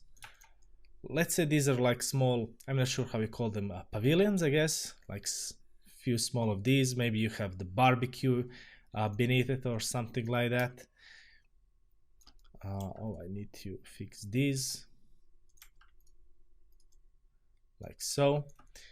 And then we want to have like few patches of grass over here, and we need the edge, of course. Oh, a bit too much. And again, you will need to decide where the edge is going to be. Then we can just take these few patches and make something different, like so. And essentially this will be our mockup, which is why I'm not bothering with extra details here above. However, they will be able to see this one, so let's make it like so. Then, whoops, almost. So let's make our vehicle. We can leave this vehicle over here. However, we can perhaps rotate it over here. Now, just very quickly, we can just take the color replaceable tool. Now, if you were in Photoshop, you can just use the hue, saturation, and wheel adjustments, which will actually save quite a lot of time. But here, I will take this tone and just pick it twice and just change the hue into something else, perhaps something like this. And then I can just go and paint over it very quickly.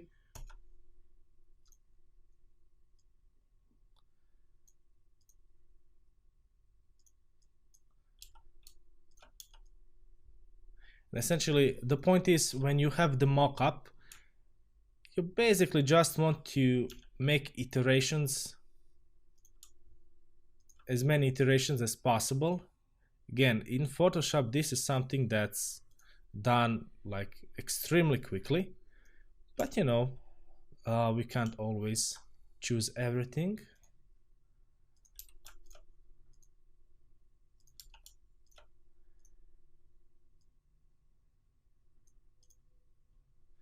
All right, and we have another color, so we can just take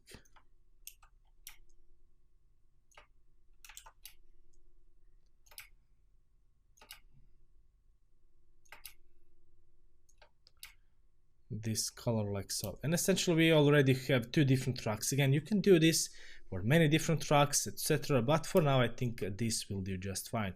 Similarly, you can do the same thing for houses. So if we wanted to have a blue house, we can just take and start from the lightest tone, which is this highlight, and just place it somewhere in the blue hue,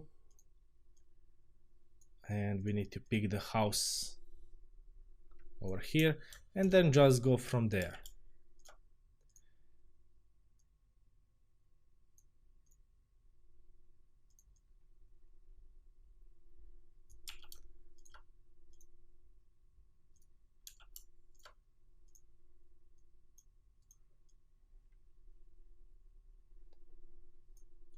Now this is like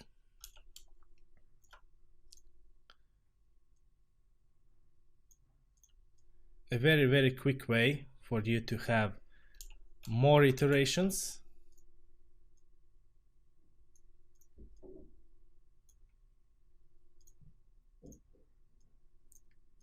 Very quickly. Now the blue color is way too saturated in my opinion for this, but so you can desaturate it a little bit, but essentially this is how you make iterations. So what else can we do? Well, we can take our objects like this big vase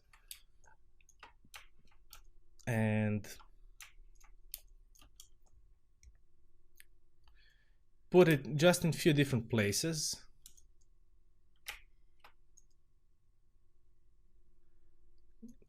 If those vases are something that you can actually break to get an item or something, you know, putting them on a few different places could mean something. Similarly, you can do the same thing for the chest or the box, and then we can even make few simple flowers.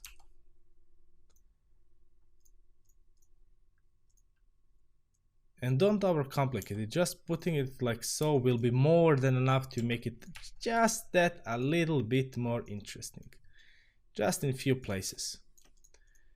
Then we can maybe make a red one,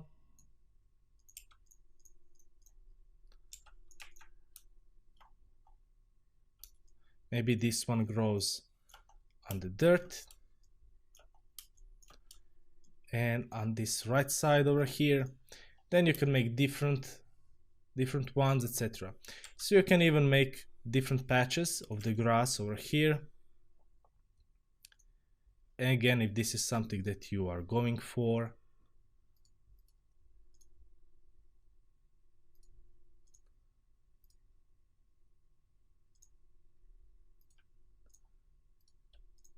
you know, it's your mockup. You can just have fun with it and see how it goes.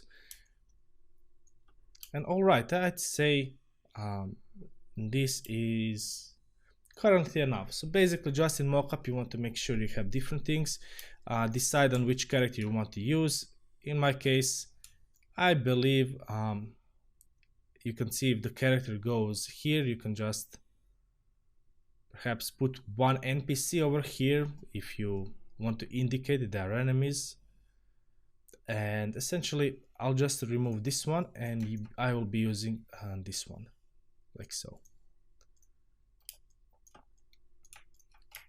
And maybe he's going over here for this vase. So let's say he went outside of his truck and is going here. All right, so this is pretty much it for our top-down game mockup, and I hope you enjoyed it. So the point is, use the objects and tiles that you created during this challenge and just add few extra little small things just to have a bit more variation. It shows that you have more objects when essentially all you did is change colors. So for the truck and the house and even these flowers, all we did was change color, nothing else. Again, if you're using Photoshop, this will be quite easy and quick. If not, it will just take a little bit extra time.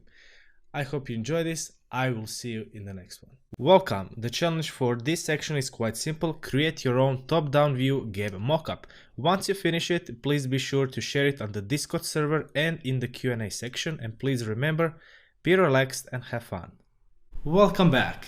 In this section I will explain to you what is the RPG view. I will show you a RPG character design, its walk cycle in all 8 directions, then an RPG tile set, house, tree, chest, mushrooms, rocks, and some other things when creating an RPG mockup at the end.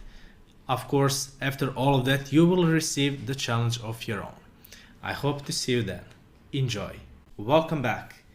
In this video, I will explain to you what is the RPG view by my definition and what will happen with the teaching format from this moment onwards.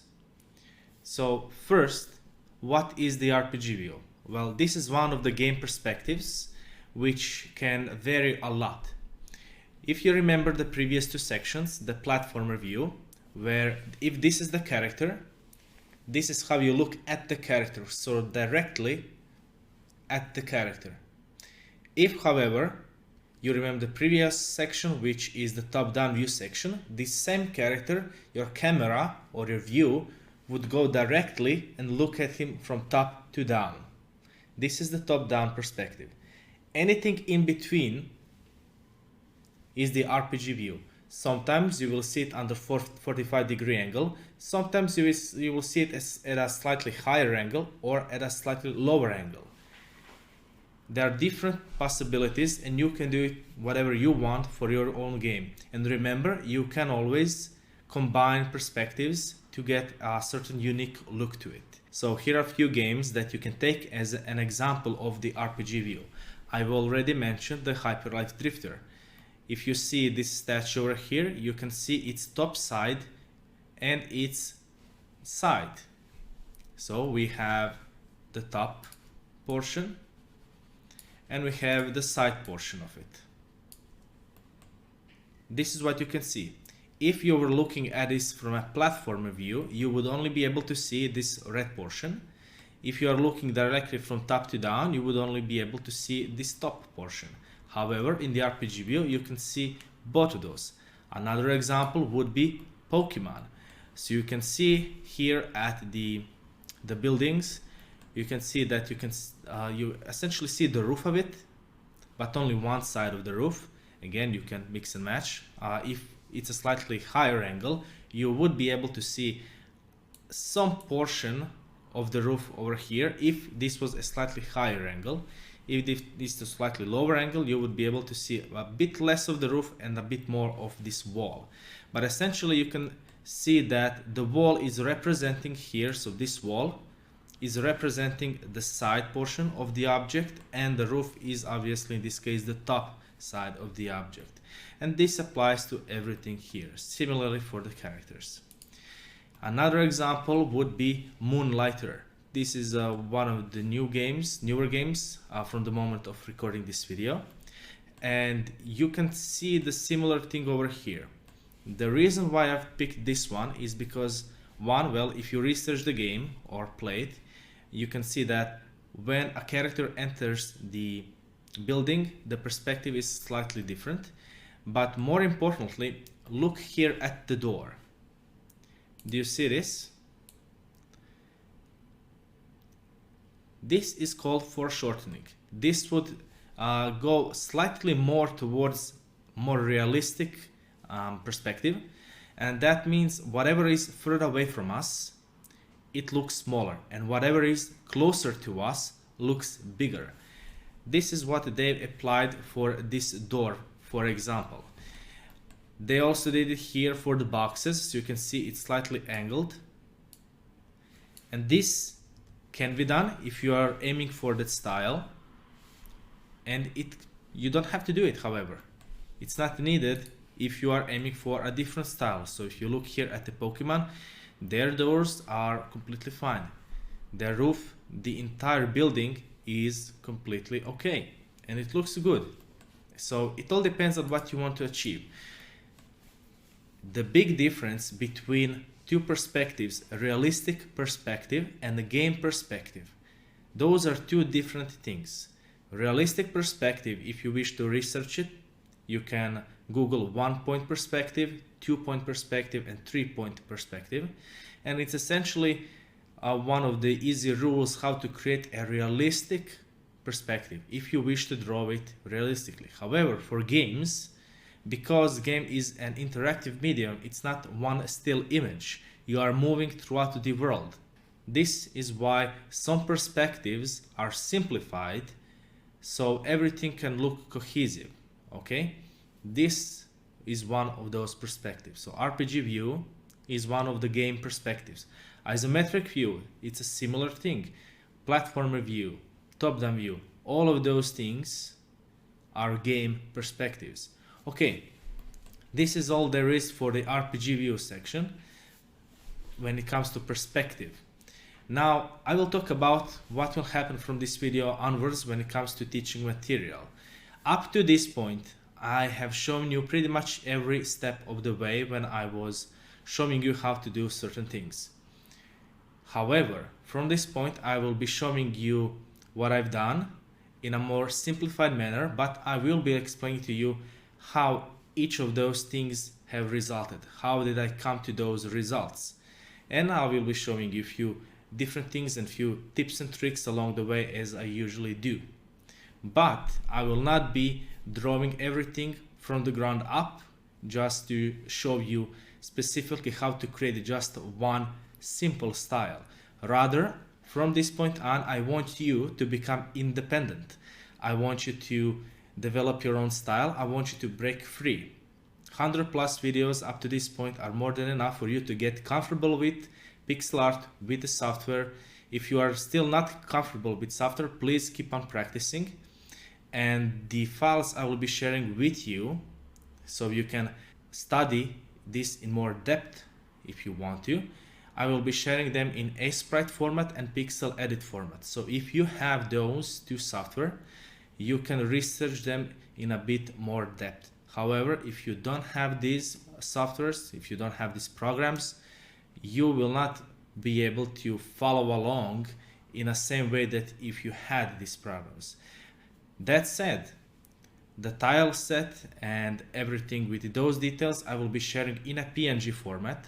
So if you want to import the PNG in another software, you can certainly do so and then recreate whatever you want for your study purposes. Okay, this is all for this video. I will see you in the next one. Welcome back. In this video, I will explain to you RPG character design. More specifically, my own style for specific purpose of teaching you the RPG walk cycle. So this is our character. It's not the finished design. I will be showing you that in just a few moments. But I wanted to show you that there are many different styles. I've shown you in the previous video that you have one character design like Hyperlight Drifter. You have totally different design for Pokemons. You have another completely different design for Moonlighter. And then completely different design for this course. Important thing to get out of this is that many different styles, literally unlimited. Whatever your imagination can come up with, you can do it. This is one of the key important things, that you are completely independent and that you can create whatever you want. However, for this video, I will be showing you my own style, or rather more specifically, one of the styles that I've used previously, and this is the character. I'll go into this idle position because I will be showing you the walk cycle in the future videos, as well as the other possible directions. But for now, let's talk about the design itself. Because this is the RPG view, we are looking at this character slightly angled from the top. This is why we can see most of his head, like the top portion of the head, which is why half of his head is essentially just hair. However, you can put anything you want here: helmets, hats, different haircuts, essentially whatever you want. The bottom part of this head is of course his face. You cannot see the mouth, though you can certainly put it there if you want, with different shading techniques.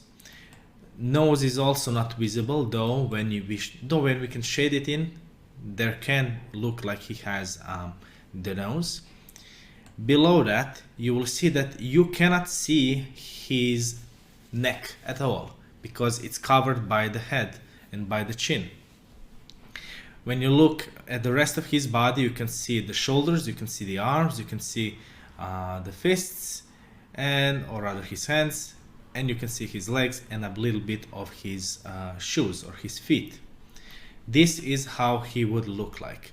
You will only notice that for this specific design, I didn't place black pixel over here, just to break his head a little bit, in a sense that the head blends in a bit more natural with his upper body. Here on the side, you will see that I've placed the outlines for a female character in a similar design. So for her specific example, you can see that the arms are a little bit thinner. So if I place this character right next to her, you will see that, for example, you can see 4 pixels here for his hand and upper arm.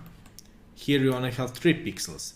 However, with the female character, you can see a little bit of this space over here for the shoulders, and in his case, not really.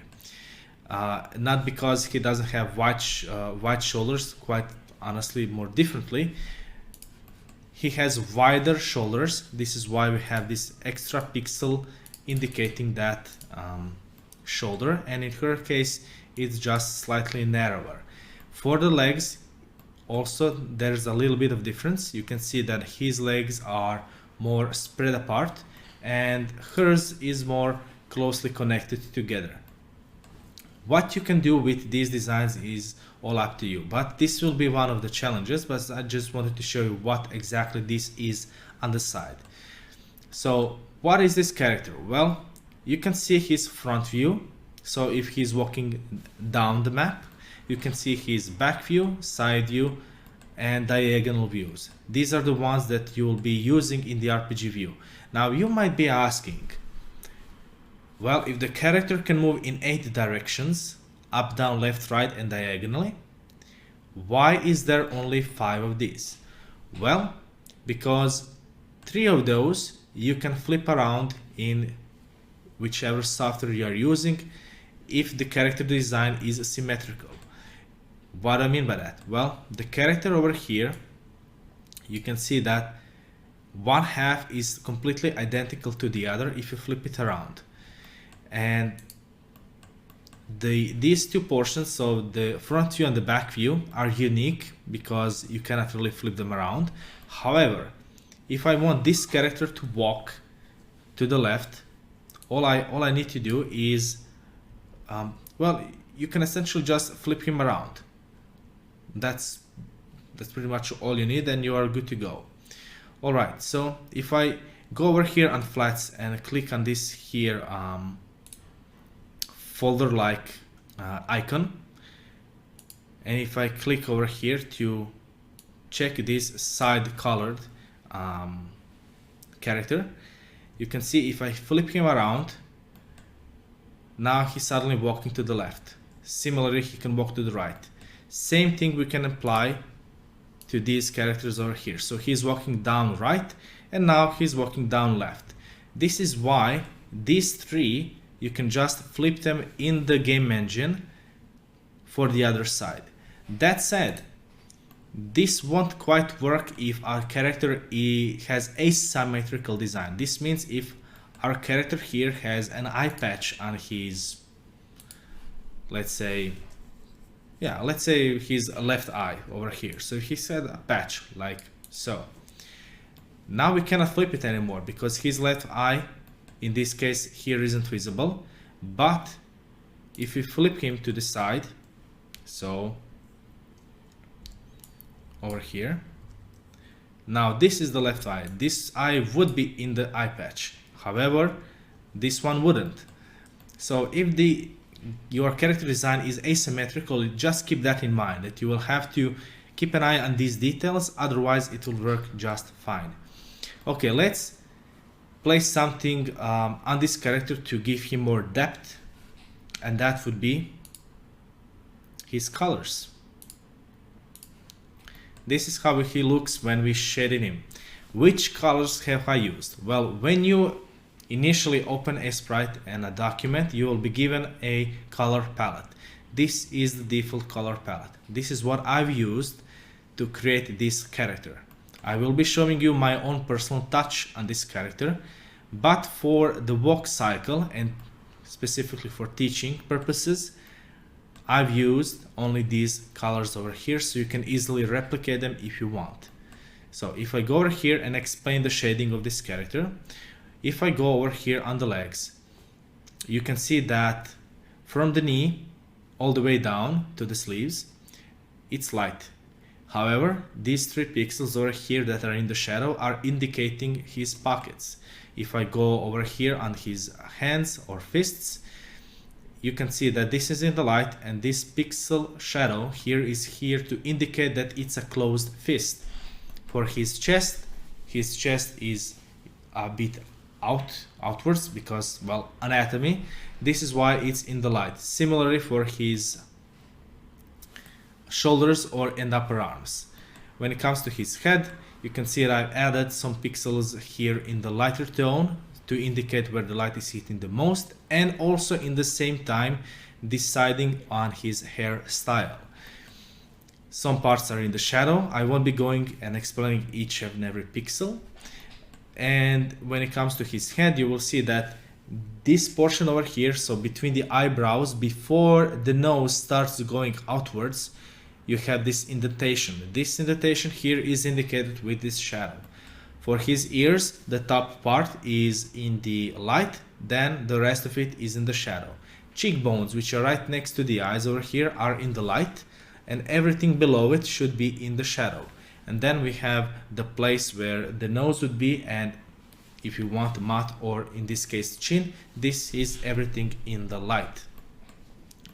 When it comes to his backside, you will notice that the head is obviously different, and this entire portion is in the shadow because this is where the skull is starting to go towards the neck. So this portion should be in the shadow. I shaded, of course this is all in the animation, so just a second frame. You will notice that everything about him is mostly differently shaded. When it comes to his back, the portion of his back that's in the light is this top portion, which is right over here, and everything, you know how the back goes, curves the spine. This lower portion, lower back, is in the shadow. Then we have the butt cheeks, and those are going to be in the light, and because of that, well, they are shaded in the light. Everything below it is in the shadow. On the side view, you can see what I'm talking about. So this portion over here is in the shadow, and that's this portion over here. This is how the skull would go. And I tried to make an interesting kind of cute character design, so I hope I succeeded in that. You can see that our character has a chest forward. This is why this portion is in the light, like in the front view.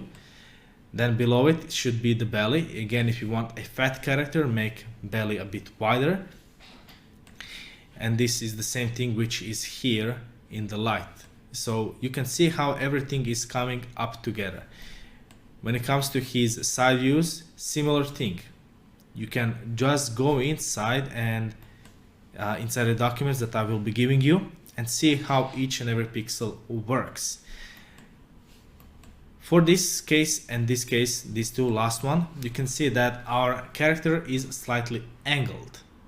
So it's a quite unique perspective, or rather angle, which most people aren't used to creating. What are you gonna notice? Well, first of all, his feet aren't on the same pixel line, so to speak. Here they are on the same path, horizontal path, here as well, though not real, but for this case it is. For this one it isn't. This indicates that his direction is going diagonally.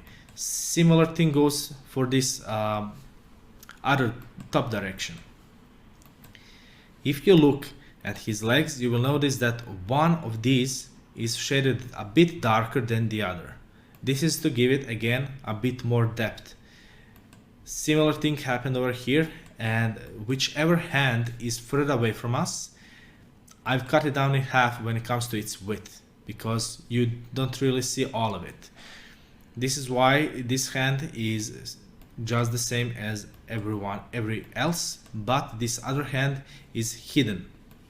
Same thing over here, but on the opposite side. For this last one, so the upper diagonal movement, you will notice that you cannot really see his eye. You can see his ears and a little bit of nose, but you can't really see his eyes.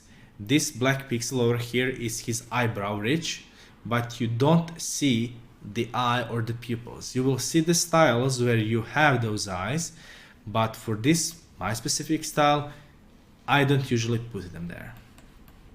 Okay, this is all for this specific character design. Now, what would I make different? Well, if I tried to keep this character style the same, but just add my touch to it, this is how he would look.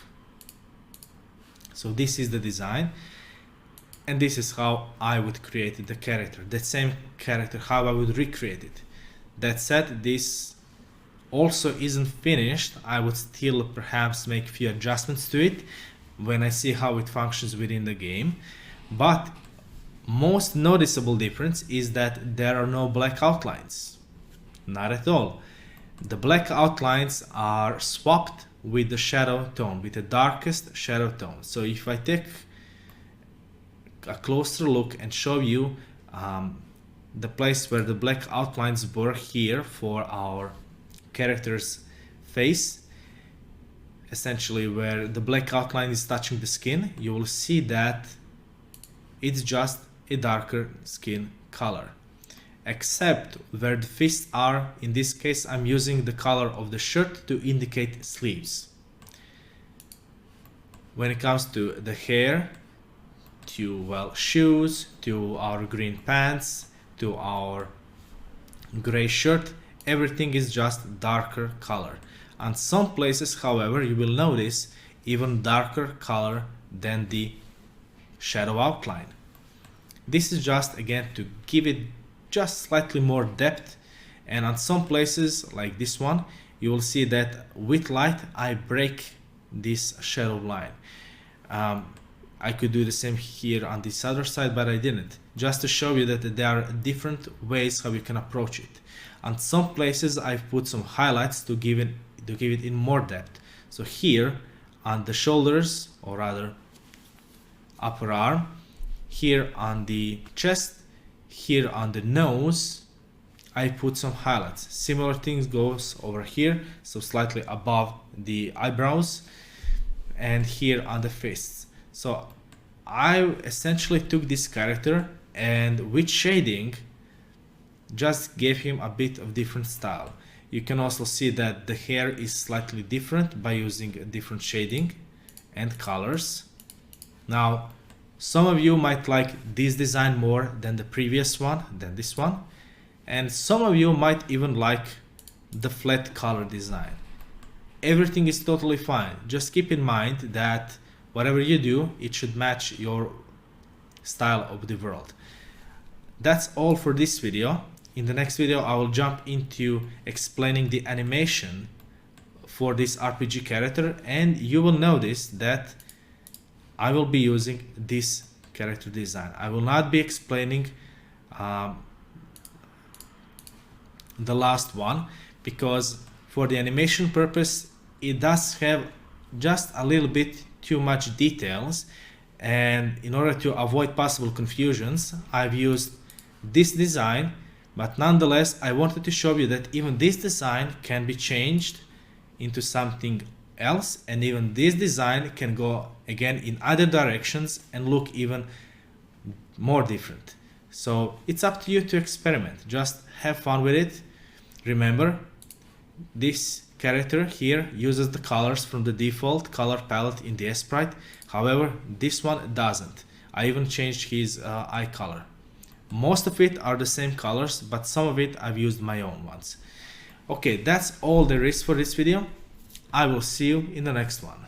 Welcome back. In this video I will be showing you our character animation.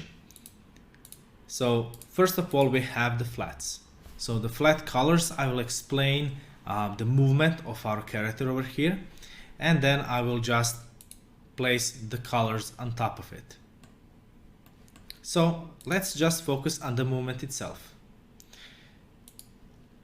If you go over here on this folder, flats, and open it up, you will see 5 things over here.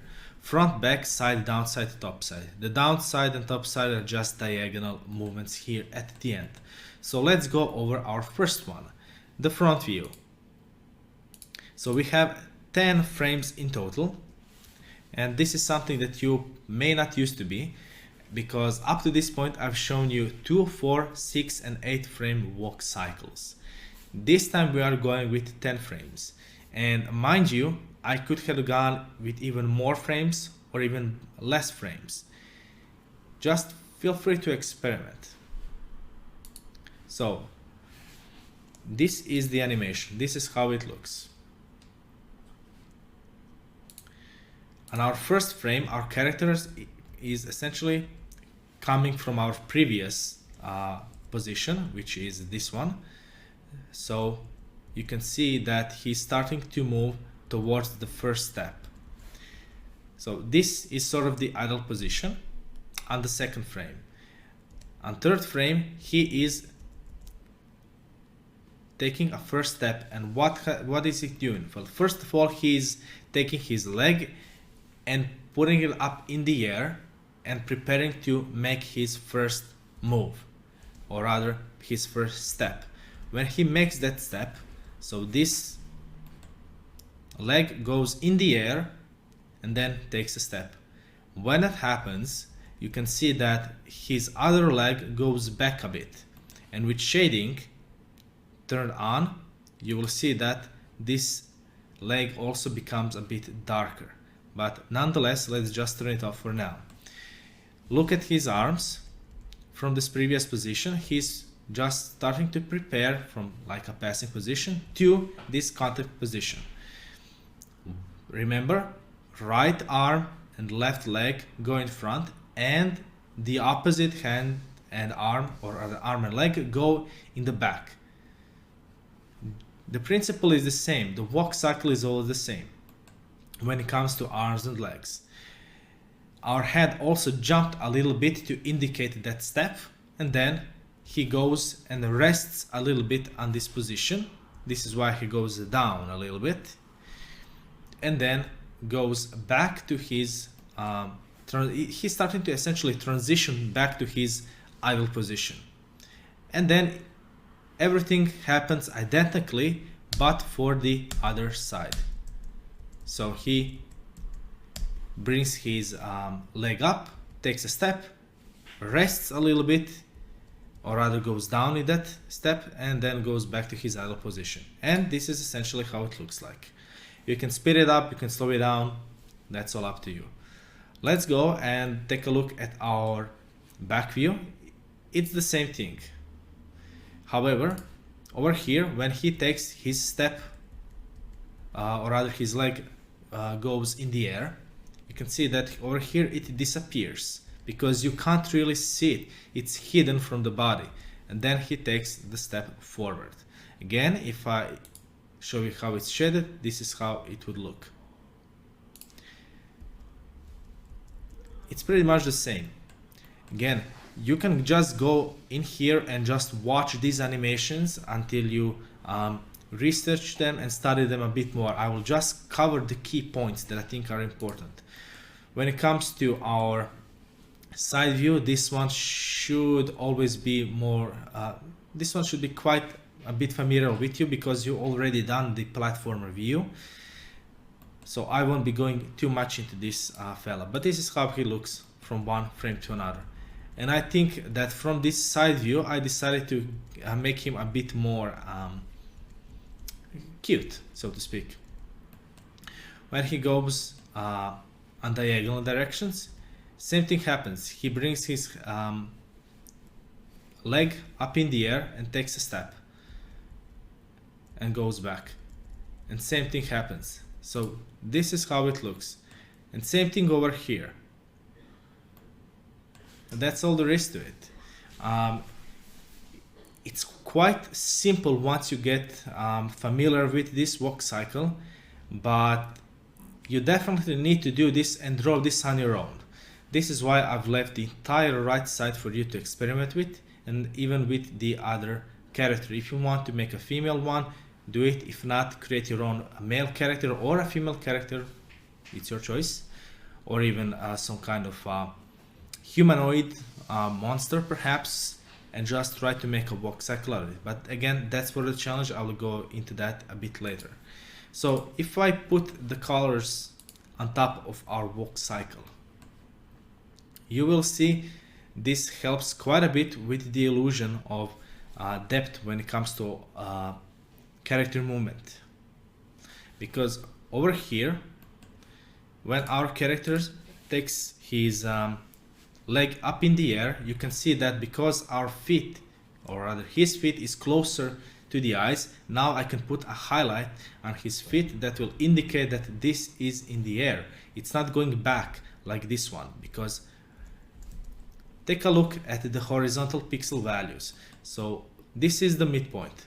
I will be taking let's say a red color to indicate where the position of their feet are currently, and he takes a step up, so the shoe moves up 1 pixel, but also at the same time this one also moves 1 pixel up from its original position. So this one moves just 1 pixel up from its original position, but also does this one. However, because this shoe is shaded in a lighter tone, it creates the illusion that this is closer to us, and because this one will become shaded in a darker color, it gives the illusion that it's further away from us. This is why the shadows and highlight tones are important, because they give the illusion of depth. And this same principle applies on all of these. Okay, so you can take the attachment or this file and just go and look through this animation, and trust me, when you look at it enough, you will start seeing some small mistakes which are on purpose there. So you can notice things that you might do differently, so please do them and see how it looks. Don't be afraid to change things up. This is all for study purpose and essentially for you to improve upon. And that's all there is. This is the walk cycle. So we have the front, back, side, diagonal down and diagonal top movement. You can see everything over here. So the flats or the flat colors are this one, these ones, and the other ones are colored. If you want to break them down into small tiny bits, just click here on this folder icon and it will drop down everything here. You can see the 10 frames, you can research them on your own, you can see how they function, each and every one of them. I tried my best to keep them on the same frame. So for example, you can see that all of them go down in the same frame, they go take a step in the same frame, and then they jump up with this position, contact position in this frame, and then they go down. So they all move at the same time, taking the same steps. Hopefully that will help you out to see how everything works in all directions. That is all for this video. I will see you in the next one. Welcome back. In this video I will explain to you how to create an RPG house. We have two houses here, one on the left which is sort of a finished house, and the one on the right which is sort of a template from which I created this house on the left. I'll be showing you how to create things in two different styles. One is this one, which uses patterns, and the other style is going to be a bit more painterly, so to speak. But before we go into details, we need to understand the construction of our house. So if I turn off this layer, you will notice this is our construction base. So this is our roof. So the blue color is indicating our roof, and what is brown here is indicating, well, the rest of the house. How did I get here? Well, remember that in the RPG view, you are able to see the top plane of an object and the side plane, or in other words, the top part and the part on the side. So if I go and try to recreate this quite easily, we can ignore completely our roof. This is how it would look like. So we have the front portion, which is essentially the wall towards the street that we are able to see. This portion is what would be the side portion, including this one, so this portion over here, but not something at this point to be worried about. And the rest of this portion is essentially the ceiling, so the ceiling of a room. Suppose this house is just one big room, this upper portion would be the ceiling. These extra lines are nothing else than the construction for our wood, as you can see over here. Alright, so how do we get this specific roof style, and what if you want to do it a bit differently, if you want that completely triangle shape? Well, first of all, extend your house a little bit, but let's do it here on where it's completely white, so we don't have anything to be worried about. Alright, so let's pick some dark color and divide our house into the side portion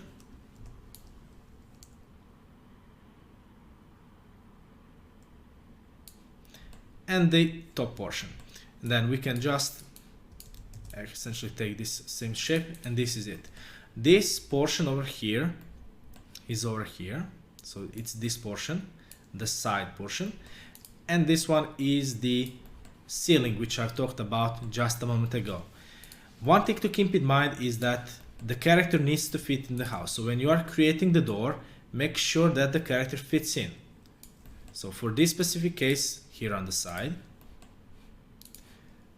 when I'm creating the house, I need to make sure that the character fits in. Don't make it specifically on 1 pixel, because if our character has suddenly a helmet or a haircut that makes him taller in design for a few pixels, you want to make sure that you have that.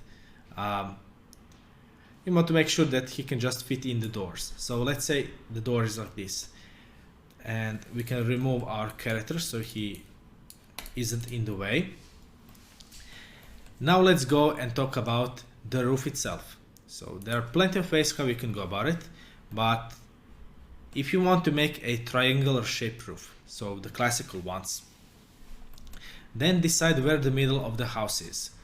Our house is 54 pixels wide, so on 27 pixel we are going to be in the middle of it. This is the middle of it. Now go here on the edge of the house, extend it by just 1 or 2 pixels diagonally from the point where they meet in the middle, because the roof goes over the edges of the house walls because, well, of the rain, so it can fall down. And then make a line straight towards the middle of it, the middle of the house, and just watch where the midpoint was. So we are straight and point over here.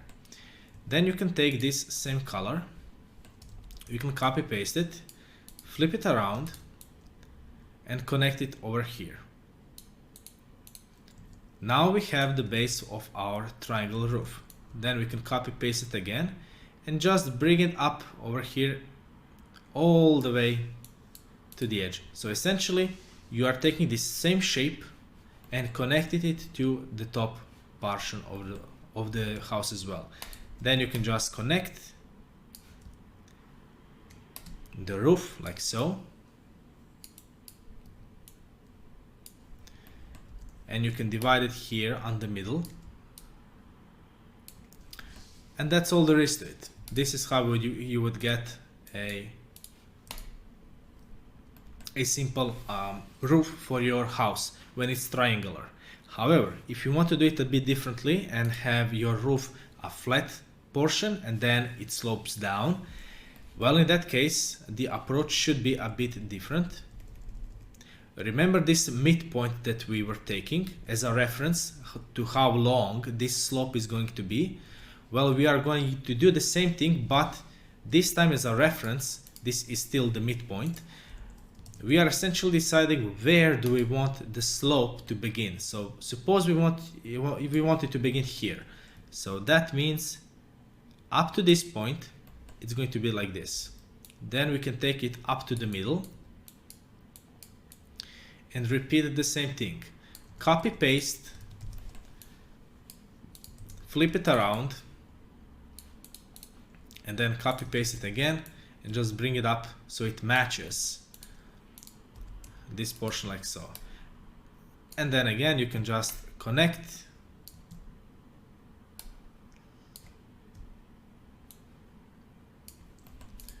and then suddenly you have this type of roof. Now how you choose to add details onto it, it's all up to you. But this is essentially how we do get two different types of roofs, and I just wanted to show you the triangular one in case you want to go and explore in that direction. But for now I believe this should be just great. So let's go back to this house design and talk about how we do get from this let's say skeleton of the house, construction of it, to this. Let's start, well, since we already talked about the roof, let's start with the roof. You already see how it would be made. The only difference is that this roof, I've given it a bit more depth because even the roof has its top side or top plane and side plane. And to differentiate this, I've created this side portion. So you can see that, let's use a different color, perhaps this one. You can see that over here, this is the side portion and it can be shaded in a different color. This here is also the side portion. This is the top portion. So this is the side portion or the top portion. This is the top portion. Now it's a top portion in this sense when it comes from top to down, but it also slopes to the sides. Because of it, we are giving it a different shadow. Now you can see that on the side we have these places where the rain would fall down. So if the rain falls down, it would essentially go into this place over here. So this over here, and it would go down the drain. Now I didn't make the drain, but you can certainly do so. So if you want to extend it all the way here at the down, you can do so. It's all up to you, play around with it. Okay, let's go and explore this side plane of the house. So we have the construction over here. You will notice that we have this line over here that indicates the bottom line. And if I turn on the house, you will see that this line stays over here. This means that I've moved the door inwards so that we give more depth to the house. Essentially, I'm moving the door inside the house just a little bit to give it more, well, depth, essentially. In this case, even our portions with the wood construction have the top side and the side plane. So you will notice that this here over here has the top side and the side plane. Remember what I told you, remove the highlights to keep things a bit simpler. So if I remove the highlights completely, So in this case it doesn't have to be. Now you can see that we have, and even the shadows. Let's remove the shadows as well. Nonetheless, it's messed up just a little bit with the doors because I've used the same colors, but regardless, you can now see that this portion essentially is divided into two pieces. You have the top portion and the side portion. Here, in order to create a bit more depth, I just placed this wood construction on top of the bottom base wood construction, again just to give it more depth. I was placing the shadows on the side, so on the left and the right, on the left and the right, and below the construction, again just to give it a bit more depth. However, when it comes to the connection to the ground itself, you will notice that on some places I've placed the shadow and on some places I've removed the shadow. This is in order for the house to blend in with the ground itself a bit easier, so it's easy on the house. If you want to see how it would look like if I didn't do this, this is how it would look like. It would, you know, really be jarring. This way it gives a bit more relaxation to the eyes. However, if you want, again, you can place more grasses. If you want to connect it even a bit more for some reason, it's completely okay to do. Now the door itself is quite simple. Again, remove the highlights. This is what you will get. It's essentially just dark outline that indicates the shadow. So if I remove the doors, this is the shadow and these are the doors themselves. Dark shadow, some lines that indicate that it's a wood texture, and then some highlights to indicate again just a wood texture. That's all there is to it. And I've also given just a few highlights on the wood over here, again just for the grain texture of the wood, nothing overly complicated. And if I go on over on this side, you will notice that even here on the sides I've given it the same color for this top portion, so it's the same color, again just for the texture's sake, nothing else. The only difference where I essentially shaded the side is here right below the roof. If I remove this completely, so if I make it like so, that's also completely fine and it looks great. So you can do that as well. I just wanted to give it a bit more of a different look, so to speak. You can see how the construction looks like and how the house on top of it looks like. Now it's time to texture it, to give it more shading and to see how it will look like. If you go with this route over here, I'll explain to you how to create this stone over here. You essentially have three colors. You have the shadow, the midtone, and the highlight.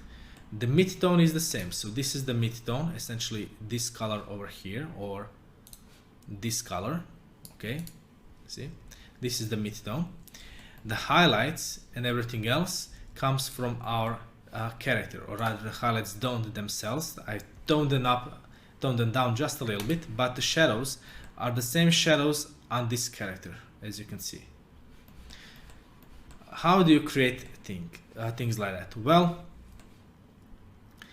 it's quite simple really. Choose just one place that's going to be your, well, blocks of stone. So let's say I have 2 blocks of stone over here. First place the shadow tone around it, then place the midtone in it like this, then highlight the top portion. You don't have to like cut it down right in the middle. To give it more diversity, you can just leave the sides drop down a bit more than the middle is, and then do them in different ratios. So this one drops down perhaps a little bit more, this one doesn't.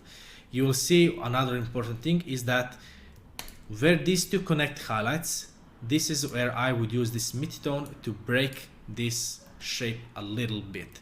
And some places you will see that I break this shape even when it comes to connecting these blocks of stone. So if I have two blocks of stone over here, I could use this midtone and break the shape over here as well, just a little bit. This way they blend in a bit more naturally. And this is all there is. Now, I did play around a little bit, this whole portion as its whole, but this is just the general approach. Make the shadow outline, put in the midtone in between, place the highlights on the top portions of it. However, here on the top side, I place the highlights in the middle. And where the highlights should connect, don't place the shadow between them, but place the midtone. Again, it doesn't have to be on all the places. So for example, here I literally left the shadow. I didn't place the midtone. So just play around with it a little bit and see how it would turn out. This is how you would get these stone textures. This little window over here is quite simple. It's always easier if you just cut and paste it outside so you can research it on your own. This is how it looks like. That's all there is to it.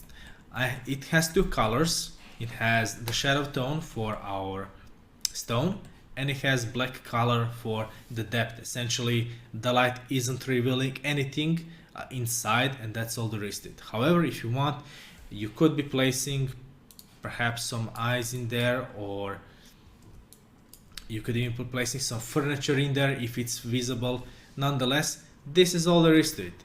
Simple curved line, some base to it to give it more depth. Essentially, this portion over here serves to give us the same thing that the wood is giving us over here.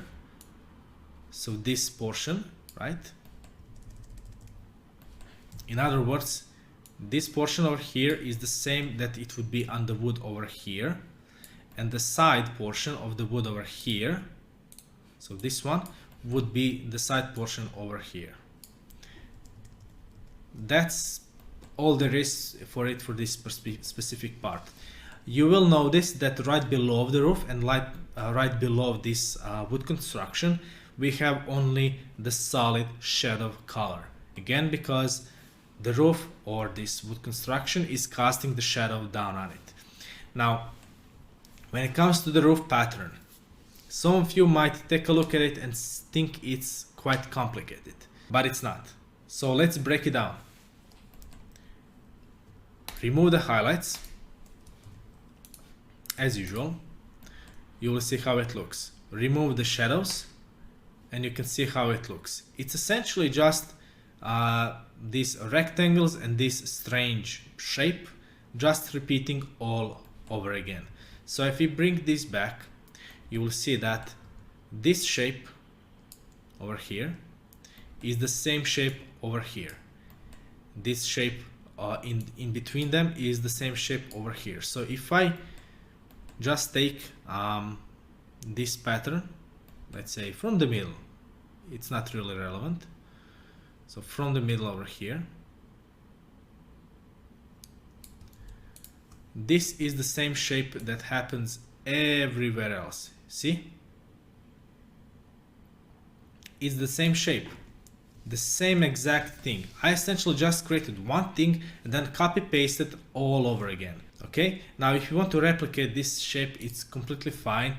You can look at the positive or negative space. Again, removing the highlights will definitely help you out here, as if you take, suppose, this specific portion, look how it looks like.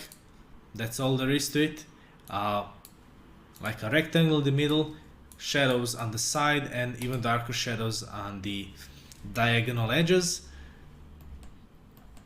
If you take this other shape, which is the one that connects on it over here, or rather like so, it's the same thing. So it's the same thing, it's just a different light tone, and that's pretty much all there is to it. So if you just bring this together, then you can just extend them if you want in different directions and create your own pattern. That's completely fine. But that's the top pattern of this entire house. The one thing that I do want to mention, however, is that the highlights are placed on some places just a bit differently. You can see that on these middle portions or on these portions, it's always the same. Highlight is on the same position. However, for these shapes over here, you'll sometimes find the highlight here. Sometimes it's 2 pixels long, sometimes it's just 1 pixel. Sometimes, in most cases, there isn't even a highlight. So if you see here, no highlight. Here, no highlight, no highlight, just 1 highlight, 2 highlights, everything in between, no highlights, etc.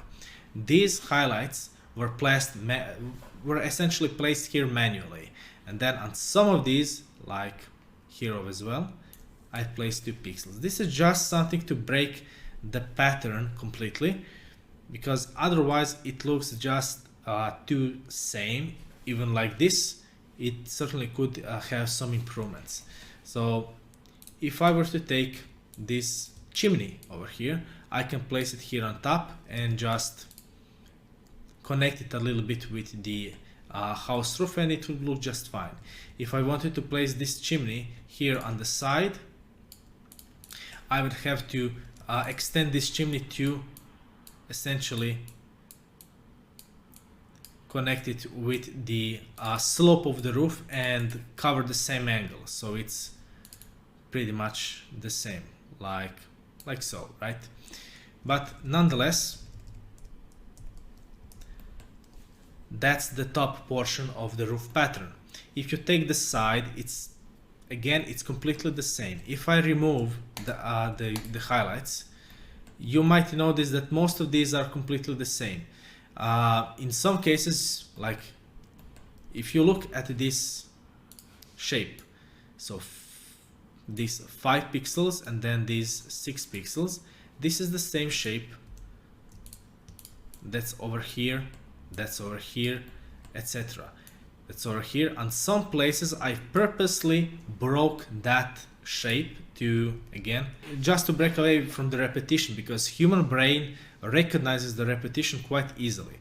And just few small details like this, so here or here, it just helps a little bit with that boringness of the design, so to speak. And if you notice this portion over here as well, it's mostly the same thing. So you have the shadow.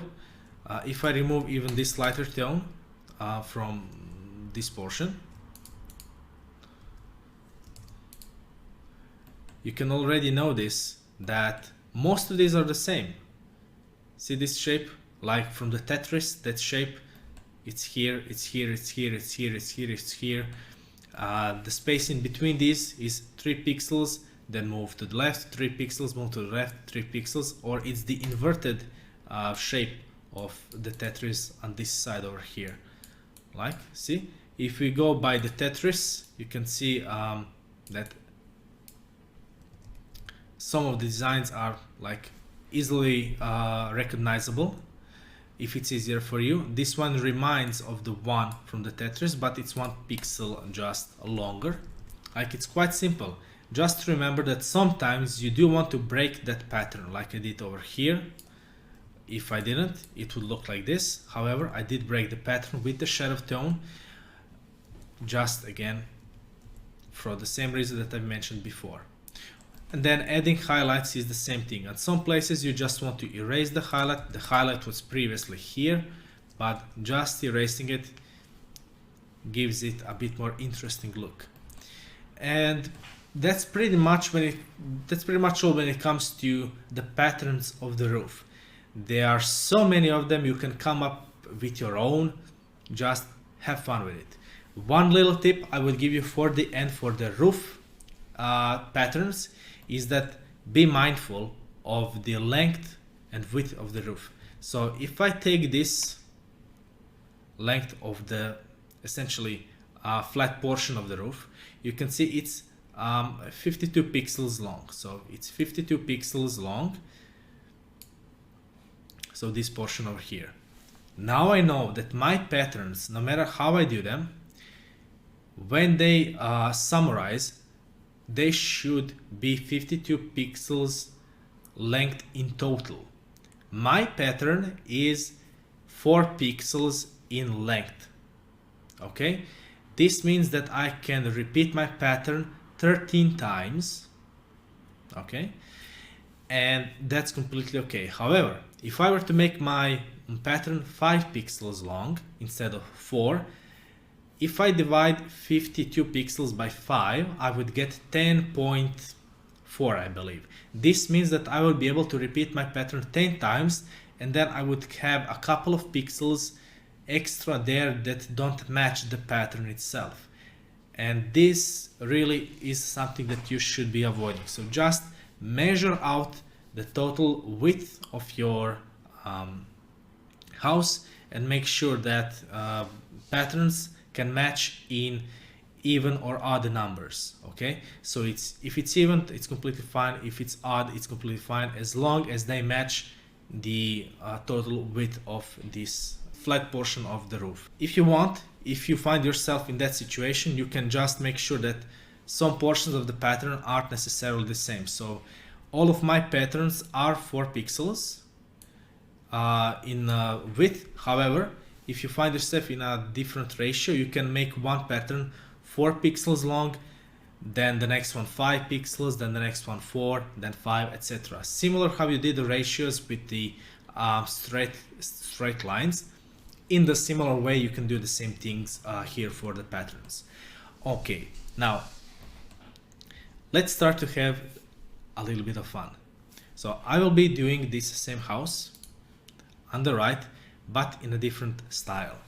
And this one will be more wild, it will be more undefined, it will be more, some would say, relaxed. Take your, in this case, rectangle tool, place the filled ratio, so no matter which color I use, it will be filled. See, if it's not filled, it will just place the rectangle, so I want it to be filled. And let's pick, first of all, this shadow tone. Oh, it's already here, so let's, okay. Now I want to select this mid portion, and now no matter what I do, I cannot draw over the selected portion of the house. So first I want to build just a little bit of a shadow near the edges, like so. It's not necessary here near the top, though it certainly can be made if you want. And then now deselect and select again only the mid-tone. Now let's have fun. Just start randomly placing the rectangles. So like this, they can be in all shapes and sizes. They don't need to match, they can even overlap if you want.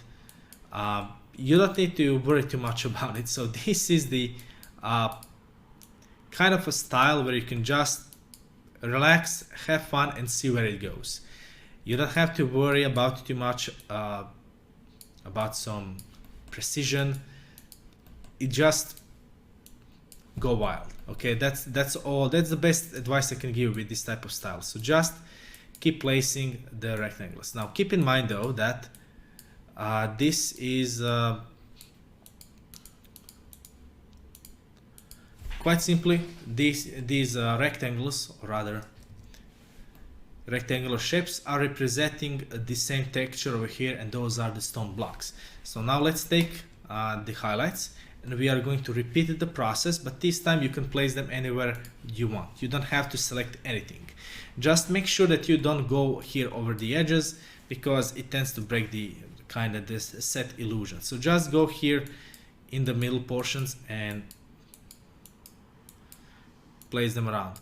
They can overlap with the shadow ones on some places. On some places they don't have to.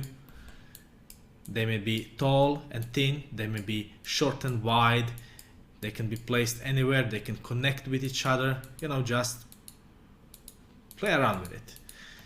And in just very quick, you can see how it looks. It's quite undefined painterly style. It's just something that you can have fun with. Now let's repeat absolutely the same process here for the roof as well. So we have, oh, rather before we do that, let's do the same thing here, over here as well. So first define the basic, oops, my mistake. So the shadow, it's enough if it's just 1 or 2, or let's say 3 pixels wide. Okay, now for the rest of these we can just play around. Yes, I'm aware that at this point there is no windows. That's completely okay. You can place windows wherever you want.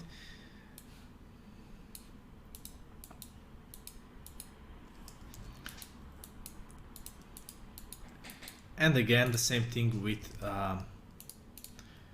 okay, so this is the mid-tone, so we are going to have to go this route, and placing the outlines on some pieces. Again, you can, for these specific portions, you can just make these a bit smaller than they were on the base of the house, so like this. And then let's do the same thing as I said for the roof. So on the sides, you can take the shadows here, and let's play around. It's okay if it doesn't match the slope, that's totally fine. With this type of style, I'm not trying to replicate realism, I'm just trying to, well, have fun, okay? When you're making pixel art, if you're not having fun, if you're studying, that's completely okay. But even when you are studying, you do want to make sure that you are having a proper fun. Now for the mid portion over here, I can well, essentially take these same ones and start playing around.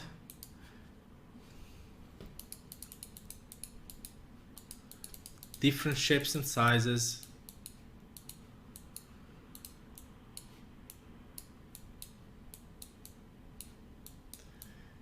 And let's see, we can even take this darker color and just place it just on few different spots. We don't have to overdo it.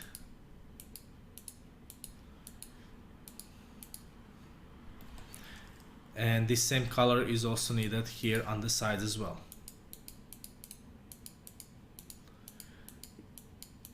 The good thing about this kind of style is that it's really random, so we are doing the exact opposite of what we did here. Here we have a pattern that we want to break, and here we don't have a pattern at all, and we are just trying to create something. So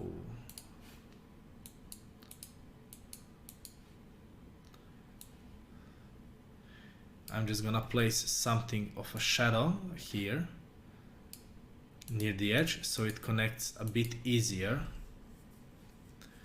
See, so I'm just gonna make a line over here to see how it looks. Yeah, don't feel like it, so let's move on. So experimentation in this type of style is really, well, important, but I mean also so fun. So there we go. Once we are done, that's pretty much it. So we have two different houses. If you want, you can even tone down this shadow over here. Make it like so. If you want, you can even combine these two styles. So for example, the top portion of the house can be in this style. However, on the sides you can put this pattern. You know what? Let's see, and let's take that and see how it would look like right next to these. Looks kind of interesting.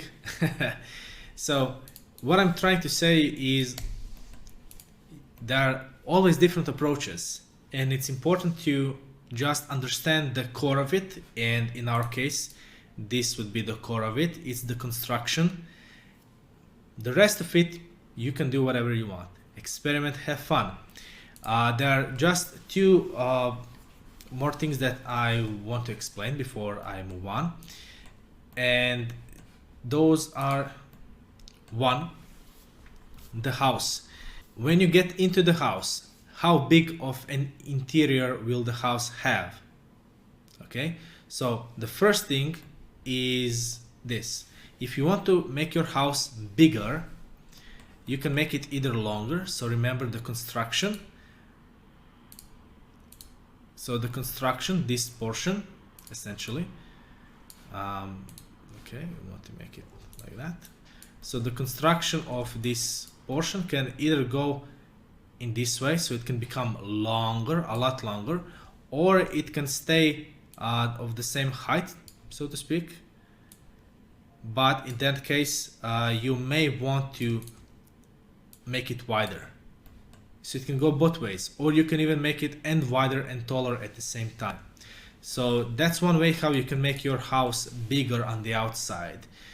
So that's one of the two things that I want to mention. The other one is the ratio between the outer portion of the house and the inner sides of it. So do you perhaps remember a game where you went into the house, like it's this small house, and then suddenly inside it's this big, so of a similar size, and then you go right in the house next to it, and for some reason this house is like has a room big, such a big room like this one. You know, it's kind of funny. I mean, when you're making a game, there are certain issues that can come up with during the development process, and sometimes you wouldn't have any option or chances to change the outer look of the house, but you still want to change the inner house, and then you expand it, and it can kind of break the immersion of the game sometimes. Sometimes it can even surprise the player, like, wow, this is a lot bigger than I thought, in a good way. But also it can go both ways. In other words, they can say like, well, this is a lot bigger than I thought it should, but it shouldn't be this big, so what the hell is up with this point? So everything has two sides. Nonetheless, so what's the ratio? Well, if your house is one of those games, if your game rather has the implemented mechanic that once you get into the house, so once your character enters the house, the roof suddenly becomes transparent, and you essentially have the inner portion of the house visible. In that case, no matter what you do, the size of the house outside is going to be the size of the interior. Or if we remove this portion, essentially this portion over here, so from this portion, essentially over here, this would be your playable area. So over here, from this portion all the way here, this would be your playable area if your roof becomes transparent. So if you need a bigger house, you're simply gonna have to make a bigger house outside. However, if you get into the house and then you suddenly fade in and fade out and fade in into a room, which could be in a separate scene or in a separate portion in your scene manager, in your game engine, in that case, ratios are important. So suppose you have a house outside. If I turn on the grid, you will notice that this house is 3 pixels wide and 3 pixels tall, or rather 3 tiles, sorry, 3 tiles wide and 3 tiles tall. Okay, so if he goes inside and he goes into the interior, and the interior is, let's say, of the same width and height, then we know that one tile of width outside, so one tile of width here, is one tile of width within the house. If it's 2 tiles, so suppose this outside, one tile equals to 2 tiles inside. This means that if our house is 3 pixels wide, this means that the interior will be 6. The interior will be not 3 but 6 tiles of width. And if essentially the same thing applies to the height. So if your height is 3 pixels in the outside world, the construction of it, then it should be 3 pixels of height inside. However, if the ratio is 2 to 1, then it would be 3 pixels. Essentially, you are doubling the size of it. This isn't like the square of the object, meaning if I have 3 by 3 pixels, even though you could make that part of your equation. So suppose you have 2 by 2 pixel outside, 2 by 2 tiles outside the house. This would mean 4 by 4 tiles inside, but it scales badly. So if you have like 5 by 5 tiles outside, that would mean you need like 25 times 25 tiles inside. So using squares as a part of your equation really isn't a good idea. So just keep it to ratios.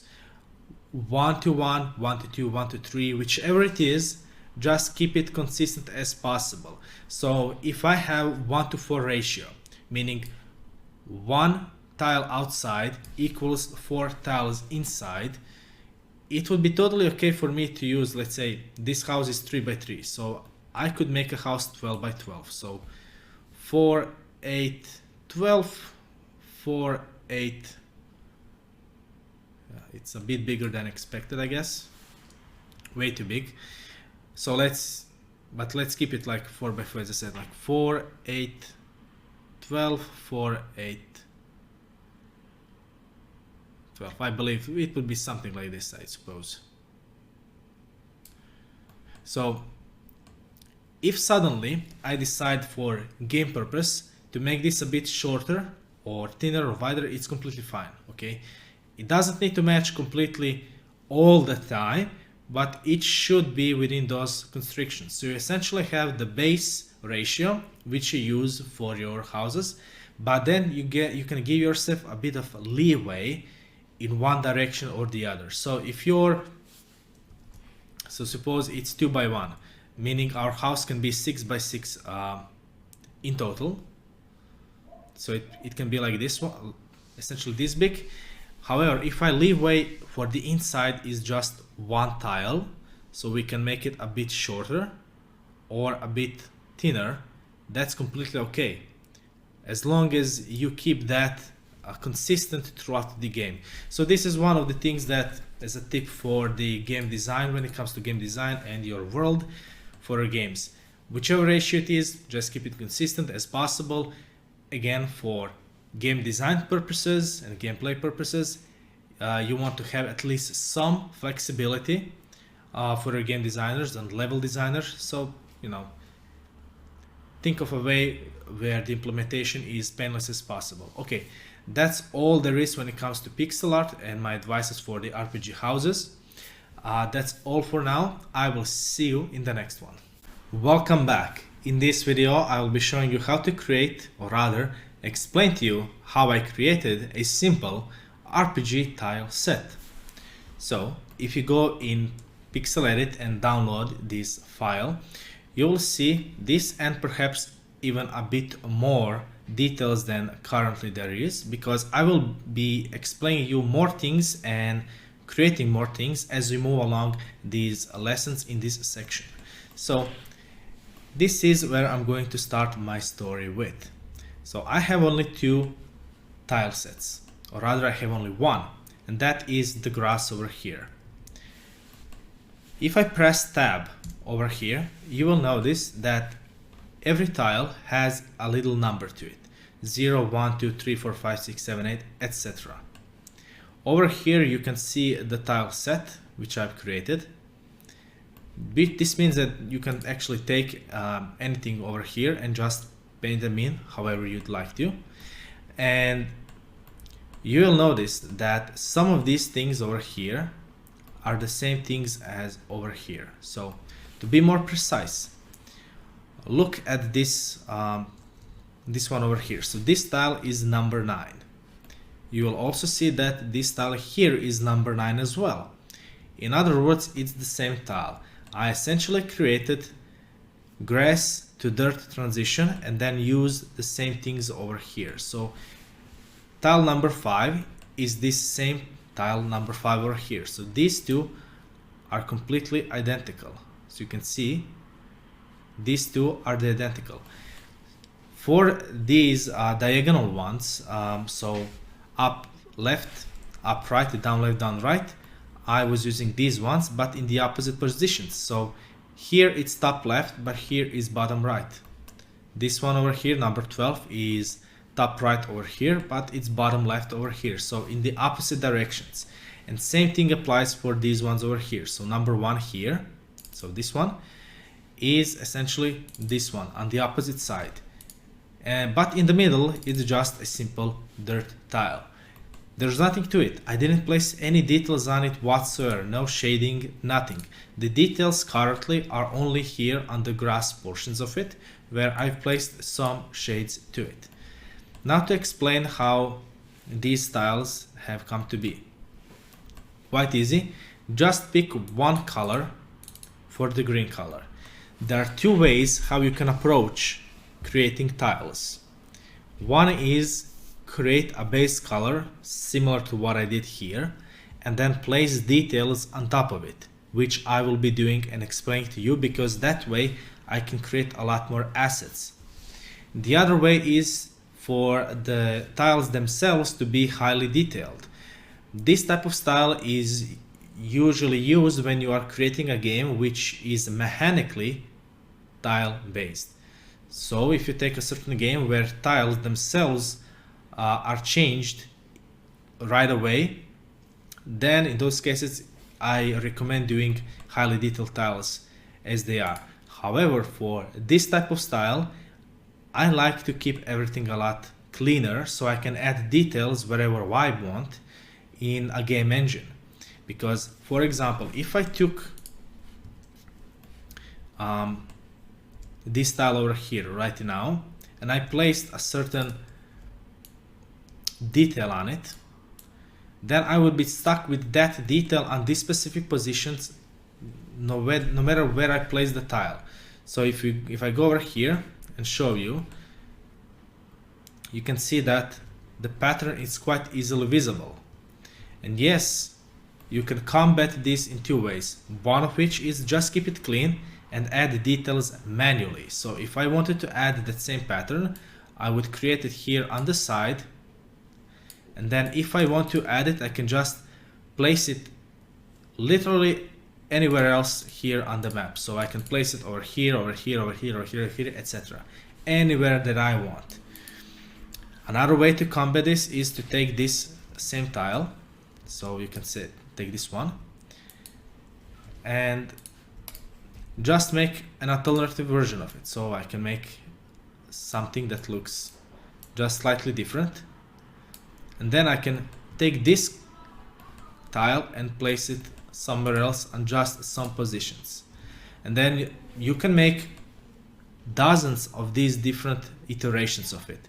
But for my own personal taste, I'd rather keep these objects separate. With that said, it will depend upon in which game engine you are making your game. It will depend upon your implementation process, the pipeline, etc. So it's all up to you to see with your coders, programmers, of if you are doing everything by yourself. Think about it, how it will be implemented, and then go with the best possible approach. Personally, I'm using Unity engine the most. So in my case, I keep the tiles as clean as possible and then just add details on top of them. Alright, so these are the tiles, how they look by themselves. Here on the side, you will notice that I have just one transition from grass to water. In other words, you can create more details if you want to, especially at the places where you know you will not be placing more details. So for example, if I place a flower over here, so over here, if I place, let's say a flower, not to continue shading it, I know that I want that flower to be put always on these grass tiles. However, I know that I will never be placing flowers here, so I don't need to put them over here. And if I take this tile and copy paste it, you can essentially see how it would turn out. this is how it looks. This is how the transition towards the water would be like. So on one side you have these grass patterns. If you go and take a look at them more deeply, which I'll explain to you how to do in just a few moments, below them you can see that we have dark shadow for our ground. Then we have darker shadows even still, because these indicate the creases between these let's say piles of dirt or the cliff sides, and then these portions indicate that it's somewhat rounded. If I go over here in the water, you can see them even shaded here, but they are barely visible. But if I didn't place these things here, it wouldn't have such a depth to it. Alright, so how do you approach and break down a certain style? Well, first of all, remove the highlights. Remove whichever color has the least of it. So, for example, for our grass, this is the highlight. So remove the highlight. You can take the mid-tone, which is this one, whichever the color there is most, take that color, and then you can just paint over this using paint bucket tool. Now suddenly everything looks quite a bit simpler. To make things a bit easier, I will just erase all of this so we can focus on this style. So we remove the highlights first. Then you try to break down and see which is the next color there is least of. And you essentially want to do is break down everything color by color. This is the mid-tone, so currently we've removed the highlight. Now we can remove the shadows perhaps, and you can see what we left it is this. Then you can undo and do the same thing for this other color, and you will see how it looks. And then you can go inside and try to figure out what is the pattern of it all. So if I remove the highlights and take another color, perhaps red one, you will see that this leaf over here is one shape. This leaf over here is another shape. This leaf over here is another shape below all of these, etc. So try to break everything down in simple shapes and then see how they are shaded.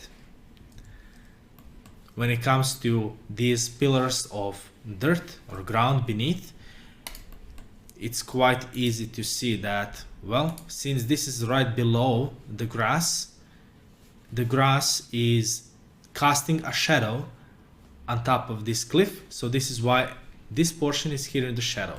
This same color is used over here to indicate the differences between these pillars of dirt, and this also extends here below the ground, if you can see. However, I've used colors for, well, the blue color because of the water. That said, if the sky wasn't clear, if the sky was cloudy, the color of the water would be different, and thus everything below it would be different as well. So how would you simplify this one? Well, again, you can erase the highlights, and now you have only three colors. You have the shadows, the mid-tone, and the highlight. And that's essentially all you need to see in order to shade something. If I were to ask you right now, this shape over here, so this one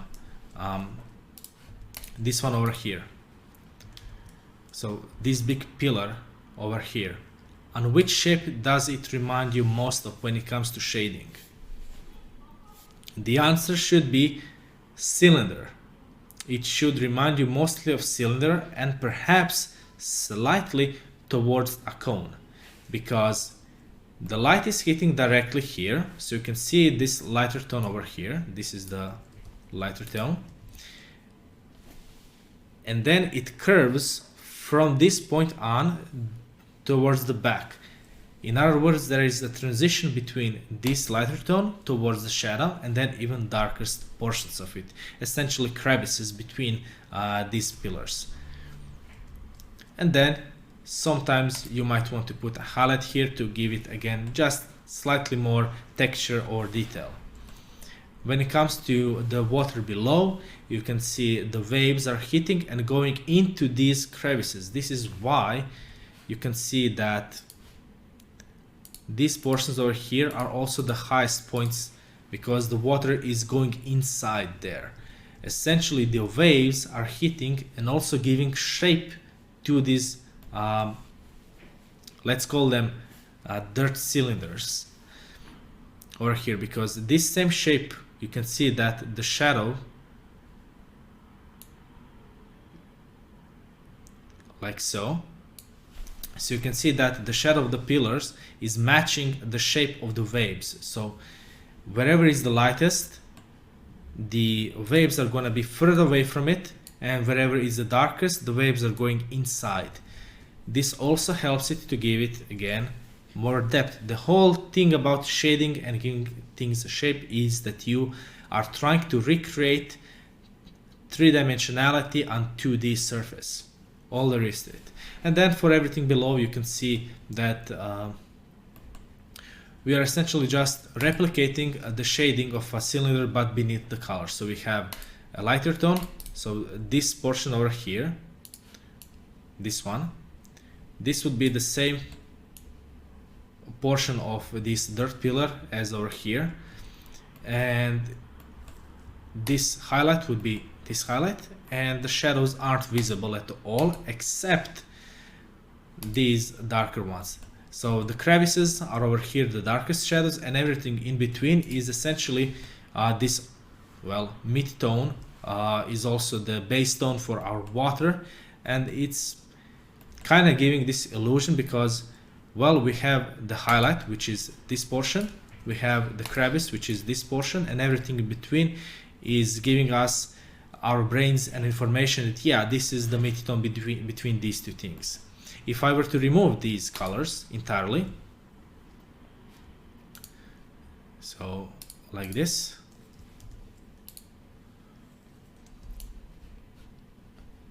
this is how it would look like.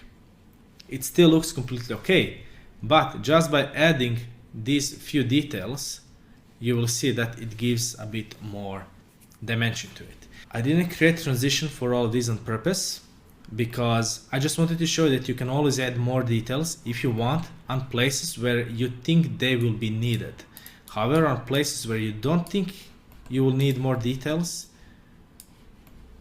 like this one, you can give it more time and energy and invest a bit more into it.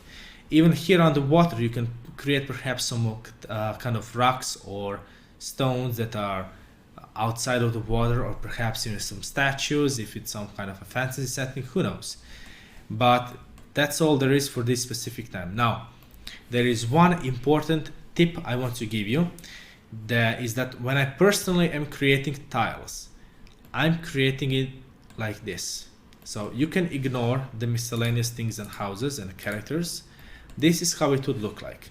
So if I press tab, you can see that I have some sort of a map over here, and you will see that anything that I change over here, so on this one, automatically changes on all of these additional ones as well. So everything here and also here as well. This is how I create tile maps. I don't go and create essentially this tile and then try to paste it over here. No, I just create something that would look like this. So this is my starting position. I will just create something like this, and then I would use this shape, so to speak, and recreate essentially this shape over here. And then I would start adding details onto it, because this way all the details I add over here will automatically be pasted over here if you again assign tiles to it. You can see these don't have any numbers while these do. But this is the tip that I'm giving you, because once you create tiles in this way, you can immediately see if something is wrong, if the transition between these two tiles is a bit off, or between these two. Once you fix it here, it will automatically update here as well. This is how I do it. And the reason why I placed grass that extends upon the dirt a little bit is because, again, I just wanted to experiment with a new style a little bit, and also at the same time keep it quite simple. This is why I use the same tiles from this side over here. If you want to give it more unique look, you wouldn't be doing this. You would probably be removing some of these details and changing certain things to, again, make it more unique. But for our purposes, this is what I would recommend you doing. All right, and then adding details on top of this, which I will be doing and explaining you how to do these things. And again, I will be adding more details than these ones, step by step. That's essentially how we would approach it. So for the tile set, create just something basic, assign these things to your tiles over here. If you don't know how to do this, in Pixelate, press A is the shortcut, or use the tile presser tool. Take this tile over here, control, and you can add them here. So whenever I click here, you can see it keeps on adding these tiles over here. And then you can place those tiles and create some sort of a mock-up for your tile set and play around with it. And whatever you change here, it's automatically changed over here. You can even create multiple different shapes and multiple different little maps to see how it would work in different scenarios. So for example, if I were to take, let's say, these two things, and I wanted to check how these, how would this connect. For example, in a scenario like this, so if I wanted to check how would this corner look like, this is how I would do it. And again, everything I change over here would automatically update in all the other tile maps. This is a really neat way how you can check and see in real time how it would influence your tiles and tile sets in a game. Alright, that's all for this video. I will see you in the next one. Welcome back. In this lesson, I will show you how to create a simple tree, or rather how I created it. So let's take this tree and bring it here to see how it looks as a part of this little future mock-up. Now you might notice that the tree is rather small, so it will all depend, for the purpose of your game that you want to create, how big or how small you want your tree to be. Do you want that tree to be interactable? Do you want that tree to be tileable or not? Do you want that tree to be small or as big as a human, like in Pokemon? Do you want that tree to be a lot bigger, so just for the environmental purposes? It all depends. So I've taken this character so I can show you how big he is right next to the tree. You can essentially see that the tree is twice the size of our character. So for our purpose, which could be like blocking the character or perhaps harvesting some resources, it works quite fine. However, if you wanted this tree to be just as a part of the environment, you want this tree to be a lot bigger. Nonetheless, this is the tree I've created, and I will break this tree down into small tiny bits so you can know how it works. However, if this tree was to be bigger for the environment purposes, our character would be, in comparison, big, pretty much like this. So you can see he's a lot smaller. It's the same character as this one, so they are completely the same. However, this little fella is almost twice as little. You may suppose if it's an RPG game, most likely, maybe this person is this person's son, or who knows, it's an alternative. Nonetheless, this is the side he would be. Essentially, he would be 3 or rather 4 times the size of a tree. In real life, the trees are even bigger than that, but I repeat, it's a game world. Most of the things in the game perspective aren't realistic when it comes to its ratios. So let's talk about the tree and its structure, similar to how we talked about the houses. Now, in top-down view, you can imagine that we have a small little box.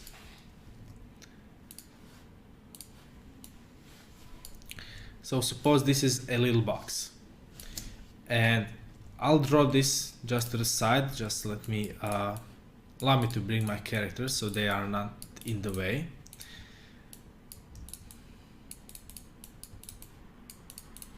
Okay, so what is the structure of the perspective for the tree?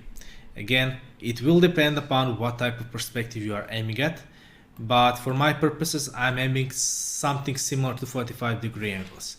So let's talk about how to create it. Well, first of all, the tree can be broken down into two parts. The tree trunk, which is essentially a cylinder, and then its lush part, so to speak, where the leaves are, and that would be somewhat more similar to a sphere. So how to go about it? Well, suppose we have a box. We are able to see its top plane and the side plane, right? Now, what if we made this box a bit thinner? So right now it's a cube. This means that all of its sides are completely the same. The top side and the bottom side, the flat side, whichever it is. So all the sides are completely of the same width and height. However, we can make this cube into a cuboid, essentially just making it thinner.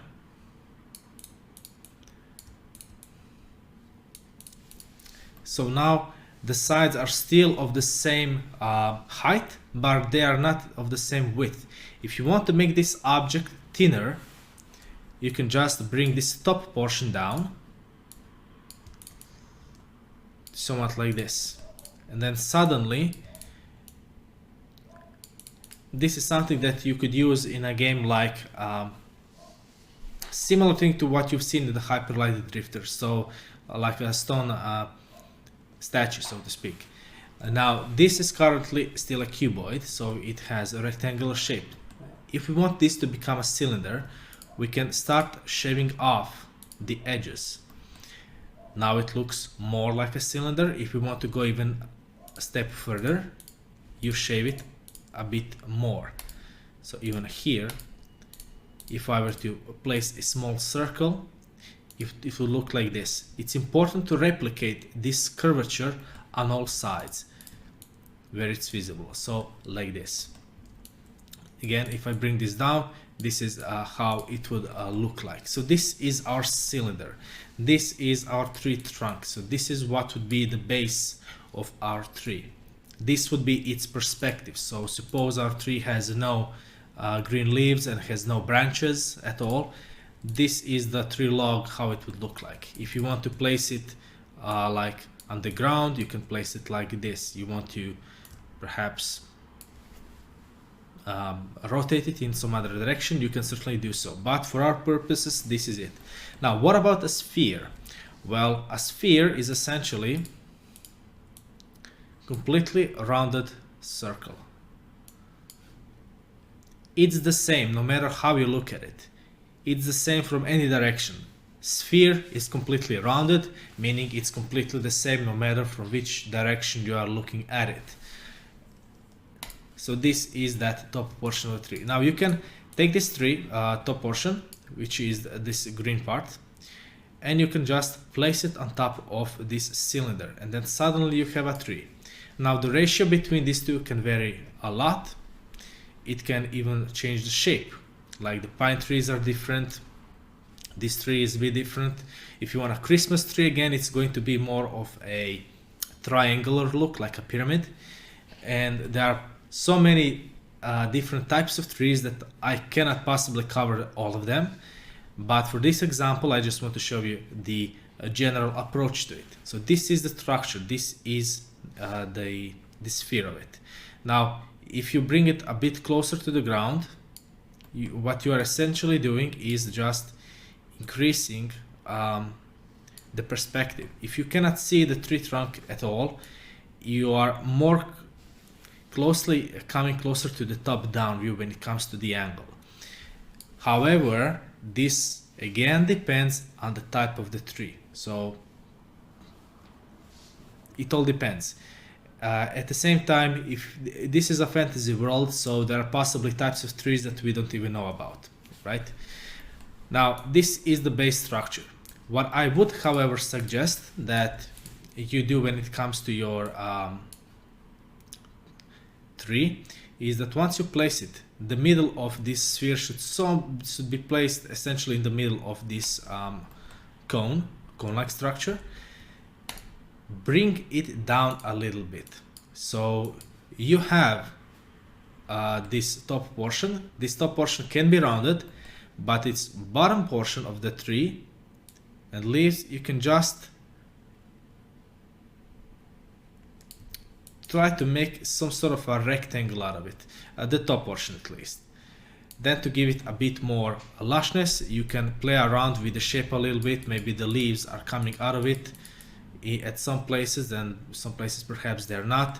Then for this bottom portion, like the tree trunk, perhaps it has the roots going into all other sides, etc. So just by creating that, you can already see it's starting to resemble a tree. Okay, now how do you go about shading a tree? Well, first of all, it should be of a different color than the grass.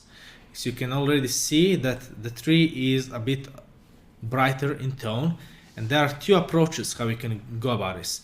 One, you can make the grass have brighter colors, more yellowish colors, and the trees will be a lot darker, so darker greens, or the vice versa. So the ground can be a lot darker and the trees will be a lot brighter. It can go both ways depending essentially what you want to create. In this case, you can obviously see the difference between these two. So if I remove the highlights completely, you can see that only on some places I have the shadow, and if I remove the shadow, you can only see that on some places I have the highlights. What I would personally suggest is that once you have your general shape, first place the shadows. So decide on which places you want your shadows to be. If I were to try to replicate this tree in like really small amount of time, I would take my shape somewhat, try to match the size of it. Suppose this is it. Take the mid-tone of it, bring it down just a little bit, and this is its general shape. Now I can take the shadow color and just place it around the bottom edge. So if you look at this tree over here, you can see this bottom edge curvature like a letter C to some degree, and this is essentially what would be in the shadow before texturing, of course. Now you can take this tree and instead of looking at it like just one big cube, or rather one big sphere, sorry, you can look at it like in layers. So this would be one layer. So if I take this highlight, this would be like layer number one. Then on top of it, you can place like a layer number two, again with the highlights. Then you can perhaps place layer number three, and then here near the top you just want to keep it mostly in highlights. So this is essentially how it would go when it comes to the placement of lights and shadows for this particular case. Then it comes to texturing. When it comes to texturing, you can either go with specific patterns leaves like on houses. You can make one leaf or two different leaves like a pattern and then make a tree out of those, or you can make it more a bit chaotic like this one. Personally, I like this type of tree a bit more, though the other ones kind of look cool as well. So how would you essentially texture this? Well, let's just take one example, break them apart. So break the pieces apart like so, and essentially try to make small little changes like this. Put some shadows below them, and then essentially start you are essentially bundling up the leaves in small little chunks. So this over here is like a small chunk of leaves together. This is the shadow of them. Anything in between like this also is a small chunk of leaves for themselves, etc. So you're just trying to think about how those leaves would come together, how they would behave, what you would make of them, and then just slowly building this up. Again, you will have this available to you in a file, so you can go around and look how I made this tree. It can certainly look better. I just wanted to make it messy, so you don't worry about too much about patterns. With natural organic like objects, well, in nature as you would usually find them, you really shouldn't be worried too much about specific patterns. Just relax and try to find that texture, okay? So that's essentially our tree.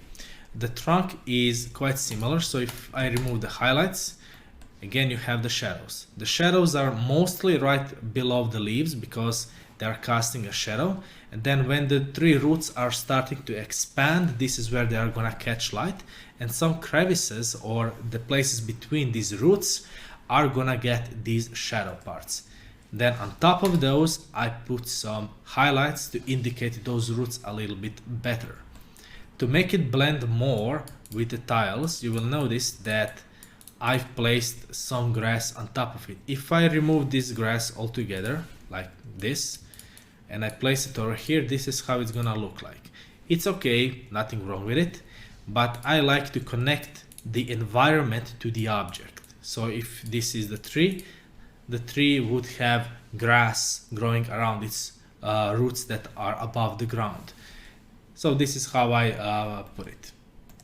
Okay, that's all there is for the simple tree. Again, keep in mind, there are so many different trees out there. First of all, trying to find its perspective with its, so to speak, bones or structure. In most cases, that's going to be a cylinder and a sphere as a base. Then you shape that sphere to what you want and shape that cylinder to what you want, and you'll be good to go. Again, on some trees like Christmas tree, this example would be you would have a cylinder as a base, but instead of a sphere you would have a pyramid. So it all depends. Play around with it a little bit and see what you can come up with. Alright, that is all for this video. I will see you in the next lesson. Welcome back. In this video I will show you how to create a chest for our little RPG mockup. So we'll go from this to this to this to this, or alternatively to this. So how do you create a chest? Well, again, let's first think about its construction. The chest essentially is a box. A box is a cuboid, meaning it's sort of a cube. So let's start doing this step by step, and I'll just go over the whole process. It's really easy to do, at least a simple chest like this one. So first of all, you need to keep in mind that we can see the top side, well, the top plane and the side plane. Just for the sake of easier explanation, from now on I will say this is a top side and this is the bottom side, even though the bottom is below this nonetheless. So for the explanation, this is the top side, okay, and this is the bottom side. Alright, so let's continue on. So first of all, we need to divide this into two things. Suppose this is our cuboid. We can divide it into half. I said this should be it. Okay, so we have the top side and the bottom side. The top side can be in one color, the bottom side can be in another color. Just like that, we have a very simple box. Now, think about the chests. When you try to open a box, the key lock is never essentially here on the middle, because who puts the locks on the edge itself. Not too many, right? It would usually be on this bottom side, somewhere in the middle, and then it would open from this point up or down. So this is the bottom side. The key lock, where the key would go, right? Or the lock, it would go here in the middle. If you want to put some extra, let's say, structure to it, like it's a harder to break box, you can put these lines over here as well. But for now, let's just keep it like this. To get a more interesting look, I'm going to place on the top side, on the edges, I'm going to lighten up essentially the outline towards a lighter tone. Okay, so this is what we have here right now. Now, from this point on, if I want, I can even place it like so. And right now, this already looks quite nice. You have a clear distinction what is the top side and what is the bottom side, right? Okay, so how do you turn this into something more rounded? Well, the process is really simple. Right now, this is shaded as a flat surface. So let's just take this same one, and this is essentially just placing these lines all over. Now remember that this is giving it structure, so it should go all the way. It can even go around all the way to the bottom, though I wouldn't necessarily put it there. Nonetheless, this is how it would look, and remember that the top side should be in a lighter color. Let's place it, yeah, this is the color. Okay, now the flat, when something is flat, like we did in the shading exercises in the beginning for the cubes, if the surface is flat, you can use only one color. It will convey the image that this is a different surface. This is why the top portion, this portion is in one color, in one shade, and the bottom portion is in another. In order for us to make the top portion rounded, all we need to do is shade the top portion as it was a cylinder.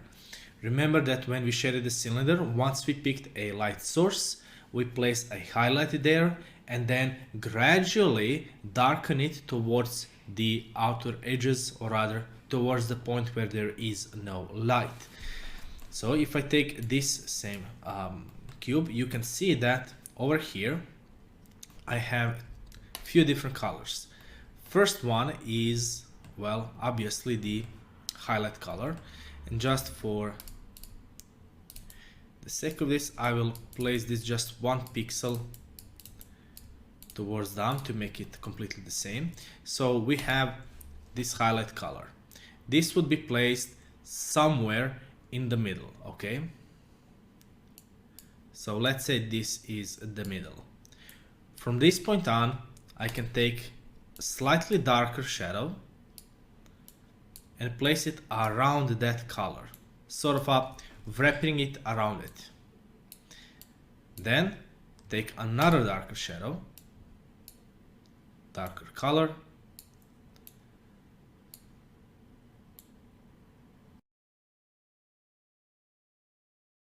and then finally you can have an even darker color than that. You can already see how it's starting to look like.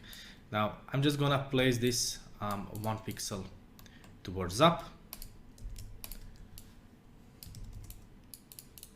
Okay, and then here near the edges I can take this color and just give it slightly more different look by leaving these little hooks, so to speak.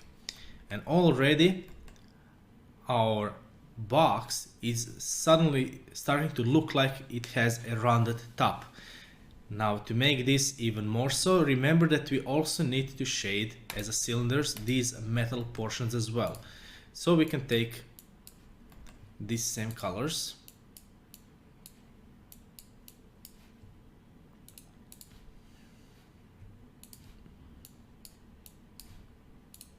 like so, and this is the top portion is pretty much done. So you can already see it looks quite a bit better even now.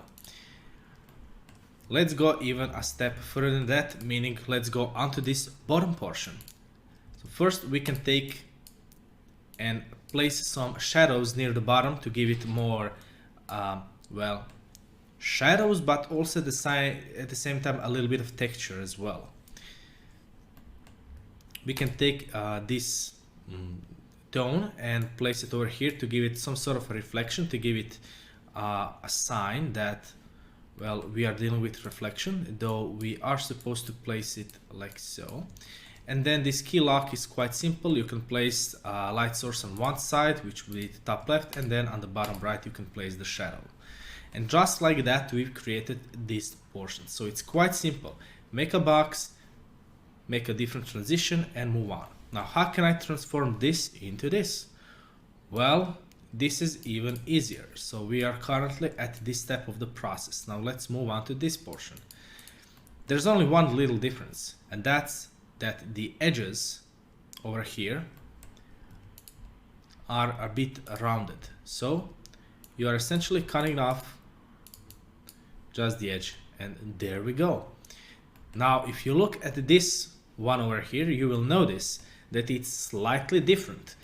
From this point on, you can keep it as it is. You can add things, you can subtract things. In this specific example, you can see that there is some sort of a texture on top of this box, or rather chest. I made this by removing this highlight completely.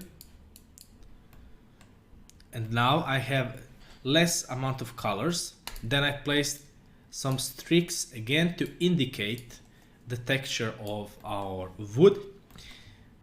Similar thing happened over here.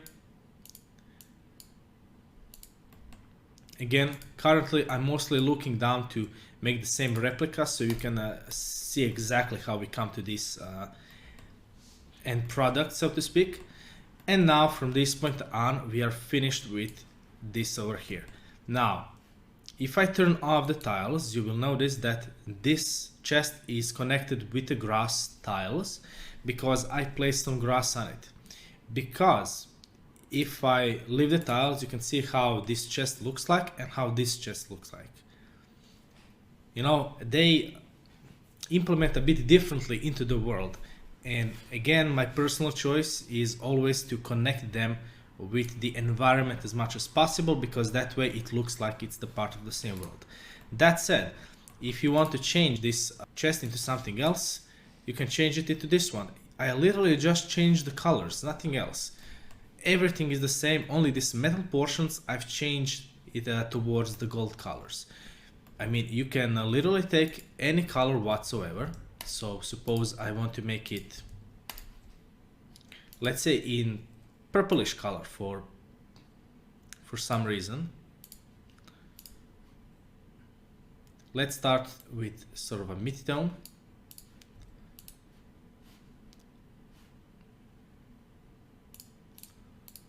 Like here.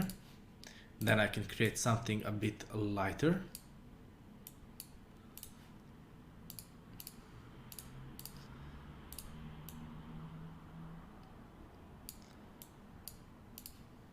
Like this. And then I would need a shadow as well. Now this is something that I'm just quickly picking some colors so you can just see how we could possibly do it. And there you go. It's really easy to do. You can change it up, and to make it more consistent, let's just use these same colors like so. There you go.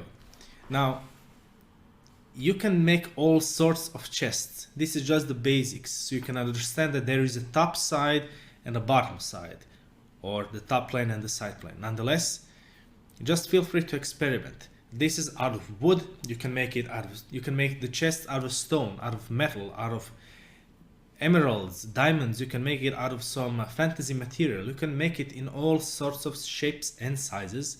So just feel free to experiment. Just have fun with it. That's all for this video. I will see you in the next one. Welcome back. In this video lesson, I will explain to you how to make a simple mushroom. So from this point on, we are just going to have a little bit of fun. And this is the mushroom there is. Again, if you want to break down something, as usual, remove the unnecessary details and focus on the larger shapes. So in case of this mushroom, I would break it down by first removing these little dots, because they are just details on top of the overall shape. And then I would focus on the shape itself and try to figure out what colors correspond to which part of the mushroom. So you can see that this is obviously the shadow of the mushroom, and so is this darker shadow as well. However, for the stalk of the mushroom, from this bottom part, these are the essentially the portions of it.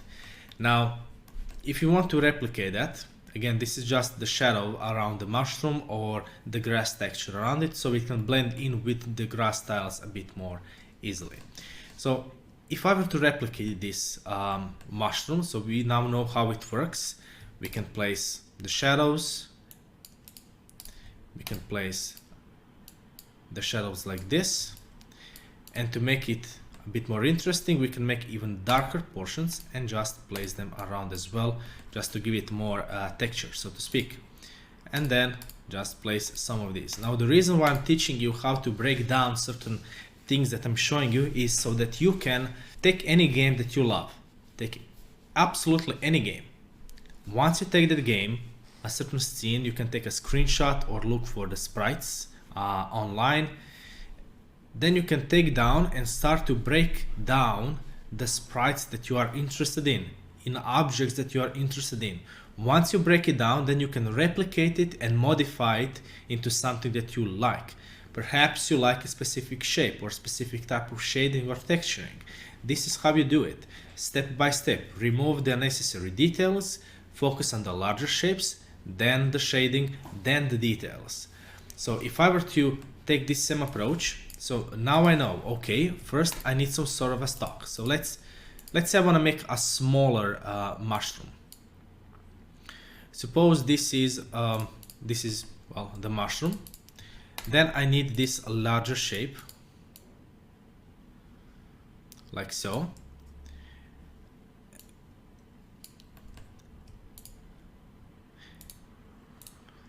And now I know I already have the mushroom itself.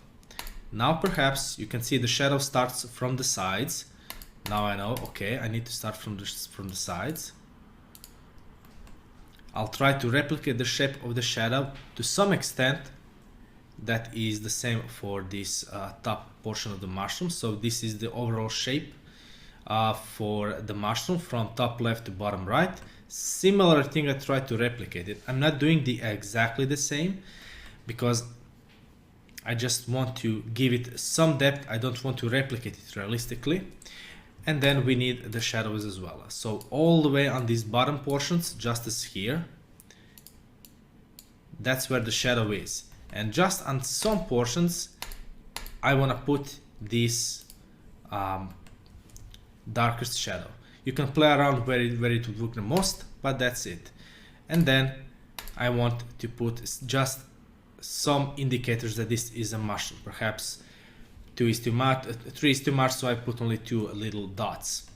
Okay, and for the final thing, we just need to shade the stock, meaning we need the shadows for it. The shadows are right beneath the red portion of it, beneath the cap of the mushroom. So I need to shade that portion. And for this last part, I can leave it either as it is or just give it some shadow like so. I'll leave it like that, yeah.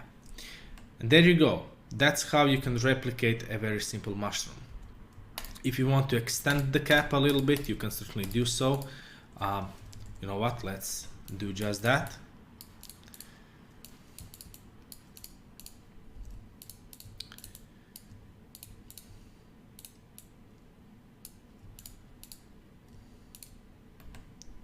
So now it's slightly different.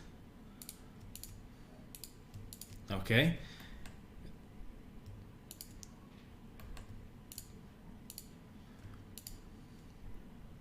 But it's still a mushroom. So now we have 3 different mushrooms. How can you quickly iterate and create a same mushroom in different, let's say, colors for whatever game purpose it may be, well, just change the color, right? We can take this red color, change it to, suppose, something of, let's say, purple color.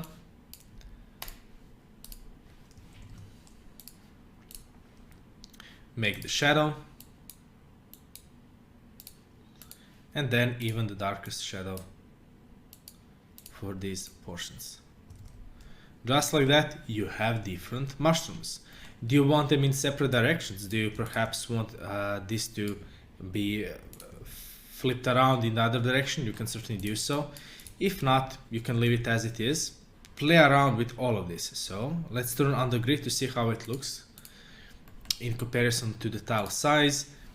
It's small enough so you can put it anywhere. Remember that if you are trying to place more details on the grass, you can just, suppose I want a bunch of mushrooms here on this plot over here. Then, well, I can just place a bunch of these, maybe one big or two big ones, perhaps a couple of these ones. They can even go over each other depending on how you made them, but there you go. So just like that, you can have small patches of mushrooms here on the ground just by making a few different ones, and it really doesn't take all that much time to make them. They are quite simple and they will add details, and most importantly, as I previously stated, you can add details to your tile map either by making the texture of the tiles themselves in higher details, or you can create a bunch of different objects from nature to give it more details, or you can even combine these two. It all depends what you want to achieve.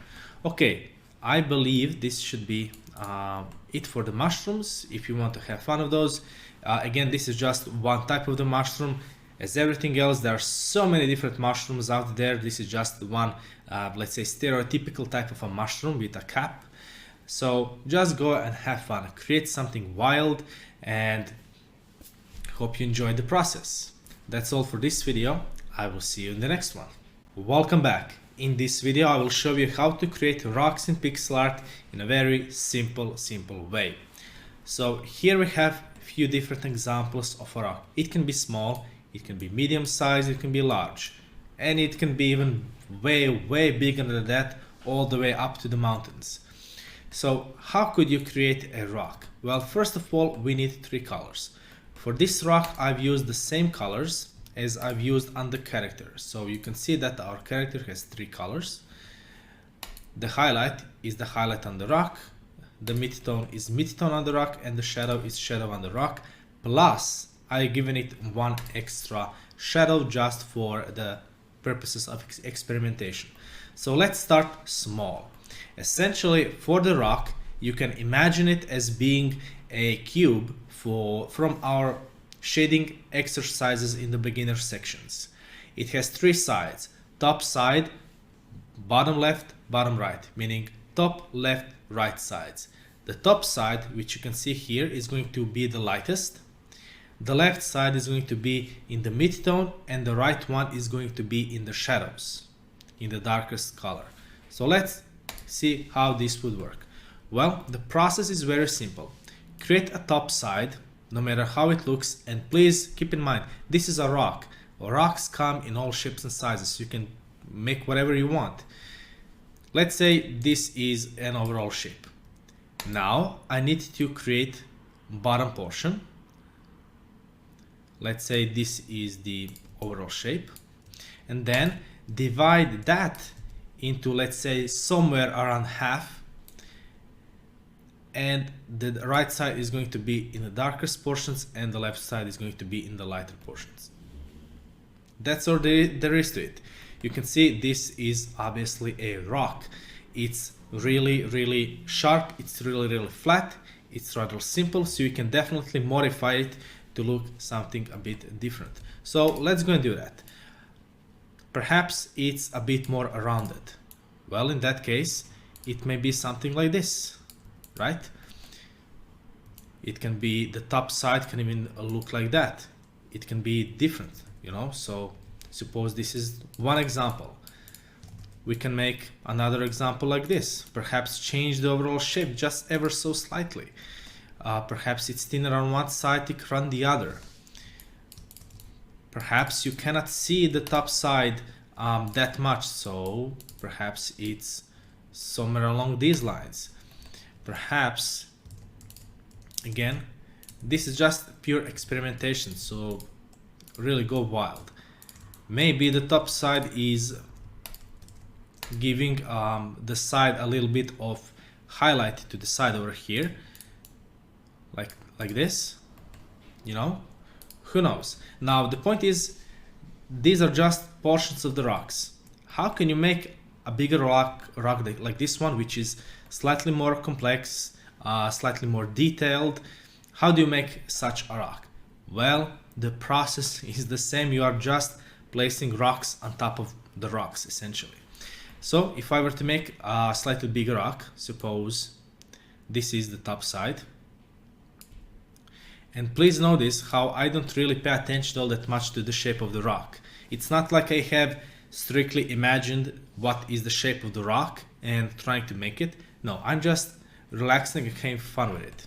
So now we need the side of it. Well, suppose, let's say the side is this tall, and the last portion, suppose it's somewhere around here, like so.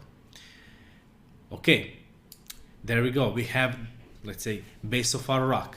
Now once I made it, I can modify it, I can extend it in all sorts of ways, but let's say this is it for now. Okay, I like playing with pixel art rocks because they are so easy, at least these basic shapes. There are of course many different styles and types of rocks in this world, and even in fantasy world, so you know, it depends what you want to make. Nonetheless, let's stick to the lesson. So how can you create more complex shapes? Well, one thing you can do is create a rock on top of this rock. So you have the top portion of it, you have the side portion of it, which is going to be in the same color, so there's no need to add anything extra, and then you can add the extra side to it, right? And then suddenly, as you can see, you have some sort of a bump on the rock. If you want to do the same thing here in the shadow, you can use this mid-tone as a highlight. However, and you can keep it just like that, no need to add anything extra, but adding just one extra color to help you out with it will be quite useful. So this is the highlight, the mid-tone is now the highlight here, or the top side. Similar, or like on this side, this mid-tone is also mid-tone over here, so in the shadow the mid-tone is also the mid-tone over here, so this portion over here, right? And then in the shadow we have this portion, and then suddenly you have a bump in the shadow as well. Now if you add another shadow, make sure that you just give that shadow more space on the rock, okay? Extend it a little bit towards other portions as well. Now, how to experiment even a bit more. What I did over here on this rock, you can essentially take this, let's say, mid-tone, and introduce some sort of a crack or a higher platform on our rock. It can be from this side, it can be from this side, doesn't matter. So, for example, let's make it here like so. And now we can shade it with the shadow over here, and then place this darkest shadow here near where essentially the dark is the crack, and suddenly you can see that our rock is basically having like some sort of a slope, so it's going from top to down, somewhat spiraling down towards the earth. That's just one of the many ways. You can recreate this in small little chunks in many different ways. You don't even have to keep this right in the middle. As I said, you can bring the highlight down, it gives a certain different feel to it. You can create maybe some sort of a bumps on the rock, in which case you can put shadows here as well. You don't even have to bring highlights, I mean if you don't want to, etc. You can just build up the complexity of the rock itself, right? So if you want to connect it with the ground, as I did over here, you can take the shadow of the grass and then you can just create, essentially you're creating a shadow on the grass that the rock is casting. And remember, in RPG view, it's not really easily visible when your light source isn't consistent. So for example, for our rock, the light is coming from the top left. For our mushrooms, it's coming from the top right. For our chest, it's coming directly from the front top. Similar for our houses, it's different, okay? So these kind of small little things, you will not notice them in when you're playing the game. So it's okay to make those stylized choices, so to speak. And then, similar as I did for this specific rock, you can add moss to it or a grass over it. So I can make little places of grass patches where it's essentially like this. It can be even moss that grows on the rock itself, again as I've made it here. Just make sure that you can include some depth to the grass itself, because again everything should be shaded. Perhaps there is some sort of flower blossoming here on top.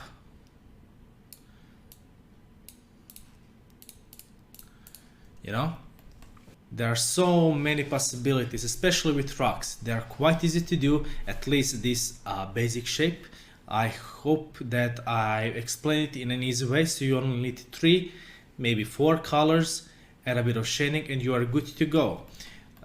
Play around. You've seen how I added the complexity to this rock. You can create a giant rock like this big and then just keep adding those little small ones. They can go and be as small as just 2 or 3 pixels. You know, you can take this one and just add complexity to this stone over here. See, just like that. I mean, it's really easy and fun to do. In just a few minutes, that how this video lesson is long, I've created almost like what, 7 different rocks. And if I weren't talking, I could easily in an hour make dozens of different rocks. So this is quite easy to do, so just have fun with it. Before I continue, I just want to show you that even these little rocks, if I know that I'm gonna be using them here on the grass, I can just add a bit of shading to them as well. Perhaps break apart from their constant shading and just bring some portions to them as well. Like here you can see that the grass went up on the rock a little bit. This could also indicate that the rock is currently in the patch of grass that is a bit higher. So the grass is quite high and the rock is sitting in it, so some of the grass grows over the rock. And I would say that's pretty much it. So here we have a few simple rocks. You know, I can even erase this one. It's always easy to create more of these. So I can even take the same one if I want. Again, as I said, you can just keep adding these into some strange rocks like this one. You know, this can be quite fun to do. Okay, that's all when it comes to the lessons about the rocks. Hope you enjoyed it. I will see you in the next video. Welcome back. In this video, I will be creating a simple mock-up for our RPG potential game.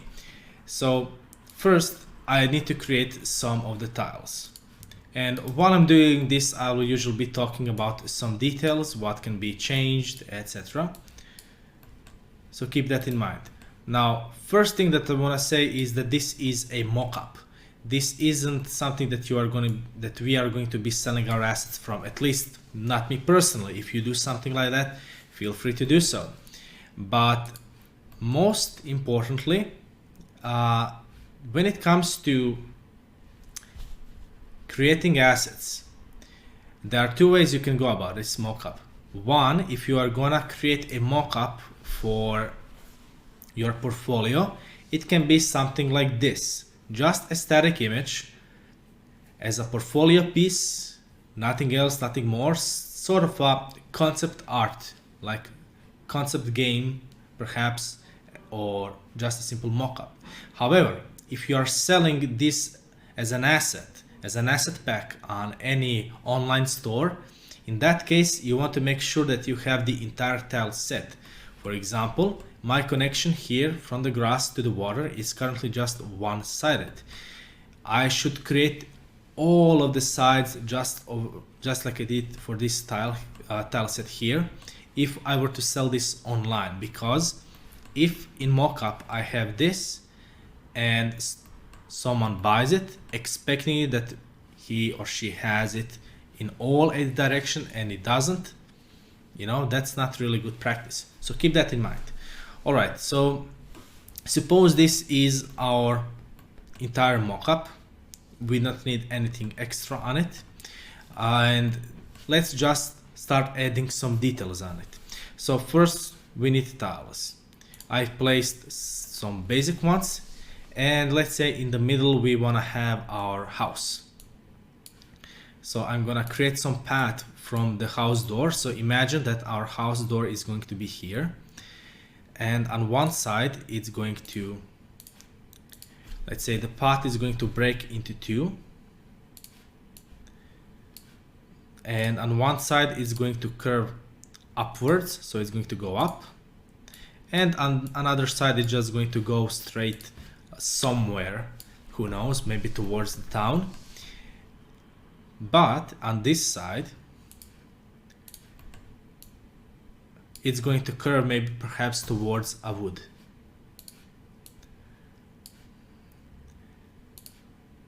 Okay, and remember we are using these tiles as best as we can possibly do. And that's all for the tiles themselves. Now let's go and pick and choose our house. I believe I'll take the left one, simply because it has windows. Again, if you want to put windows on this one, feel free to do so. There are so many different types of them, and I can, if I wanted to, be specific when it comes to tile grid. You can see the tile grid and I can place it right where it should. However, you will notice that in this case you can't really place it right in the middle. You would either need to create more tiles or break the house into different tile pieces. So what I'm gonna do is just, instead of placing the house on top, and you can see some pieces of it like this over here, I'm gonna place it in the middle of this.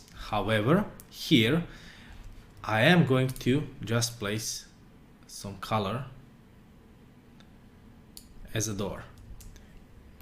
So you can see it's quite easy to do. Perhaps even some shadow like that. Some details to get a bit more texture, and there you go. Now, similar thing that I did with the grass, that I didn't put any details, just like that I didn't put details on this middle of the road. You can certainly do so if you want. So if you want, you can extend the details by extending the shadows a little bit, perhaps placing some sort of patch here and there. So you can create that, you know, you can go with that way. Personally, for this type of thing, I didn't want to do it because I will go into highly detailed textures and studies of those in advanced sections. So for now, I want you to focus on the overall world building and all the details that should be placed. Tiles by themselves, no matter how beautiful they look, the world and the game needs details. Okay, so let's move on. we have our house. Let's say we need our character. We can pick this character. We can place him over here. And I want to give him just some sort of a shadow beneath him.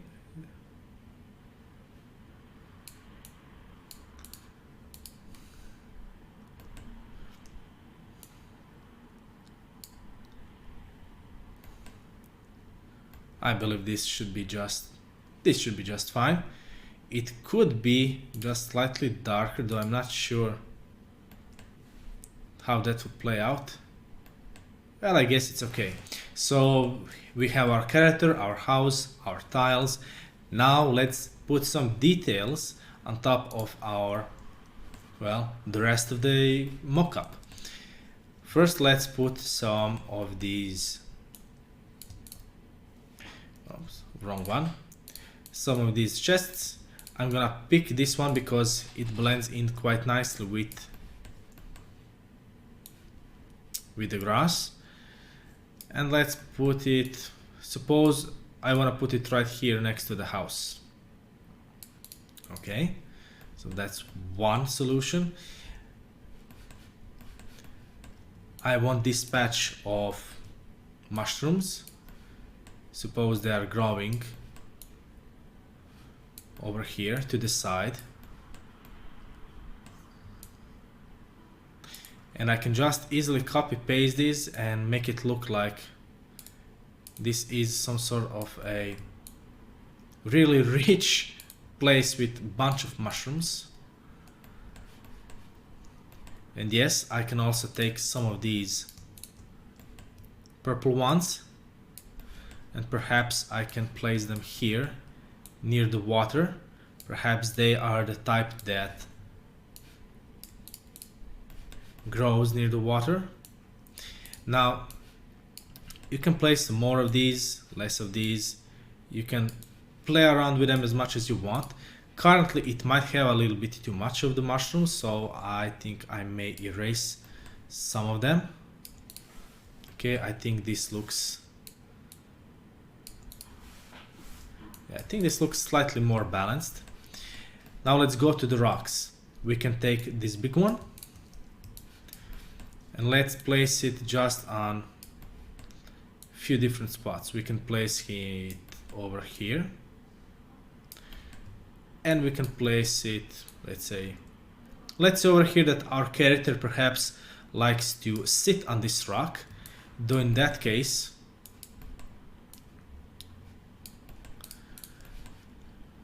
let's clean this up a little bit, because if the character is sitting on the rock, you know, you usually want it to be flat, to be comfortable, to be able to sit on the rock. So I think this should be totally okay. Maybe even round it up like that. Yeah, this looks a bit nicer. Okay, so while I am creating a mockup, I am adding details, I am modifying certain things just to, you know, keep it a bit more interesting. Let's take our tree,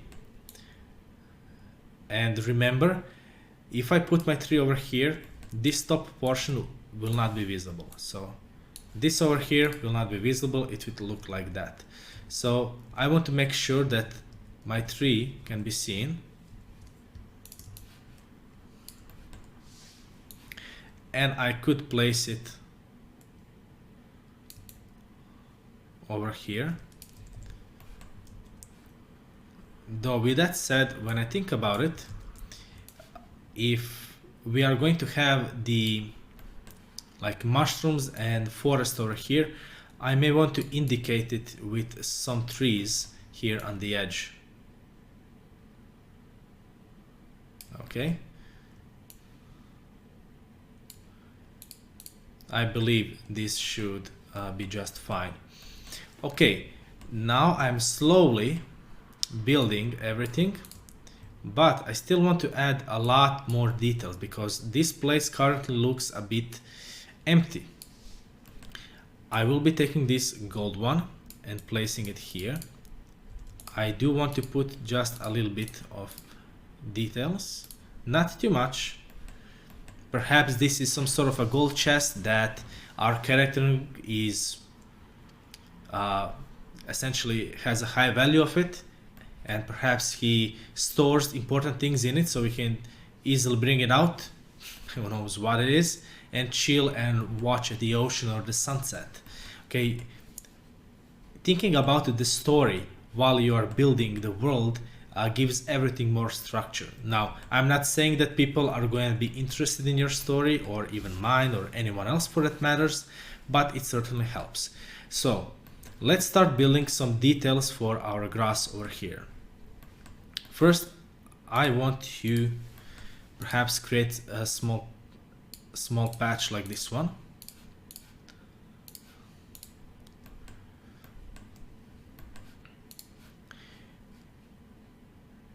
Or even if you want, we can make it like, we could make it like some sort of a garden if we wanted to.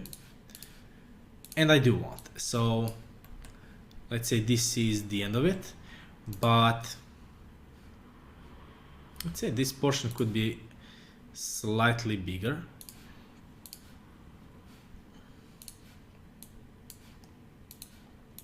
So let's build it out like this, and like so.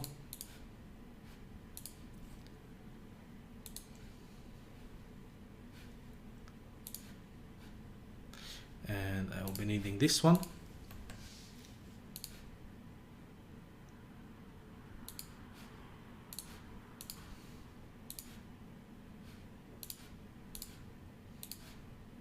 Okay, so now we can see that this is starting to look a bit more fulfilled, a bit more interesting. What do I want here? Well, if I add some details while I keep my layer on the tiles, it's gonna mess everything up. So just keep in mind that adding details should always happen on a different layer. So in our case, miscellaneous and house and character, everything is on a different layer from the tiles. Okay, so again, if such a mistake happens, just backtrack a little bit and keep on working. All right, so let's create, perhaps we can create some sort of vegetation around this.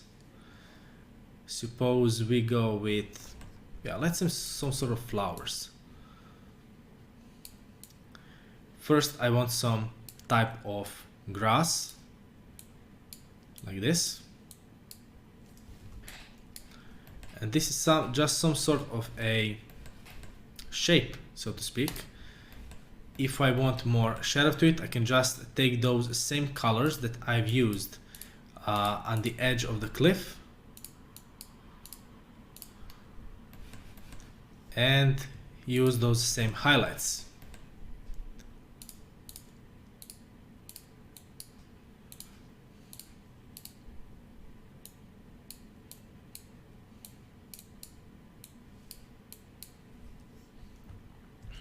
Okay, now we have some sort of a vegetation here. We can place it here. Suppose this is something that the character is growing, some sort of a, who knows, vegetable, who knows. We can place some shadows here.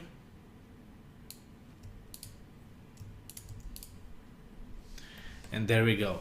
Now, this can be pretty much anything, but let's say the character is cultivating this plant, whatever it is, he's living off of it. So we can take this same plant, we can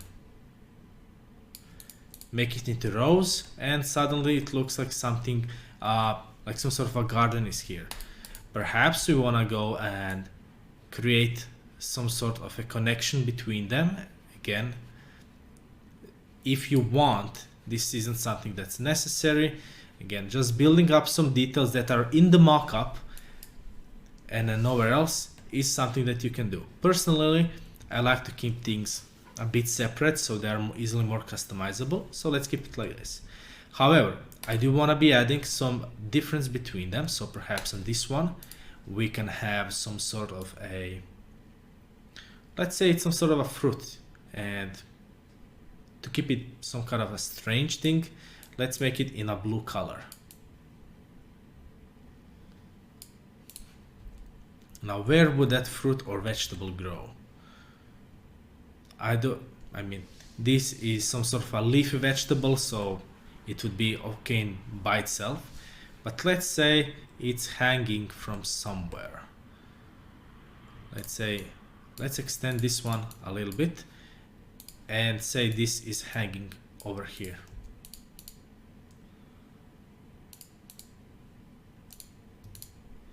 Like this.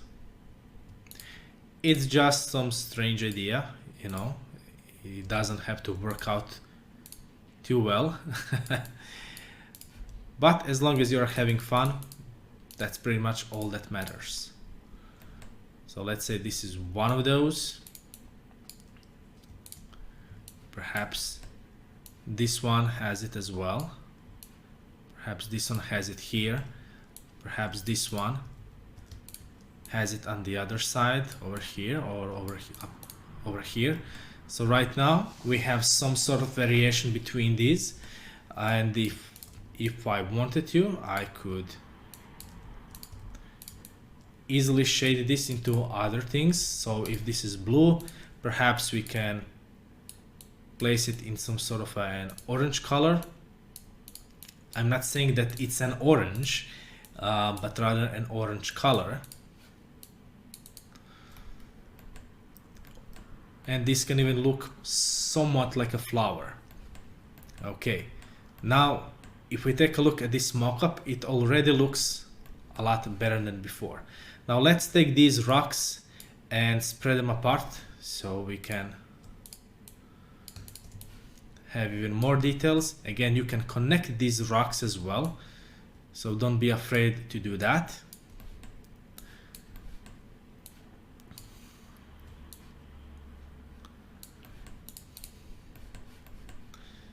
And now let's place these smaller ones. Again, you can think about why there are certain rocks at some places and on others there isn't any. So whichever you do, just try to keep these rocks separate as possible. So for my first rock that I've placed near the character, I've explained to you what its possible purpose could be. Yes. If I go over here at the side, perhaps the character may want to have some sort of a stone pathway from their doors onwards. And if you go with that route, you know, you should be thinking about how to create that rock path from the door and just going on and on and on to see how far it will go. You know, let's just say that our character, even though he started doing this, he stopped somewhere in the middle. You know, let's keep it, I want to keep it a bit flatter than that. So something like this, I suppose.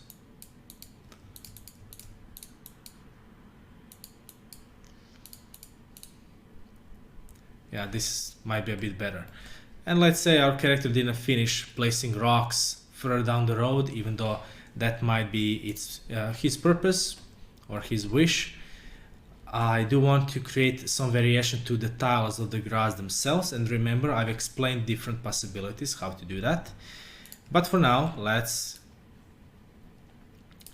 again just create a few different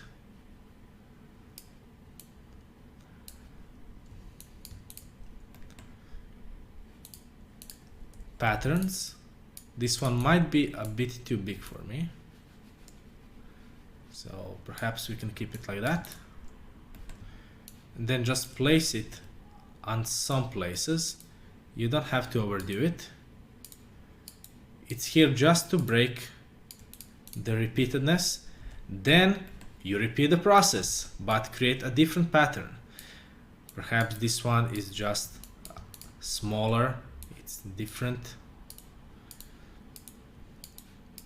And the reason why I'm doing this separately is, well, because now I can customize it. I can place some of these right next to each other in small little groups if I wanted to, and otherwise you wouldn't be able to do it. And now suddenly, as soon as we have those things breaking apart from this illusion, now it's already a lot better. I don't like having two stones right next to each other like that, so let's pick some other rock. I suppose this one will do.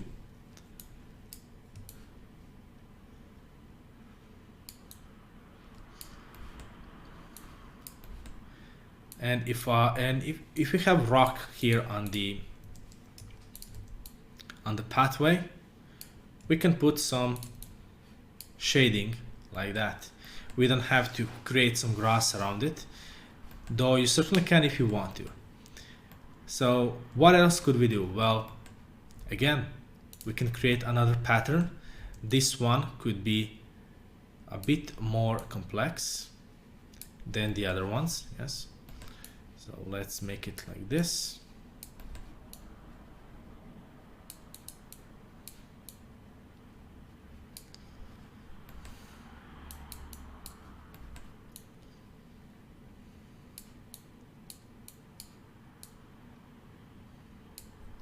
Okay, this one we really don't need on too many places, perhaps just one or two will do fine. And what else do we have on the grass? Well, we have flowers, plenty of flowers, don't we? So let's take and create, well, some flowers. I believe I already shown you how to do a few simple ones, so you can create them as simple as this.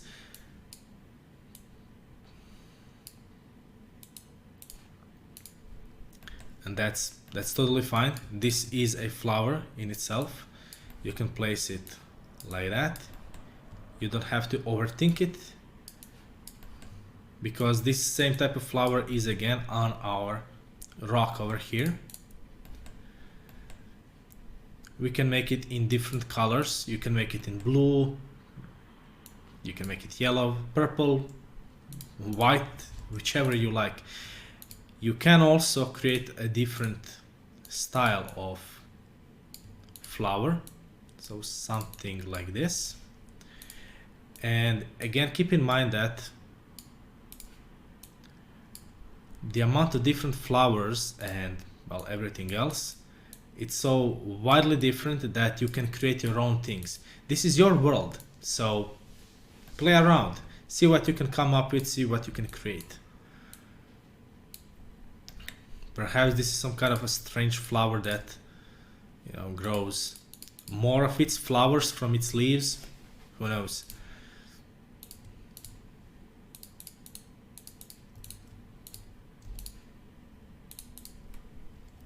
There we go.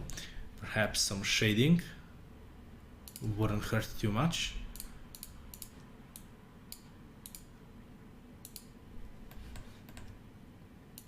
All right. There we go. See this? Now this is really some sort of a strange flower, but we can put it here near this garden. It can be flipped around.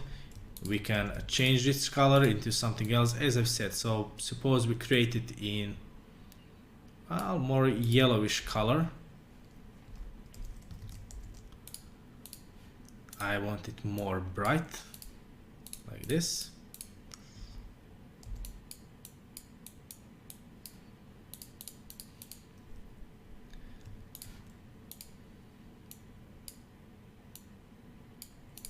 Okay. Now, as I've said, creating mockups can be vastly different from creating a sellable tile set or something that you are creating for in-game. Currently, we are just creating a mockup that we can use for our portfolio, or perhaps for, well, just a simple mockup to show to other people on social media to spread awareness, or just for some practice. It's essentially all up to you and what you can come up with. So this portion over here is still currently a bit too empty. So what I can do is I can take a few of these mushrooms and just spread them around. Now remember that I've said that purple mushrooms are the ones that are around the edge, like near the water. So I can even take this one and bring it up here. And I may want to change these into, let's say, blue mushrooms. I mean, why not, right? Why not?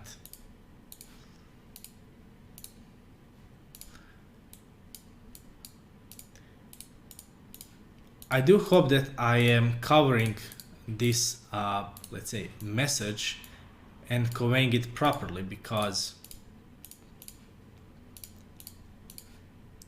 people most of the times don't notice these kinds of things, but you know, you might as well do. For these blue ones, the contrast between the white color and the light blue is just too little, so I want to place some something darker and in contrast. So for the blue color, something of a decent contrast could be somewhere in the orange hue. So let's say these dots are perhaps orange, like that. It looks a bit different, which I wanted to achieve. So what else could we add over there? Well, we can add and keep adding different lushes, different trees, different, well, all sorts of things. And just to finish things up, let's add one tree over here, and we could add this flower around one tree and this flower behind, like so. This process gonna go on and on and on. You can keep adding details upon details upon details. You can keep building things, and it's really fun once you just let go of any possible attitude towards mistakes. Like if you are afraid to make mistakes, you still need to work a little bit on your courage to just relax and let go. Enjoy the process. There's nothing to be afraid of. It's your world. Even if you do make what you consider to be a mistake, like undo, Control Z, right? Undo it or erase it or change it. You can do whatever you want. This is your world. Don't let someone else tell you how to build it. Even everything that I've said up to this point about how to create these assets, you can create something that you want, all right? Well, I believe this is it for this mockup. I could still go on adding more things, but for time's sake, I will not, because I do believe that I got my message across. So play around with it, create your own mockup. I will see you in the next video where I will give you the challenge. I will see you then. Welcome back. It's time for the challenge. The challenge for this section will be quite a bit different and more wide than it was up to this point. So first thing for this challenge is that I want you to create the character from this blank template. You can take the male one or the female one, choose whichever you want. Then create the animations for your character. You can use the template on the left side, but do not copy paste it from left to right angle here. So you can just take this character and make one frame at a time. This female character is a bit different, and this is also very good because it will force you to think about outside of the box, and it will force you to think about the animation itself instead of just trying to copy literally every pixel. First part of the challenge is create your own character design, preferably a female with this one, and then animate her in all directions. Again, if you don't feel like creating a female character, then just go and create a male one. You can just simply erase this portion, take my character from the left side to the right, make him a bit different, and then create each and every frame by yourself. Do not copy paste this character, change perhaps the color of his shirt or add few pixels here and there, and just do the same thing on each and every frame of the walk cycle. No. Create the design and then create everything from the ground up each and every single frame for all of these 5 directions for this walk frame. It's really important that you get comfortable with creating your character from all the angles. Okay, that's the first portion of this challenge. The second portion is, well, create your own RPG mockup. You don't have to create a tile set, though I highly recommend you to do it. But the most important thing is to create a mockup. Create something that you can showcase as a mockup over here. Make as many details as possible. So you can see what I've created here.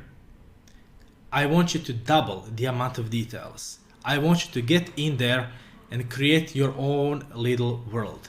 Think about why is something there. Why is this rock over here? So the character can sit on it. Why is this golden chest over here? Because there are valuables in there that our character wants to have on hand when he comes out and look at the sunset. Why is this garden over here? Why are these tiles over here like that? Perhaps this is the garden. Like, just think about all of the things when you are building your world, okay? And just have fun with it. You can create your own story. You can create your own world. This is your creativity. You are the creator. Do whatever you want, but make sure to get as deep as possible. That is all. So number 1, create your own character and its animations. And number 2, create your own RPG mockup. That is all. I will see you in the next one.